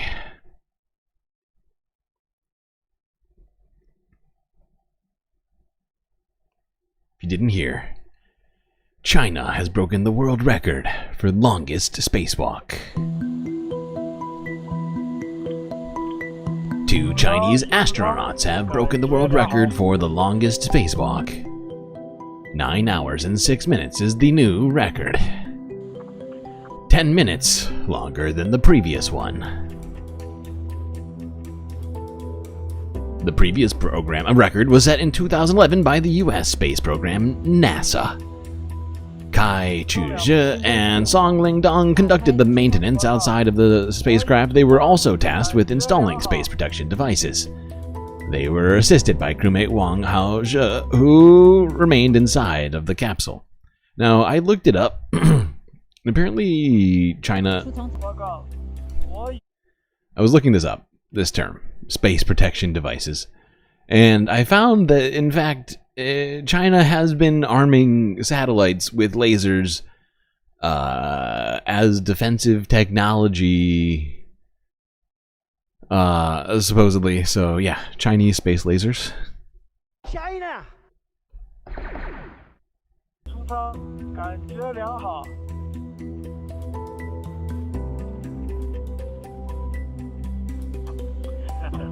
Song also became the first Chinese astronaut born in the 1990s to conduct a spacewalk. Congratulations to number 2 for completing your first spacewalk and becoming the first Chinese astronaut born after 1990 to carry out extravehicular activities. My appreciation also goes to the full collaboration of number 3 inside the module, and the extensive support of Xu Guang and the entire technical team. Today, the astronauts performed exceptionally well. This extravehicular activity lasted for 9 hours, the longest among the 17 EVAs we have ever overseen. From the moment they opened the hatch and ventured outside, their spirits were high. Okay, there we go. Happy solstice to you, Mordent, Inky, Cap. Mordent, Inky, Cap. Thank you. Happy solstice to you. Speaking of the solstice, let's talk about the winter solstice really quickly. NASA has an official explanation for us as to what it is that solstice even means. Science of the winter solstice. For those of us in the northern hemisphere, December 21st marks the winter solstice. But what does that mean from an astronomical perspective? From Earth, no matter where you happen to be, the sun reaches in its southernmost position, according to NASA. Seen from the northern hemisphere, the sun makes its lowest, shortest path across the sky on December 21st. In terms of hours of sunlight, the solstice marks the shortest day of the year for the northern hemisphere, and the longest for the southern hemisphere. The reason for the sun's changing height in the sky? Earth's tilt as it orbits. On the solstice, the North Pole is at its farthest tilt of 23.5 degrees away from the sun. It will be completely outside the sun's reach, experiencing 24 hours of complete darkness, according to earthsky.org. After the solstice, days will start getting longer again in the northern hemisphere, but the extra sunlight doesn't mean it will start getting any warmer. The oceans, which moderate temperatures on land, need vast amounts of solar energy to begin to heat back up. This year's solstice is especially unique, as it coincides with an event known as the Great Conjunction. Jupiter and Saturn will appear to almost touch, something which happens once every 20 years this century. Okay, I'm sorry. That doesn't. That it is not correct because that's from. I think this is from 4 years ago. Yeah. So do not. That I'm sorry. I meant to stop that before before he made that statement. That's my bad. Point is there you go. An explanation of the winter solstice, longest day for the southern hemisphere, shortest for the northern hemisphere, all due to the tilting of the Earth as it relates to the sun. As we go around this solar system of ours. Alright. Now let's go to Earth news. It's time. And we'll start that Earth news off in the UK. Talk about this. This technically could have been environmental news, but it also is not. Because it deals with corruption. Let's go here. Channel 4 news from 11 hours ago. Secret deal with Warwickshire Hunt sparks police policy debate. What you talking about? What you talking about?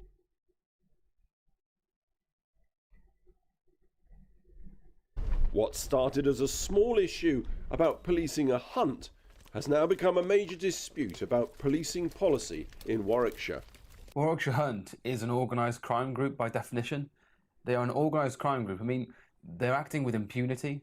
The voices not of anti-hunting campaigners, but of officers from Warwickshire Police speaking out for the first time, a force that we've been reporting on throughout this year. Surely we can't pick and choose, what laws we uphold. 2 years back, the Warwickshire Police took action against the Warwickshire Hunt because of antisocial behaviour like obstructing traffic, such as this ambulance on blue lights. They issued a community protection notice, and that should have been that. And then something extraordinary, possibly unprecedented, took place. A secret deal was arrived at between senior officers of Warwickshire Police and the Hunt, which meant the whole thing just went away. It never came to court at all. And from that day until this, nobody has been allowed to know what was in the secret deal. Wow. I reported this earlier in the year. Jesus Christ. Oh, wow. Only ended, but it left a bitter feeling of abandonment of accountable policing. And tonight officers speak out accusing the force of allowing some people to be above the law. People would compare how they would be dealt with if it was them or their family or their relative. Surely we can't pick and choose what laws we uphold as a police force. And it was a case of, right, the whole force is probably just going to hang on now and wait for the damage. And I think the damage has arrived. These police officers contacted us because of their disgust over the secret deal, but have asked for anonymity. I mean, the Warwickshire Police senior officers, they try and give this view. We look after each other and we lead by morals and standards and values and family. But absolutely not. I think the saddest thing is that it wasn't a surprise. It's just something that would happen in Warwickshire Police. These officers far from lone voices, and their concerns shared now by local MP Matt Weston. Now, it may have nothing to do with his campaign to get the secret deal made public, but someone is targeting him. I've actually had incidents where I've had graffiti on the property, and I've had a nail put through the tyre of my car. I'm beginning to pick up that, officers really are frustrated with the leadership of Warwickshire Police. There is a lack of transparency, particularly on this issue. So I'm going to go to the police, to the Information Commissioner, and if it's necessary, I'll go to court over it. He wants the secret deal made public for transparency, and so that trust in policing can be restored. We too have been asking for months to see it, and to ask those responsible why they ever allowed this to happen. Right. Well, my guess is that, people involved in this hunt are probably what you might refer to as moneyed people, At least my understanding of people who tend to take part in this sort of hunting, the traditional British hunting with dogs and horses, you know, tend to have a great deal of, you know, money and or influence, and it seems to me that this is a pretty clear case of corruption going on here. What all will be done about it, I do not know.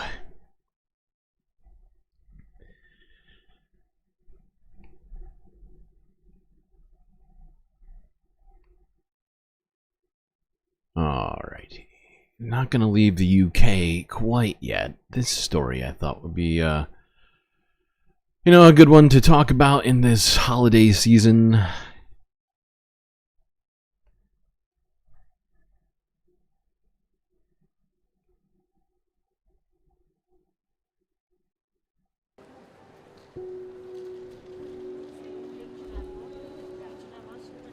More than 1,000 people are currently sleeping rough in Liverpool, according to charities working there. I'd be on the street normally, probably wake up about 4 or 5 o'clock, depending on where I'm sleeping. For years, Barry was one of those living on the streets. And most people live at home have their own like little space where they feel safe. This is where I used to sit every day, outside the front door of home in Wobegon. I get there about 6 in the morning, whenever I got kicked out of there, and then I'd just be there all day, really. I'm a people person. I like to speak to people. I used to say good morning to everyone. You don't really make plans when you're homeless, to be fair. It's just take every day as it comes. You don't even know you're going to wake up tomorrow. When we sleep in the car park and stuff, obviously, a lot of people go in and out of there, so you never feel 100% safe. You've always got to be on your guard, so you never really get sleep. It's just nodding here and there. For people who find themselves in situations like Barry's, there is some hope. Temporary hostels like this one, provided by the Whitechapel Centre charity. So, this is the Phoenix house. It's the first step of a street hostel. There is a shower facilities, washing facilities, kitchens for them. We're trying to move people as soon as possible, but sometimes it takes longer than we expected.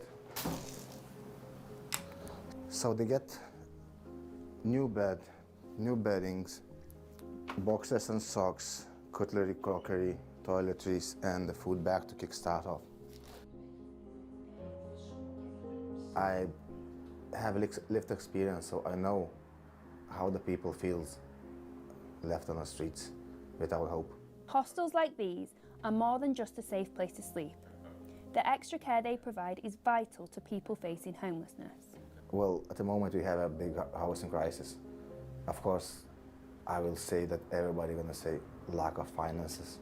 We need like more places like this to be opened instead of putting people in the hotels around the town without support. Just a waste of money. It's my opinion.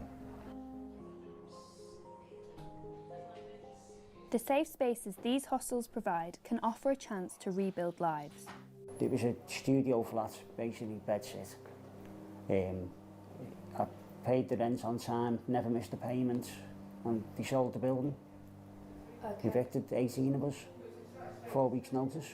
I was actually sleeping at the Aldi at Rice Lane, and I was in a tent for about 4.5 months. Like I said, it was through no fault of my own. To be honest, my first... It's rough. It is a fucked up system we all live in right now.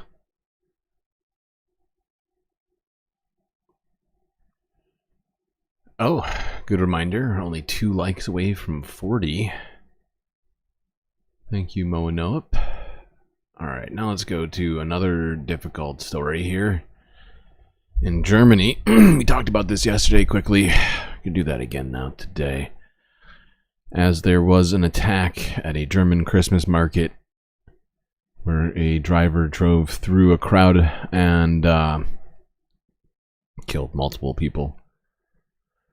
And injured dozens of others. A Christmas market in Germany was turned into a scene of carnage tonight after a car ploughed through crowds, leaving at least 2 people dead, including a small child, and injuring over 60. This is the scene live there now. Emergency services and police are still in attendance, and all hospitals are preparing for a mass casualty event. The suspect is said to be a 50-year-old doctor who's a Saudi national and who's been in Germany since 2006. The incident took place in a market in the centre of the city of Magdeburg in East Germany. With more, here's Francis Reed. Confusion, chaos. There are passers-by tending to those injured on the ground. What sounds like children crying, and adults too. People are looking round, bewildered at what's just happened. Eyewitnesses say a car drove at speed straight into dozens upon dozens of people. Just a few hours ago, this market was bustling with people shopping and socialising in the days before Christmas. Ambulances and emergency services scramble to help those they can, taking people to hospital and treating at the scene. Hospitals in the area told to deal with a mass casualty event. This is a terrible tragedy. It's a catastrophe for the city of Magdeburg and for Germany in general. For this to happen at a Christmas market is hard to comprehend. Attacks on citizens in Germany are nothing new. 8 years ago, an articulated lorry ploughed into a busy Christmas market in the heart of Berlin, killing 12 people and injuring many more.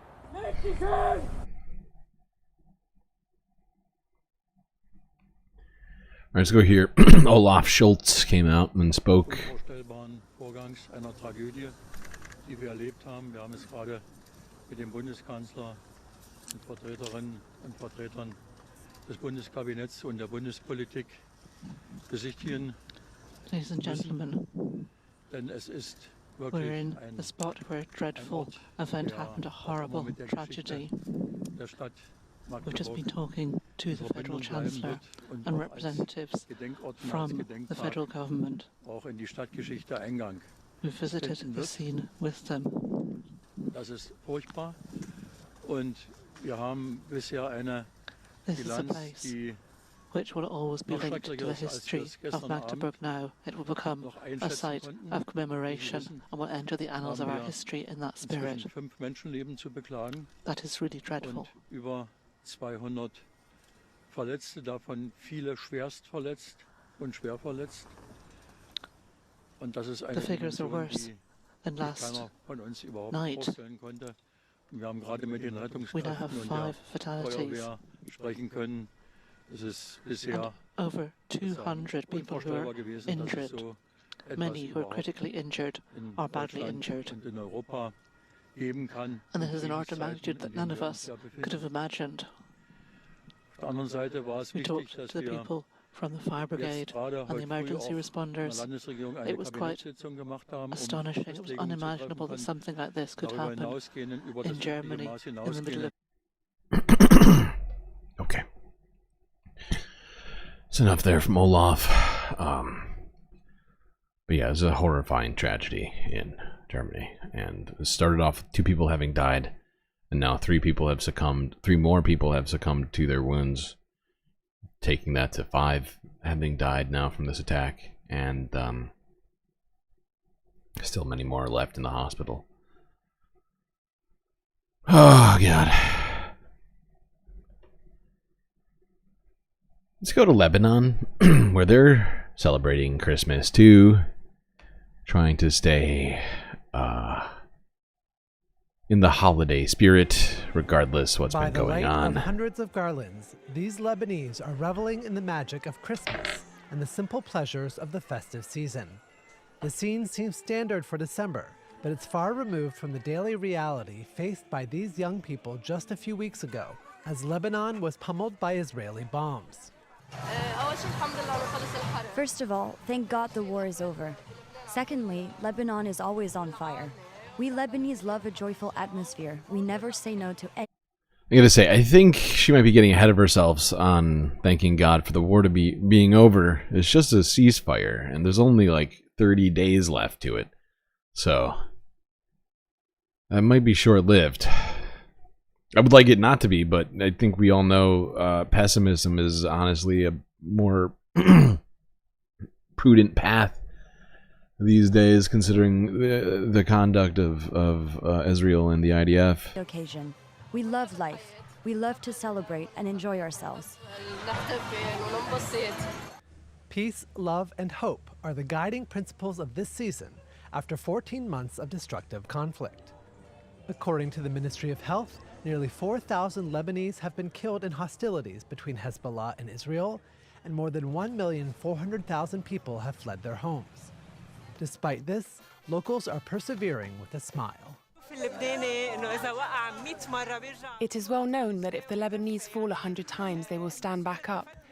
You saw how in a very short period of time this war destroyed everything, and look how everything is being rebuilt in a beautiful way. About a third of the population of Lebanon is Christian, the most of any Arab country. Santa's having a good time over here. This little kid seems to be excited to get to sit on Santa's knee. Hopefully she gets presents and not coal or bombs. Okay, it's too soon. Too soon. I'm sorry, chat. I can't help it. I am incredibly pessimistic about what's been going on over here. Oh God, I'm jaded and broken. Somebody fix me. All right, just kidding. Everything's fine.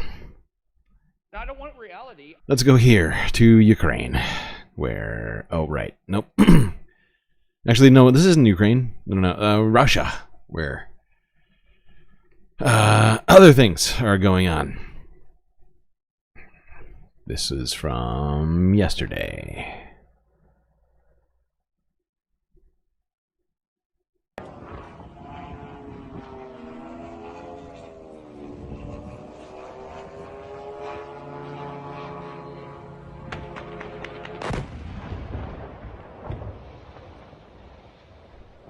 Jesus Christ.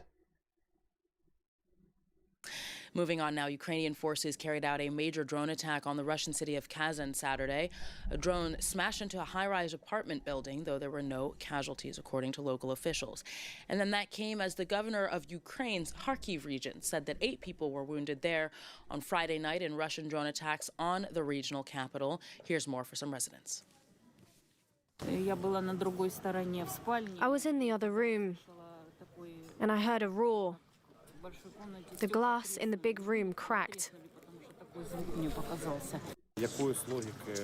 There is no logic in the shelling or other attacks. This is another terrorist act committed by Russians to intimidate the local population and create panic. Well, for more, France 24's international affairs editor Philip Turl joins me on set. Hi there, Philip. Hi, Erin. Both Russia and Ukraine have been carrying out offensive strikes over the past couple of days. What's the latest? All right. Well, what we're seeing here is, remember, Vladimir Putin did a press conference, his annual press conference the day before yesterday. He wants to show that he still has the military capacity to strike Ukraine. And also to take villages in Ukraine. The pressure is mounting on the Russian president to come up with the goods, if you like. We're almost 3 years into the war in Ukraine. Russia still hasn't managed to take control of the country. It believed it was going to just take control within 3 days. I think there is a number of questions, and there are a number of questions that remain without answers as to what Russia's final aims are here, how it attempts to achieve a victory in Ukraine. Yeah, it isn't clear anymore what it is that Russia would even view as a victory in Ukraine at this point. I think they're just looking for something to sell, because it has not been very productive for Russia at all.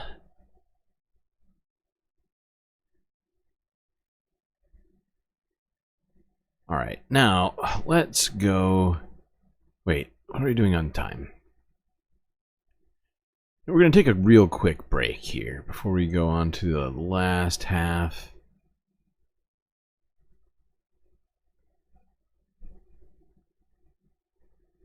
You gonna ding Soul Life 100 times? Okay. All right.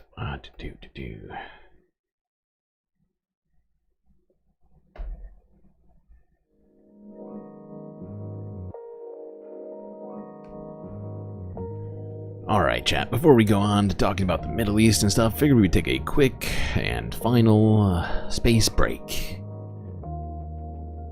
So, if you haven't already hit that like button, don't forget to subscribe, and while you're doing those things, do consider contributing to the Galactic News Network, where we are completely funded by viewers like you.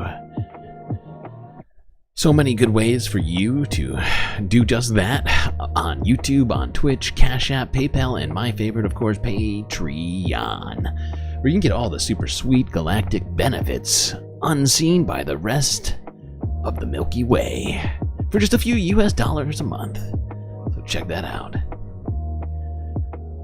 Alright, chat, enjoy this break. I'll be right back.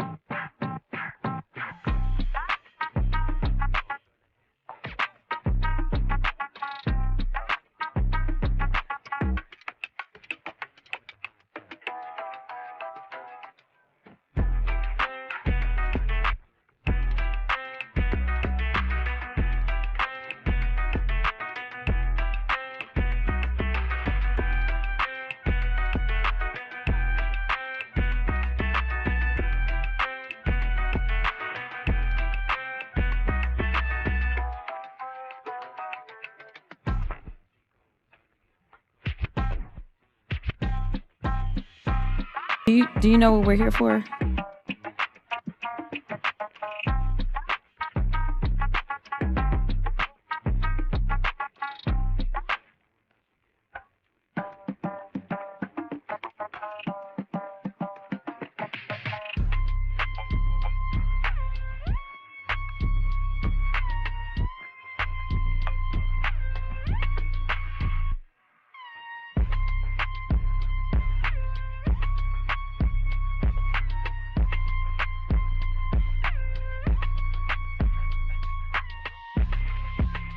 Oh shit, we just got raided on a break. Thank you for the raid, NCC. Good to see you, NCC viewers. Welcome. We're just taking a short galactic break before we get back to the content, so make sure to hit those follow and subscribe buttons. I hope the stream was good. I tuned into part of it. I saw you watching the appearance of Janky Uger on what was it, Charlie Kirk's thing, the the TPUSA or whatever it is. So hopefully that was good.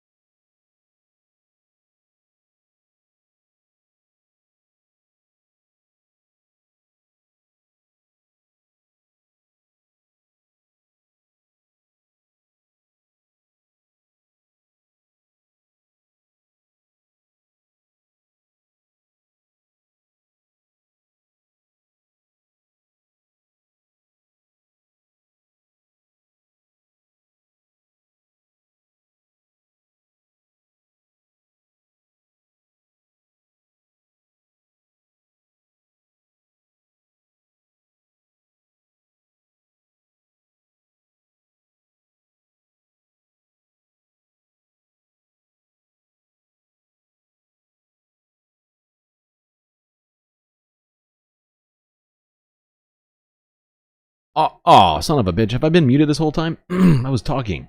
This is offensive. This is highly offensive. I am... Oh, I'm incredibly offended by that. I'm so sorry, buddy. Didn't mean to be muted, but hello. We are looking at footage after the fact of the Israeli strike on Syrian naval infrastructure here. This is drone footage that was taken days after the actual strike happened, essentially the day of the fall of the Assad regime. Israel decided to alleviate Syria of their entire navy all in one go here. even though they had a previously existing truce with Syria. Benjamin Netanyahu and his generals thought that that agreement only existed between the governments that existed, not the countries, even though that's usually not how those sorts of agreements work. All right. Now, let's go here. As people have been gathering in Damascus, we are here today to say that we want a civil state, a state that respects all people regardless of their sex and religious tendencies. We want to express that we're here. It's early to decide that where the state is heading, but in principle, we are saying that we exist. We are here in case in the future they would like to do a something that they should know what a good chunk of the people want.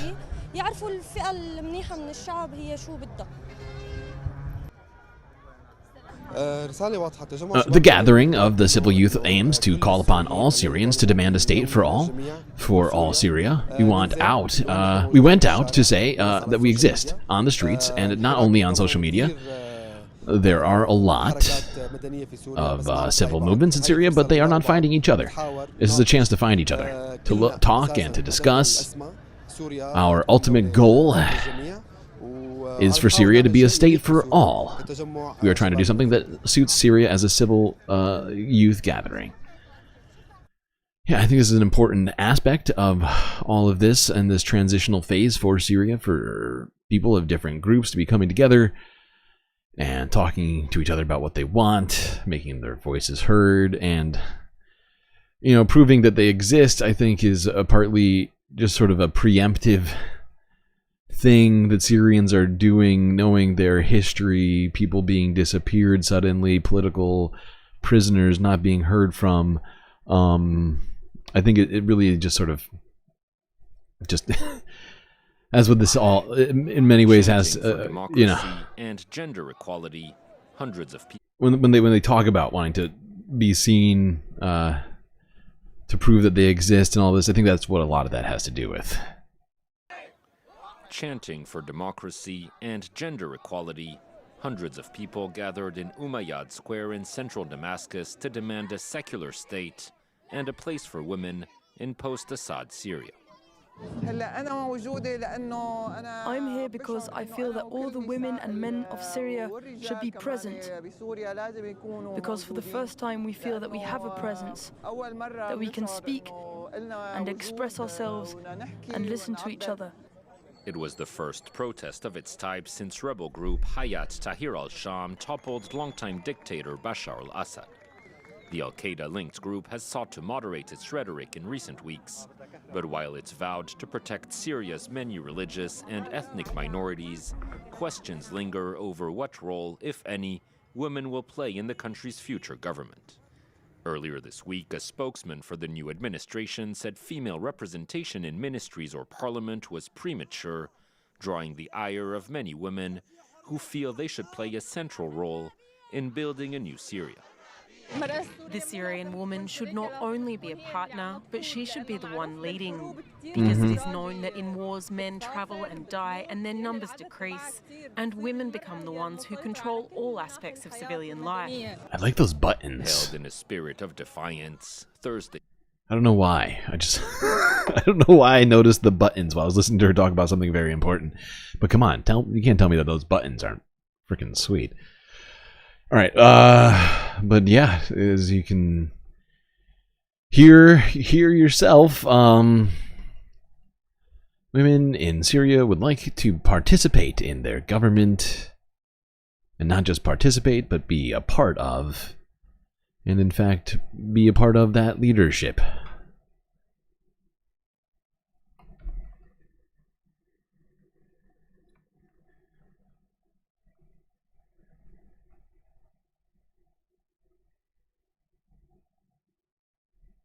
Okay, now let's go on here. This is from yesterday, Middle East Eye. If you hadn't seen this, actually, you know what? Well, as we all know, probably, Israel's been already invaded the Golan Heights, the part that wasn't theirs already, technically, beyond the exclusion zone, into the Syrian Golan Heights, and have now also moved into further parts of the territory in the south. As you can see here, there are tank tracks in the road. And later in this video, you'll be able to see military vehicles coming from over here, coming from Israel into southern Syria. And they have been taking multiple, at least 3 so far that are known, where they are essentially forcing out Syrians, and with zero provocation, I would point out. You know, they have not been attacking Syria ever since the fall of the Assad regime. They have just been sort of celebrating in Syria, and there's been no threats made by the new Syrian leadership against Israel up to this point. So this invasion is, like I said, completely it's beyond unwarranted, it's unprovoked, and people in Syria have been gathering in the nearby area protesting this. We are the children of the land, from the border village of Maria, adjacent to the borders of the occupied Golan and bordering the kingdom of Jordan. We categorically reject this intervention that has marred our joy, and at this victory, the joy of defeating Assad and his cohort has been tainted by this interference, spoiling all celebrations. Therefore, we appeal to all international entities and to the new government to which we extend a hand. We ask them to provide us with all forms of support to repel this occupying enemy from our borders. They have denied us our access to our land, to our livestock, to our beekeeping, and to all forms of livelihood near this village. So yeah, Israel has decided to ethnically cleanse the south of Syria now, because I guess they've kind of realized their objectives to many degrees in other areas that weren't theirs. Southern Lebanon, Gaza, Palestinian West Bank, occupied West Bank, and they're just like, you know what? We see a power vacuum, let's fill it. Let's go to Syria and take it. But the Syrians are very upset about that, and especially coming off of this fall of Assad, they are seemingly even more resolute in their desire to not be pushed off of their own land. And hopefully they do get some sort of support here. And hopefully, I don't know, the U.S. draws a red line and says, hey, stop that.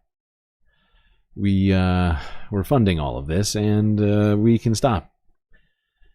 I don't know, but I mean, of course, that's perhaps overly optimistic considering what we've seen up to this point in terms of red lines and U.S. support and all that. Just saying, we've been sort of touting this fall of Assad as the burgeoning of a Syrian democracy and all this stuff ever since it happened. And so walking it back to say, actually, it's fine if Israel invades too, though. Seems like a crazy turn to take after having said all of that, right? Because I mean, we've seen the media and we've seen the spokespeople from the White House, from the State Department, all saying how great it is that Assad is gone for the Syrian people, the people in those villages that we were just talking about, how they can now have democracy and their own country back and all this stuff. So, you know, this runs completely counterintuitive to that narrative. Not that we care about being hypocrites, but just pointing it out for anybody who does care. All right, let's go here, talk about the future of Syria some more. France 24 English. Well, France 24's reporter Andrew Hillier has just returned from northern Syria. He joins me now in the studio. Andy, welcome back. Now, your team arrived, of course, in Aleppo after the fall of the regime. What was the atmosphere like on the ground? Yeah, well, after waiting several days, it was indeed the Turkish authorities who finally gave us permission to cross into Syria, because they are the ones who control the access in and out of northern Syria, because there's no one actually on the Syrian side to give visas. And the first thing we saw when we got to Aleppo was this remarkable scene of men on a crane tearing down old regime flags and tearing down an old poster of Bashar al-Assad on the central square in Aleppo, Saadallah al-Jabiri. That was to prepare for the Friday, and that was when there were the huge celebrations. These are the pictures of those celebrations, the first Friday after the fall of Bashar al-Assad's regime. And I just want you to take a listen to get an idea of the atmosphere on the square that day. Take a listen to these two people speaking to France 24. I'm so happy because the revolution triumphed. Even if we paid for it with our blood, a lot of blood, and the screams of mothers, the pain of children who were orphaned, and women who became widows. Bashar al-Assad created chaos in Syria. He created chaos. I hope God burns his heart like he burnt the heart of so many mothers. I'm in a state of euphoria. I swear as soon as I arrived to the square, I started crying. I cried because I feel freedom. I saw policemen and I stopped and took a photo with them. They embraced me. I can't believe it. Is it a dream or is it really happening? Is this all normal? What you heard there was a woman who lost her son during the conflict and a man who was a former inmate. And that really does sum up the atmosphere on that day. You had former inmates, people who lost loved ones, former fighters, entire families, and people really riding this wave of euphoria that, that we saw after. Yeah, and what's interesting is France 24, just like CNN, are continuing to do these incredibly positive stories about the fall of Bashar al-Assad while they are not talking about Israel's invasion of Syria or the massive number of strikes they've now done on Syria since the fall of Assad. And I think it's incredibly hypocritical and just sort of blind, not ignorance. I'm 100% sure that they're aware of it. They have more resources than I do. So if I'm aware of it, they must be. It's just sort of blatantly, turning a blind eye to this current dichotomy playing out in Syria right now. It would be great if they would, while they're talking about all of this, get into the fact that Israel is doing all of these things. And I don't know, that maybe they should stop doing that. All right, let's go talk about one of those organizations I just mentioned, that being CNN. Because they have been struggling to cover the Middle East with any real journalistic integrity for quite a while now. Not just since October 7th, even though some people believe that's when history started. Actually, they've kind of sucked at it for quite a while. But I don't want to talk about all of that. We don't have time for that. So let's talk about a much more specific couple instances where CNN has sort of let journalistic integrity go by the wayside and sort of, just grab stories by the balls, right? You don't have to look into facts or do any actual research. I mean, sometimes you just gotta post, you gotta go for the clicks. If you don't, you're gonna get yourself in trouble, with your boss or with, I don't know, with the moneyed interests at your organizations, whatever it might be. You just gotta get those stories out, regardless of whether they're right or not, factually accurate. That's a thing of the past.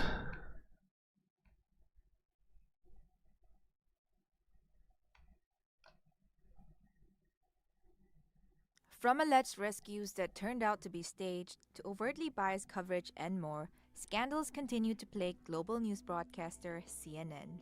Most recently, the American network was thrust under the spotlight and interrogated on social media over a report it published of an alleged prison rescue operation in Syria's capital, Damascus, after the fall of the Assad regime. On December 11, 2024, CNN aired a segment featuring one of its correspondents, Clarissa Ward, reporting from what she said was a secret prison in Damascus where she and her team had discovered a prisoner. Once the video hit social media, many said the footage appeared staged, and right they were. Sorry. Thank you. Thank you, BCat. Oh my god, I just noticed that. Because of you, I turned down the volume because we were doing a bunch of stories where I had to read subtitles. And now you can't hear anything. That's my bad. I made a huge, tiny mistake. Take 2. From alleged rescues that turned out to be staged, to overtly biased coverage and more, scandals continue to plague global news broadcaster CNN. Most recently, the American network was thrust under the spotlight and interrogated on social media over a report it published of an alleged prison rescue operation in Syria's capital, Damascus, after the fall of the Assad regime. On December 11, 2024, CNN aired a segment featuring one of its correspondents, Clarissa Ward, reporting from what. Now, I actually didn't recognize this guy, but when I watched this initially, because I certainly saw this story, but if you watch this channel enough, you know we didn't cover it because, well, I haven't mentioned it up until now, but I had my doubts about what the fuck I was looking at when I watched it for the first time. I was like, dude, something feels weird. I don't know how to put my finger on it, but this guy's reactions, just the way that it all was clipped together, it just didn't. None of it felt right. And so I was just like, you know, let's hold off on doing this particular story, if ever.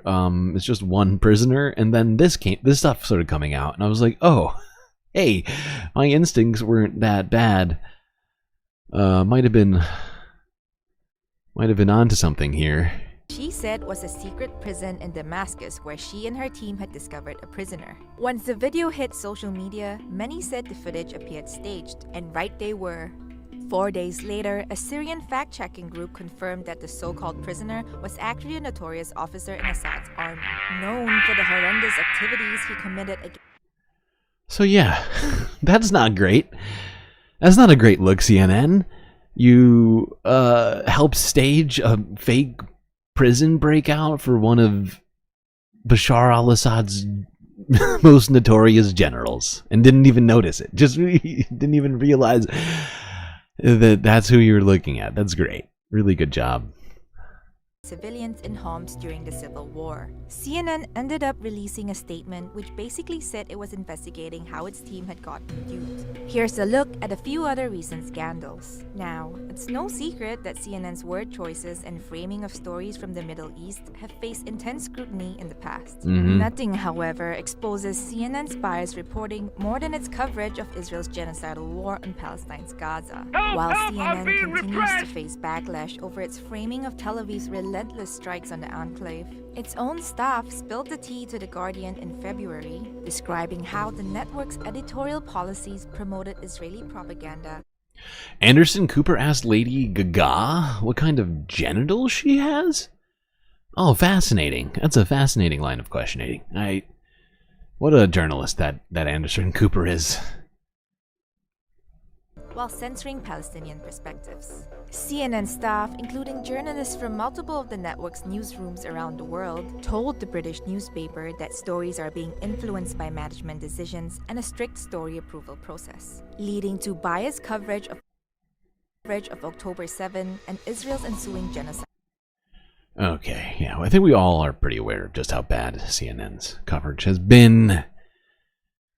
Everything that's been going on in the Middle East, it's constantly just repeating talking points given out by Israel, the people committing the most amount of violence in the region, constantly repeating State Department talking points without asking questions, even though they're supposed to be the ones there to question those things. You know, technically, what's the colloquialism? There was a time, long, long ago, when actually journalists were supposed to check the rungs of power. You know, question reports given to them by government agencies and say, is this the truth or is it not the truth? And should the public know about this? But no. That's actually a lot of work. And it's much easier to just sort of parrot words given to you on a teleprompter. Ah, God. What a great time we live in. All right, let's go here to the AP archive from 10 hours ago. Although this was actually from a press conference earlier this week. I think this was on Tuesday or Wednesday. This is a clip I didn't happen to see, but Donald Trump made a statement earlier while he was giving some reporters a chance to get those sound bites in. And he talked about a recent discussion he had with Benjamin Netanyahu.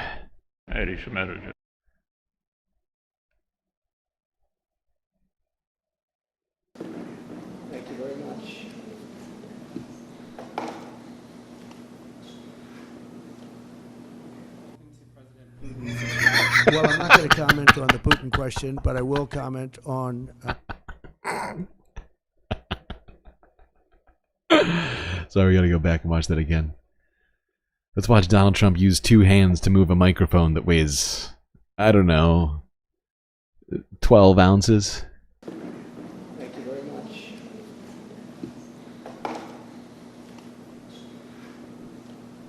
One hand, not good enough. Need the second one in there. Well, I'm not going to comment on the Putin question, but I will comment on Bibi. We had a very good talk. We discussed his good buddy Bibi. What is going to happen, and I'll be very available on January 20th, and we'll see. So available, as you never. know, I gave warning that not going to answer any calls on the 20th, aside from Bibi. if these Keep the lines open. aren't back home by that date, all hell's going to break out. I'm sorry. I forgot he said this immediately. Okay, hold on. Wait, we got to hear that again. We'll see. As you know, I gave warning that if these hostages aren't back home by that date, all hell's going to break out. So, I've been ever since I heard this statement from him, I've been trying to interpret for myself what the fuck it means. It's almost like Donald Trump doesn't understand what's going on. It is not clear to me what he means by this. He says that all hell will break out if the hostages don't. He's going to tell Benjamin Netanyahu on the phone, or that he already has, that all hell will break out if the hostages don't come back. It's almost like he thinks Benjamin Netanyahu's not trying hard enough to get the hostages back. But I don't want reality. But even with that statement in its own, I mean, around here we think of that in one way, right? But what does Donald Trump mean when he says that? What does he mean? That Benjamin Netanyahu has to actually agree to a ceasefire that would include the release of the hostages? I mean, or does he mean that they haven't done enough militarily to get them out? I'm utterly perplexed. It really makes no sense. But hey, I mean, yeah, somebody's got to remind Benjamin Netanyahu he's got to get those hostages back. It's not like there's daily, nightly protests happening in Israel over them.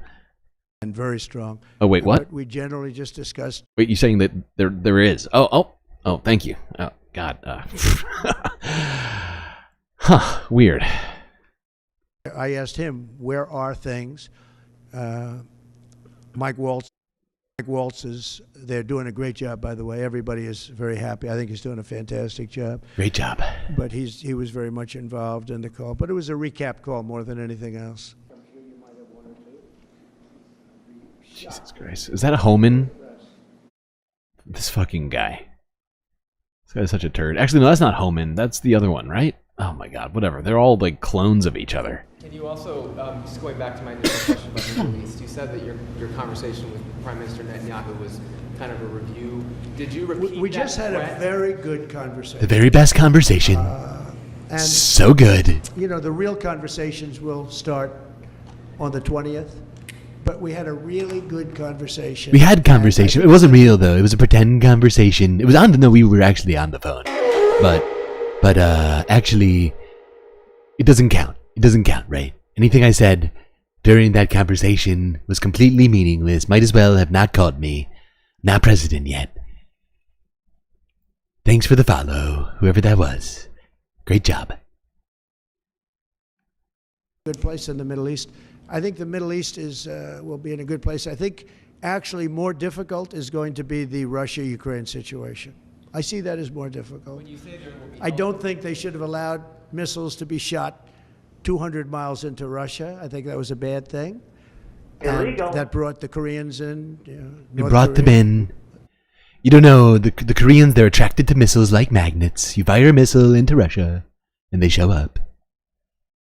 It's just science. It's science.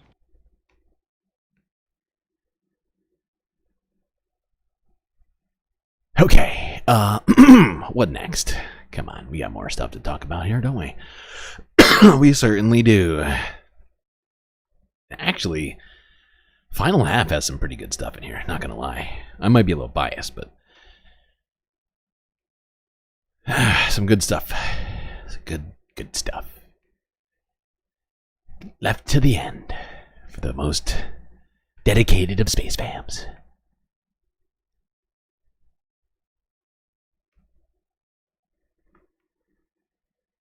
Sam Cedar, Emma Vigeland on the Majority Report. Pleasure to welcome back to the program Jasper Nathaniel, writer of the Infinite Jazz newsletter on Substack. Also a great follow on Instagram for those of us who are senior citizens. And the most recent piece, In Ruins, Archaeological Warfare in the West Bank. It's published in Drift Magazine. It just came out yesterday. Did NCC raid me on Twitch? Yes, she did. Yes, she did raid me on Twitch. That's correct. That is right. Is that right? Beautiful. Yep. Okay, great. Beautiful thing. We'll put a link to that. So, Jasper, let's just start with this. Okay, this is throwing me off. This guy has 2 first names. That's pick one. Okay, you get 1 first name. Jasper Nathaniel. What is that? What's going on here? The West Bank. Well, let's start with this question. What's Judea and Samaria? Because I keep hearing Bill Clinton and what is it? I don't even understand. Not knowing what Judea and Samaria is anti-Semitic. Come on. Arguably the greatest work of nonfiction of the 20th century. Judea and Samaria, because I keep hearing Bill Clinton and what's his face? Mike Huckabee talk about this. And I don't remember at least Bill Clinton using this parlance before. Seeing Bill Clinton use it was that was just bizarre. Yeah, Judea and Samaria, as you know, is basically the biblical name for the West Bank, and it refers to the 2 kingdoms of the ancient kingdom of Israel. So the northern kingdom, which was Samaria, and then Judea. By the way, if you're ever wondering how to distinguish between the Old Testament and the New Testament, one great way to do it is to remember that if it's the Old Testament, Jesus, if it's the New Testament, Jesus said that. But if it's the Old Testament, Jesus ain't say that. That's how that goes, all right? New Testament, Jesus said it. Old Testament, Jesus ain't say it because Jesus didn't exist yet. And, for obvious sort of political supposedly, reasons, allegedly, the settlers will not say West Bank. They'll only say Judea and Samaria. Mike Huckabee will only say Judea and Samaria. Apparently Bill Clinton, Netanyahu. So when you hear Judea and Samaria, you should just sort of automatically know, okay, this is a person referring to the West Bank in the language of the settlers who believe it is theirs to take. So, yeah. Just one historical question so I can place this. Was it named Judea and Samaria when the Canaanites? I just realized something. We are at 494 followers, 6 away from 500, and we have 6 viewers right now. I don't know how many of you are currently following, but if you're not, do consider following. You get us to 500. Just saying. Control that area? Even before that, God named it Judea and Samaria. Oh, that's right. That makes sense. You're right. That's the point.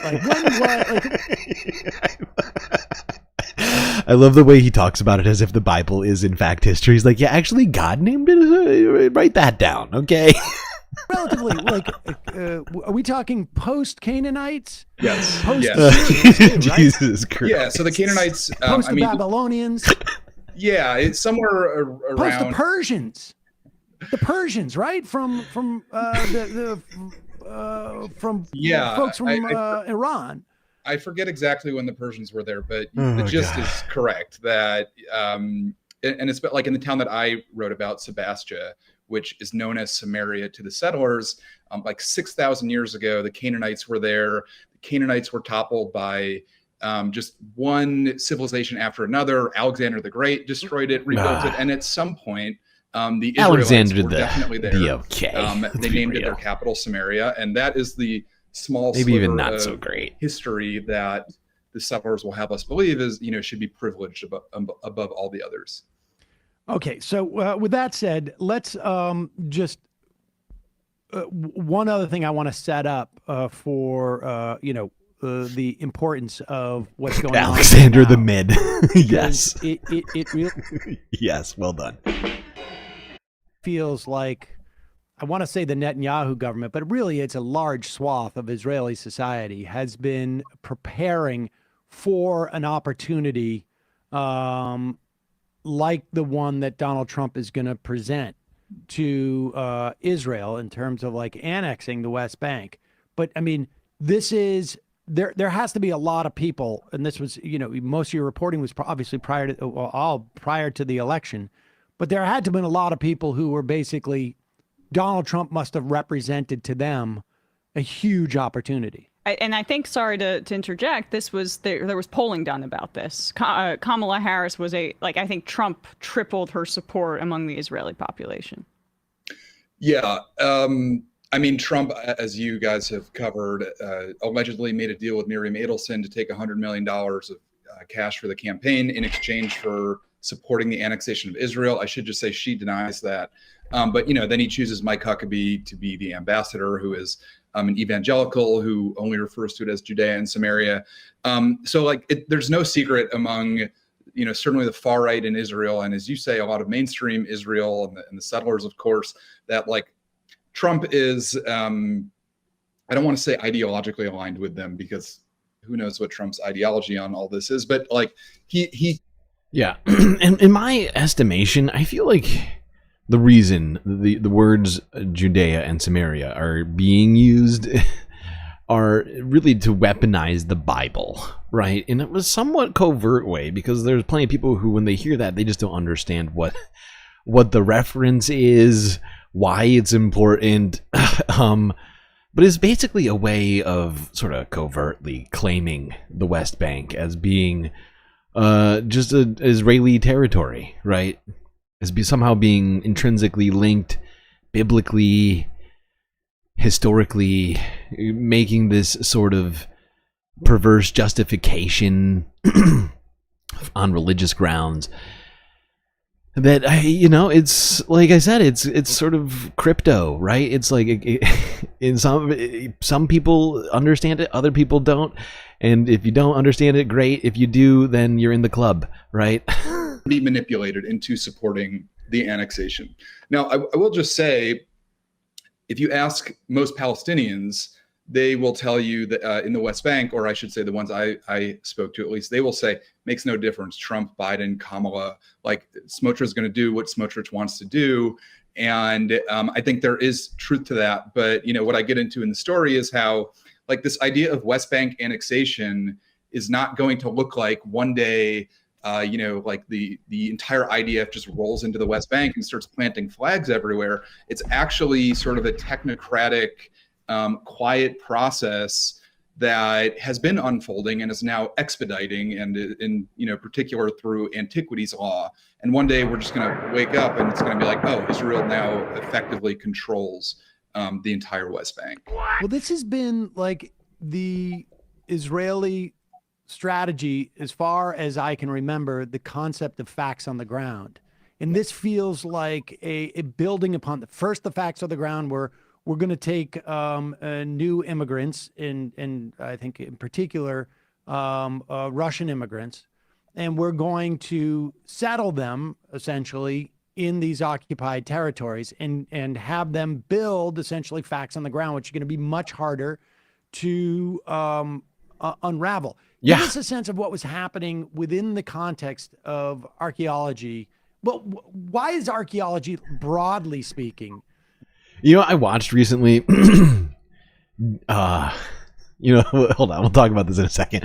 But this conversation reminded me of a particular movie that is just, honestly, it's a hilarious movie, but I'm not going to get into it now. In this, so important to this project of essentially annexation.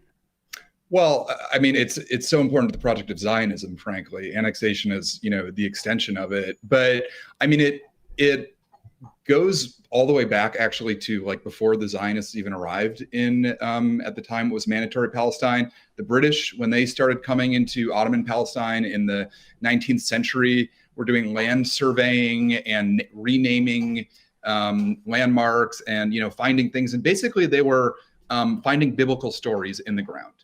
And they sort of set this like epistemological framework to begin to think of Palestine in these real biblical terms. So then when the Zionists actually do start That's when history started, right? When the Bible was made. Exactly. That's when history started. And like, look, you could, right, or whenever that was. Deconstruct archaeology as a discipline and see how the entire thing is actually just sort of interpretation on interpretation. But, there is some science to it. But so basically when the early Zionists start to show up at around the turn of the century, the late 1800s, early 19th century, very quickly they pick up where the British left off. They start digging through the dirt, finding pieces of pottery, saying, oh, well, this is clearly from King Omri, so this must be so-and-so. And basically what happens between, like, let's say the late 1800s and 1948, when Israel is actually founded, is archaeology starts to develop as a discipline in what would become Israel, where it sort of was like turning the Bible into a definitive history book. And so... Yep. And I don't know if anybody here is familiar with Messianic Judaism, but if you want an example of just that, I would go open up one of their Bibles. Fascinating, the Tree of Life Bible. Oh my God, it is. It is a perverse, quasi-historical, like, what do you call it? Like a conglomeration of biblical and historical things in a way that is quite confounding. Treating archaeology as this hard science, which it's not, and certainly the way they're using it is not. They're treating it as a hard science to basically create the idea by 1948 that, like, as you say, we have the facts on the ground. This is in fact Israel. So then when Israel actually is founded in 1948, Ben-Gurion was a huge fan of archaeology. He immediately sets people out to lead digs all across the country, and it becomes sort of like a national hobby where it's taught in schools, it's in museums. I mean, the way that we think of archaeology in this country is sort of like this. And by the way, if you're not familiar with, I just realized some people probably don't know what Messianic Judaism is, but that's the Jews for Jesus, right? It's whatever. Look it up. Practice that some people do. It just was not like that. This was like, again, sort of fundamental to building the identity of the Israeli Jew was finding things in the ground, saying where in the Old Testament it was from, and calling it Israel. Now, when you get to 1967, you already have this discipline that has been used to basically create a Jewish identity in the ground. I should say, like, the archaeologists at the time, who knows exactly what their politics were, but I think it's fair to say that at least a lot of them were not like explicitly saying like, we need to go take as much land as we possibly can. Yeah. But what they did in the movie that I was actually referencing just a moment ago, this makes me think of is Don Verdeen. If you haven't seen it, it's a really funny movie, honestly. This is a great cast. And it is just this, it is really, it's talking about a lot of this stuff, not in like a really, it's not in a historical manner at all. It's a fiction, but but it kind of points out the genuine what do you call it? Satire in all of this nonsense. They had turned this discipline into Don a tool Verdeen, for DonVerdean, I think. finding. It's actually free on YouTube now. The reason I wasn't going to tell you is because you could easily just leave right now and go watch that for free. I mean, this is free too. It's all really free, technically. But yeah, you know, it exists. So when you have it in a second, you got yourself like an hour and a half or something. Yeah, there's no live streams available. Boy, that's a good watch. Not gonna lie. 1967 war happens. They occupy the West Bank. And immediately, archaeologists start pouring over the border, breaking international law, I should say, and doing digs and doing the exact same thing. And so I think what's interesting is, like, today we have, you know, the far right, the Netanyahus and the Smotriches, who have just completely vulgarized archaeology and turned it into just a blunt force weapon.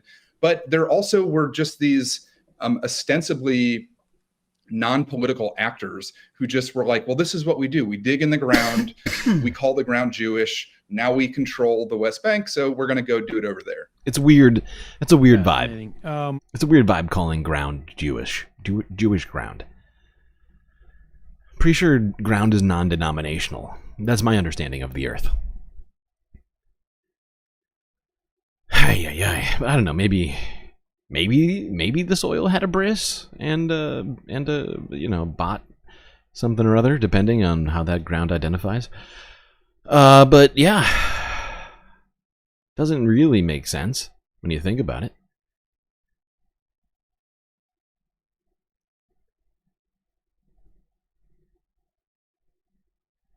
All right. Let's go on.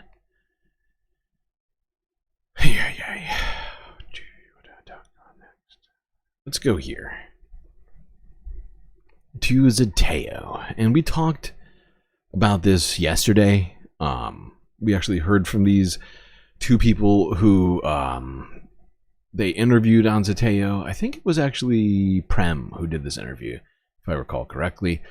But yeah, the very well known now YouTube channel Zateo had on the family members, brother and sister, I believe, of Ashnur Aigi, activist who died in the West Bank, murdered by the IDF, just protesting the illegal settlements in the West Bank. And the U.S. government has, of course, done nothing about this yet. Ashnur, if you're not aware, was an American citizen.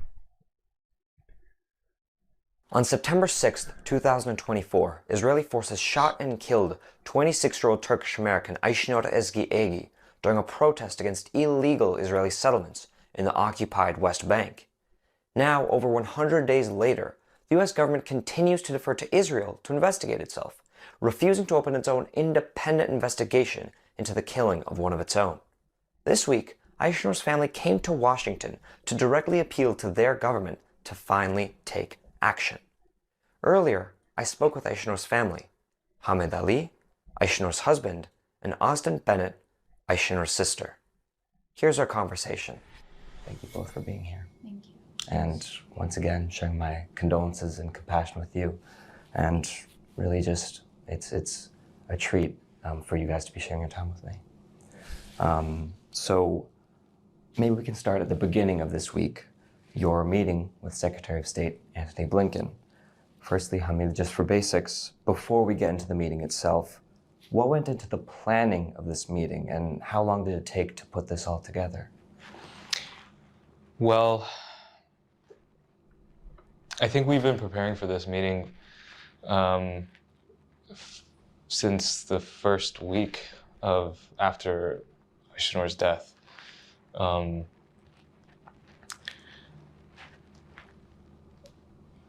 we were offered a phone call from the secretary's team, but we felt a in-person meeting would be more productive, given the precedence of that in other cases where Americans are killed abroad, especially.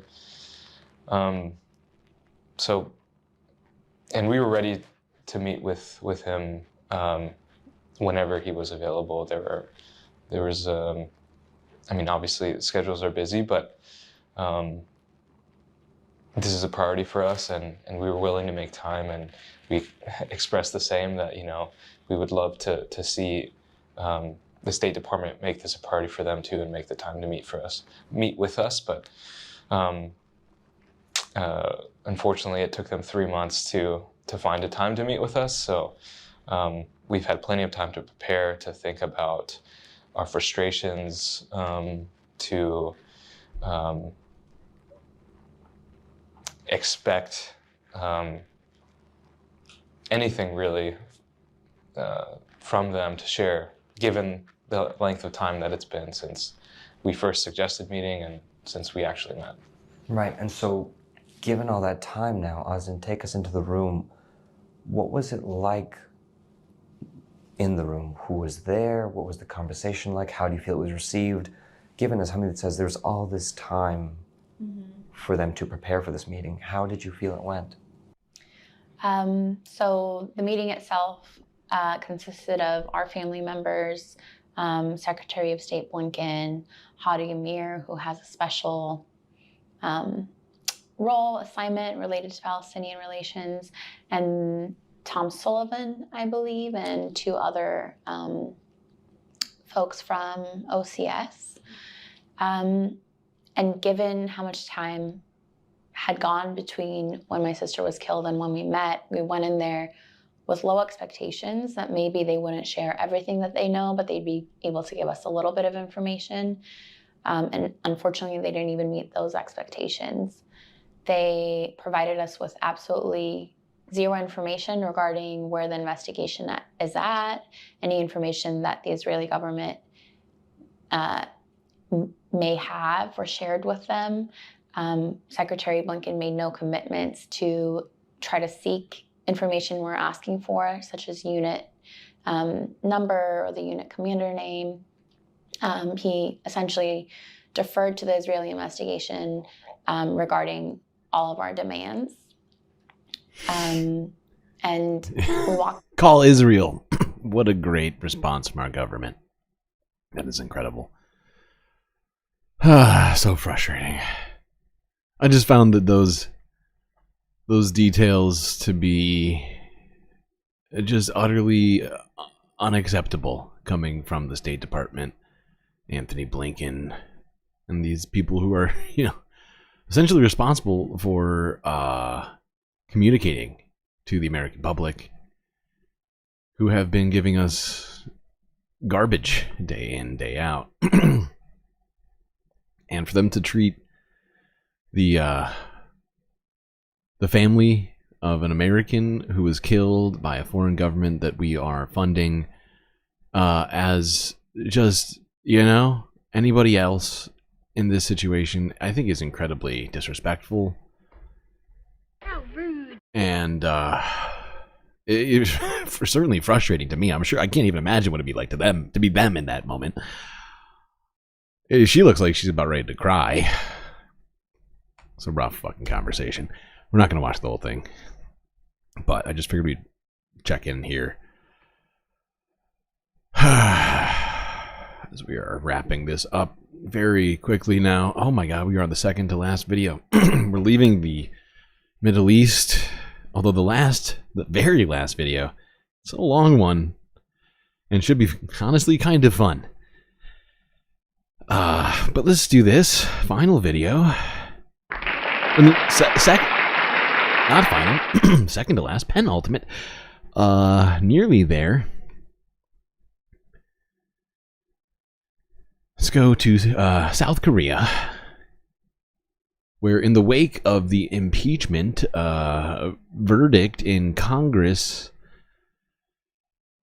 of current President Yoon Suk-yeol, The supporters of Yoon Suk-yeol have now decided to come out and protest in support of Yoon Suk-yeol and in protest of the decision to impeach. Although there are counter-protesters out as well, so the streets are filled with South Koreans. Rival protests are being held in the streets of Seoul, South Korea today, a week after the president was impeached over his short-lived martial law declaration.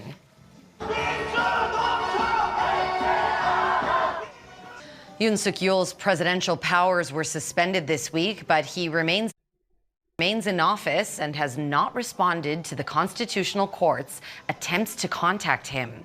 The court plans to hold its first preparatory hearing. Now, I don't know about you, but I find it very strange that in another country, at a protest like this, they would be flying both South Korean and American flags.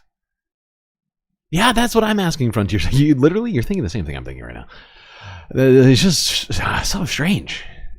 In the meantime, demonstrators on both sides of the issue are making their voices heard. I wanted to ask Yoon how he could do martial law to a democracy in 21st century. And I think if he really has a conscience, he should step down.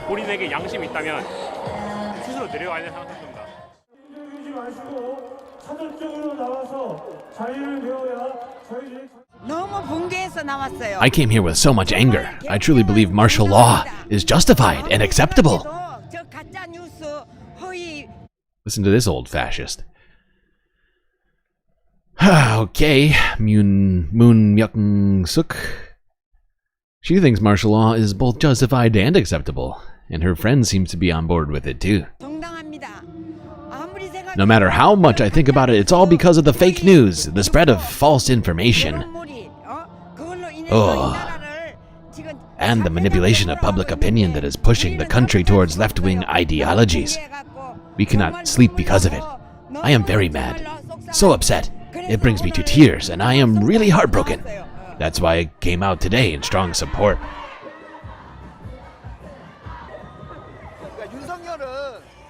It is clear that Yoon Suk-yeol is a criminal who should be who has sent the whole nation to its death, and I think the Constitutional Court should sternly dismiss him.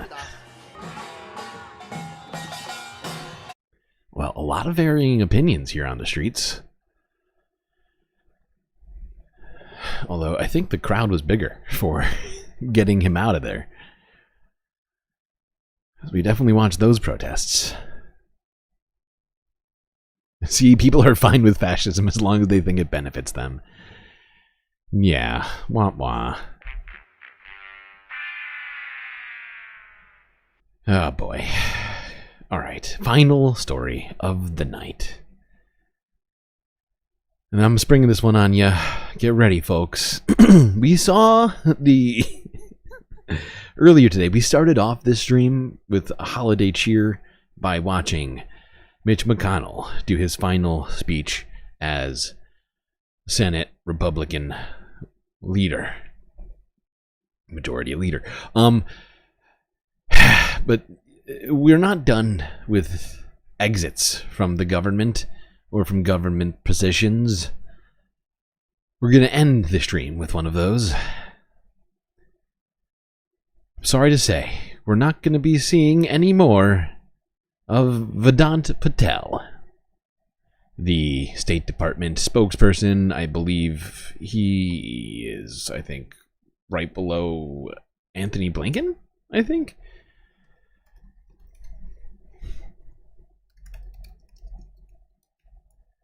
And he came out here yesterday, 2 days ago, sorry, to make his final statement as State Department spokesman to the press. So sad. So sad. No more Vedant to come out and tell us things like, actually, we're going to leave that up to the IDF, or actually, the government has no comment on that at this time. Or, let me think of some other great Vedant quotes. Other great stuff that he usually say. I'm just trying to be, as respectful as I can be here in this moment, this very serious, austere moment. Things like the U.S. government strongly condemns something or other. I don't know, whatever. Here we go. Vedant, his final press conference.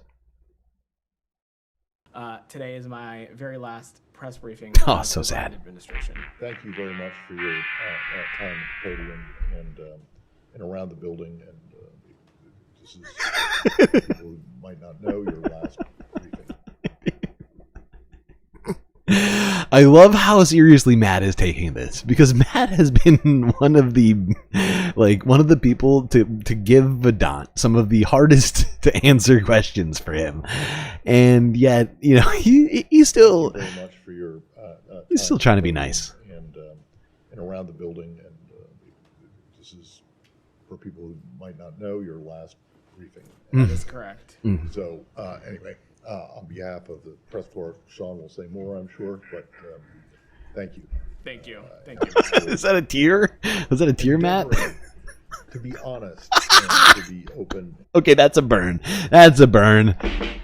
That's an underhanded burn. Endeavoring to be honest. That's a good one. That's a good one, Matt. I like that.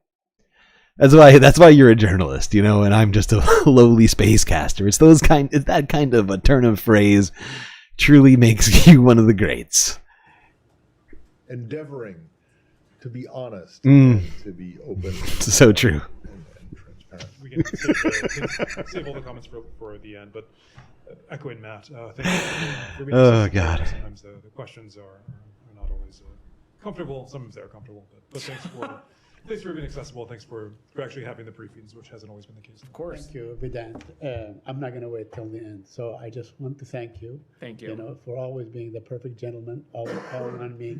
It is something that I never take for granted. I just want you to know that. You're welcome. So I appreciate every time you called on me. Sure. Everybody, good afternoon. How's everyone doing? Oh God, this is such a great moment in so many ways. It's the end of an era. It's the end of an era, people. I don't have anything off the top. I may have some comments at the end, but we will save that. Should we wait until the end then? I should 45 minutes to an hour, and then dive right into that. 5 minutes of It's good to laugh. No. It's good sometimes. Still important business to do. So why don't you start? As well, but let me just start by saying thank you very much for your time at the podium and around the building. And this is, for people who might not know, your last briefing. That is correct. So anyway, on behalf of the press corps, Sean will say more, I'm sure, but thank you. Thank you. Thank you, Matt. For endeavoring to be honest and to be open and transparent. Of course. So. Thank you so much. I'll let you take it away. Yeah. All right. Let's start with Syria. Sure. So. All right. Let's get back to me trying to get you to say things. How's that sound, Vedant? That really, I love that immediate switch. He's like, okay, so I just got done telling you how great you were. Now let's get to how maybe you're gonna be not great in a second. All right, let's talk about Syria. Matt's right. Let's get to serious business. What is the latest there in terms we all want to know your guys' interactions with HTS and others. Sure. And how you see things going forward. Sure, Matt, so it should be no surprise to you. Not much has really changed since I talked about this yesterday. God damn it. God damn it, Vedant. All the groups in Syria, including HTS. I'm certainly not going to get into the private diplomat. What do you think? You think we're going to get all the greatest hits in this one? There's one. That's the first one. I don't know where that is on the list, but no, we don't have any updates from the last time I told you. That's definitely of Vedant's greatest hits. Let's be real. That one's going in the Hall of Fame. Panels, but we have once again, and we'll continue to stress upon everybody that that we have an importance of doing everything we can to find missing U.S. citizens, including Austin Tice, and bringing them home. The Secretary on his trip, which I know you were on, stressed quite clearly the transition principles that have been the cornerstone of our ongoing diplomatic engagements, principles that now have been taken up by countries throughout the region and well beyond that, which, if you'll humor me, our view is that when whatever government arises out of this transition, it needs to be inclusive. It needs to protect the rights of all Syrians, including women and minorities. Like all governments, it needs to preserve critical state institutions and deliver essential services. And perhaps most importantly, we want to see a Syria that does not pose a threat to its neighbors. Syria, Wow. Or Syria being a place that's going to serve as a base for terrorism or allying with groups like ISIS. Also, I love how he's got to get that in there. But actually, what's most important, everybody's got to remember this, is that Syria can't pose a threat to its neighbors. And that even means a preemptive threat, which gives Israel cover for its current invasion of the country. Thanks, Vedant. You're doing great so far. Keep it up, buddy. Syria is a member to the Chemical Weapons Convention and has an obligation to ensure that any chemical weapons are secured and destroyed. That continues to be our North Star when it comes to our engagements as it relates to Syria. Sure. All right, Sean. Sure. Well, we can save all the comments for the end. But echoing Matt, thank you for being accessible. I know sometimes the questions are not always comfortable. Sometimes they're comfortable, but thanks for actually having the briefings. So many awkward laughs from it over here. Vedant wants to enjoy this. This is his last moment to shine. Okay, as State Department underspokesman. I mean, this is his last opportunity. He wants to enjoy it. So do I. We all do. Could you say a little bit about the situation in the north, the diplomacy on getting a ceasefire or getting truces? Sure. With the That would be neat. So, talked a little bit about this yesterday. Our assessment continues to be that the ceasefire in Manbij has been extended, and that is holding, and we're closely monitoring the situation around Kobani. As we talked about yesterday, Sean, that situation continues to be fluid, but we have not drawn the conclusion that we are seeing large-scale fighting. I'm not going to get into some of these private discussions, but we're working very hard to avoid an escalation. Private discussions. There we go. There's another.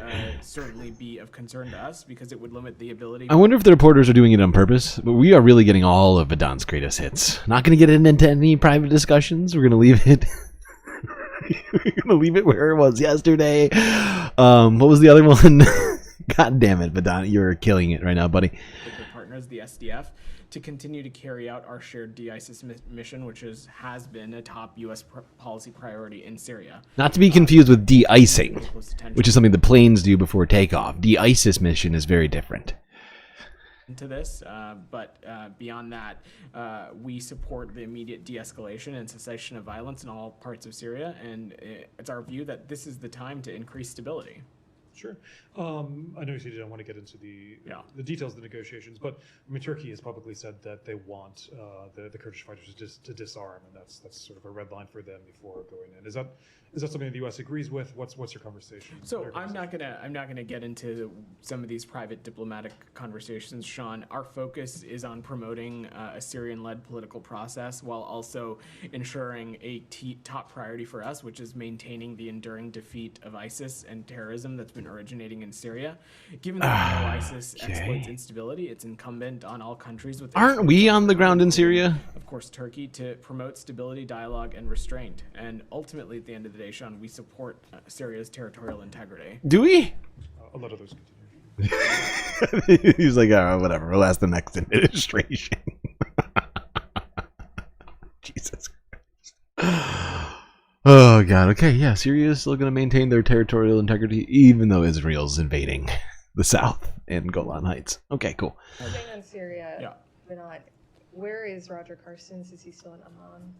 I don't have any specific updates to offer as it relates to Roger. What I can say as it relates to our efforts to locate or ascertain more information on missing American citizens, including, of course, Austin Tice, that is a top priority for us in the region. It is something that we're continuing to engage on around the clock. We are Cool. working with Okay. governments in the region. We are working with interlocutors and making it very clear that this is a key priority for the United States. I don't have any additional specifics on that line of effort to offer for obvious reason, which I'm sure you can understand, but this is something that it will remain a focus for us. And does this department have any comment on Vladimir Putin saying he would ask about Tice's whereabouts after Deborah Tice requested his assistance?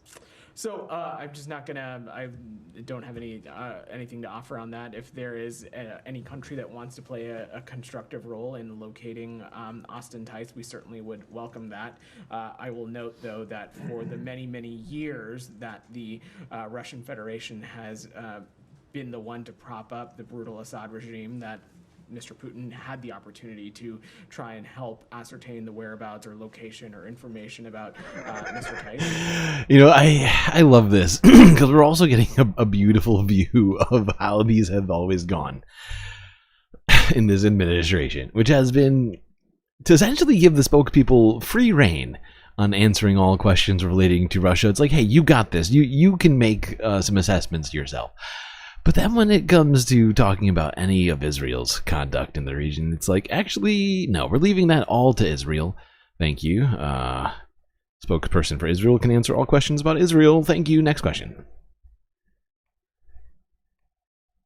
Hadn't done that in any of these previous instances, so I guess actions are going to speak louder than words. But you know, Mr. So Putin true. is welcome to do whatever he wants. They usually do, actually. Is everything that we can do in our disposal.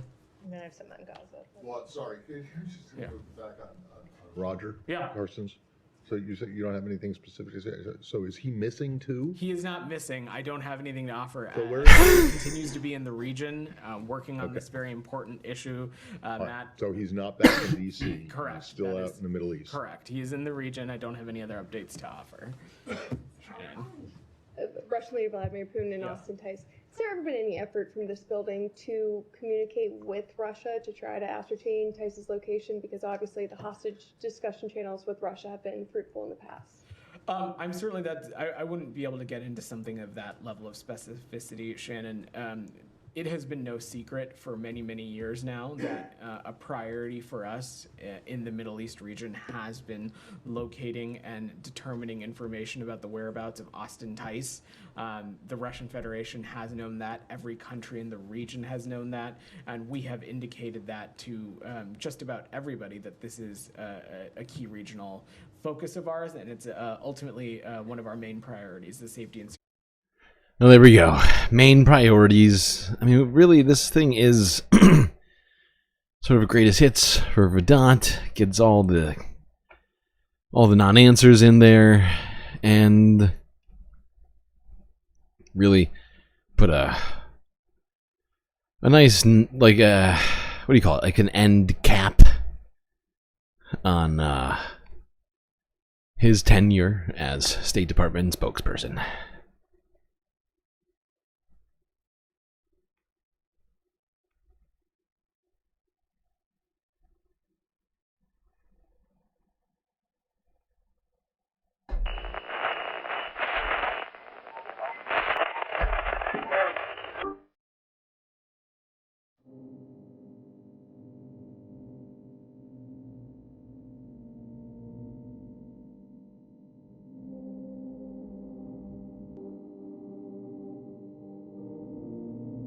Well, we got through another stream.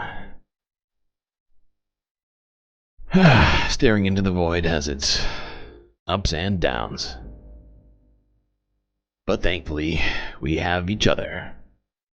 This here roller coaster we call a spacecast. It's gonna be it for me tonight. But until I see you next, you stay classy, Galactic Stream Nation.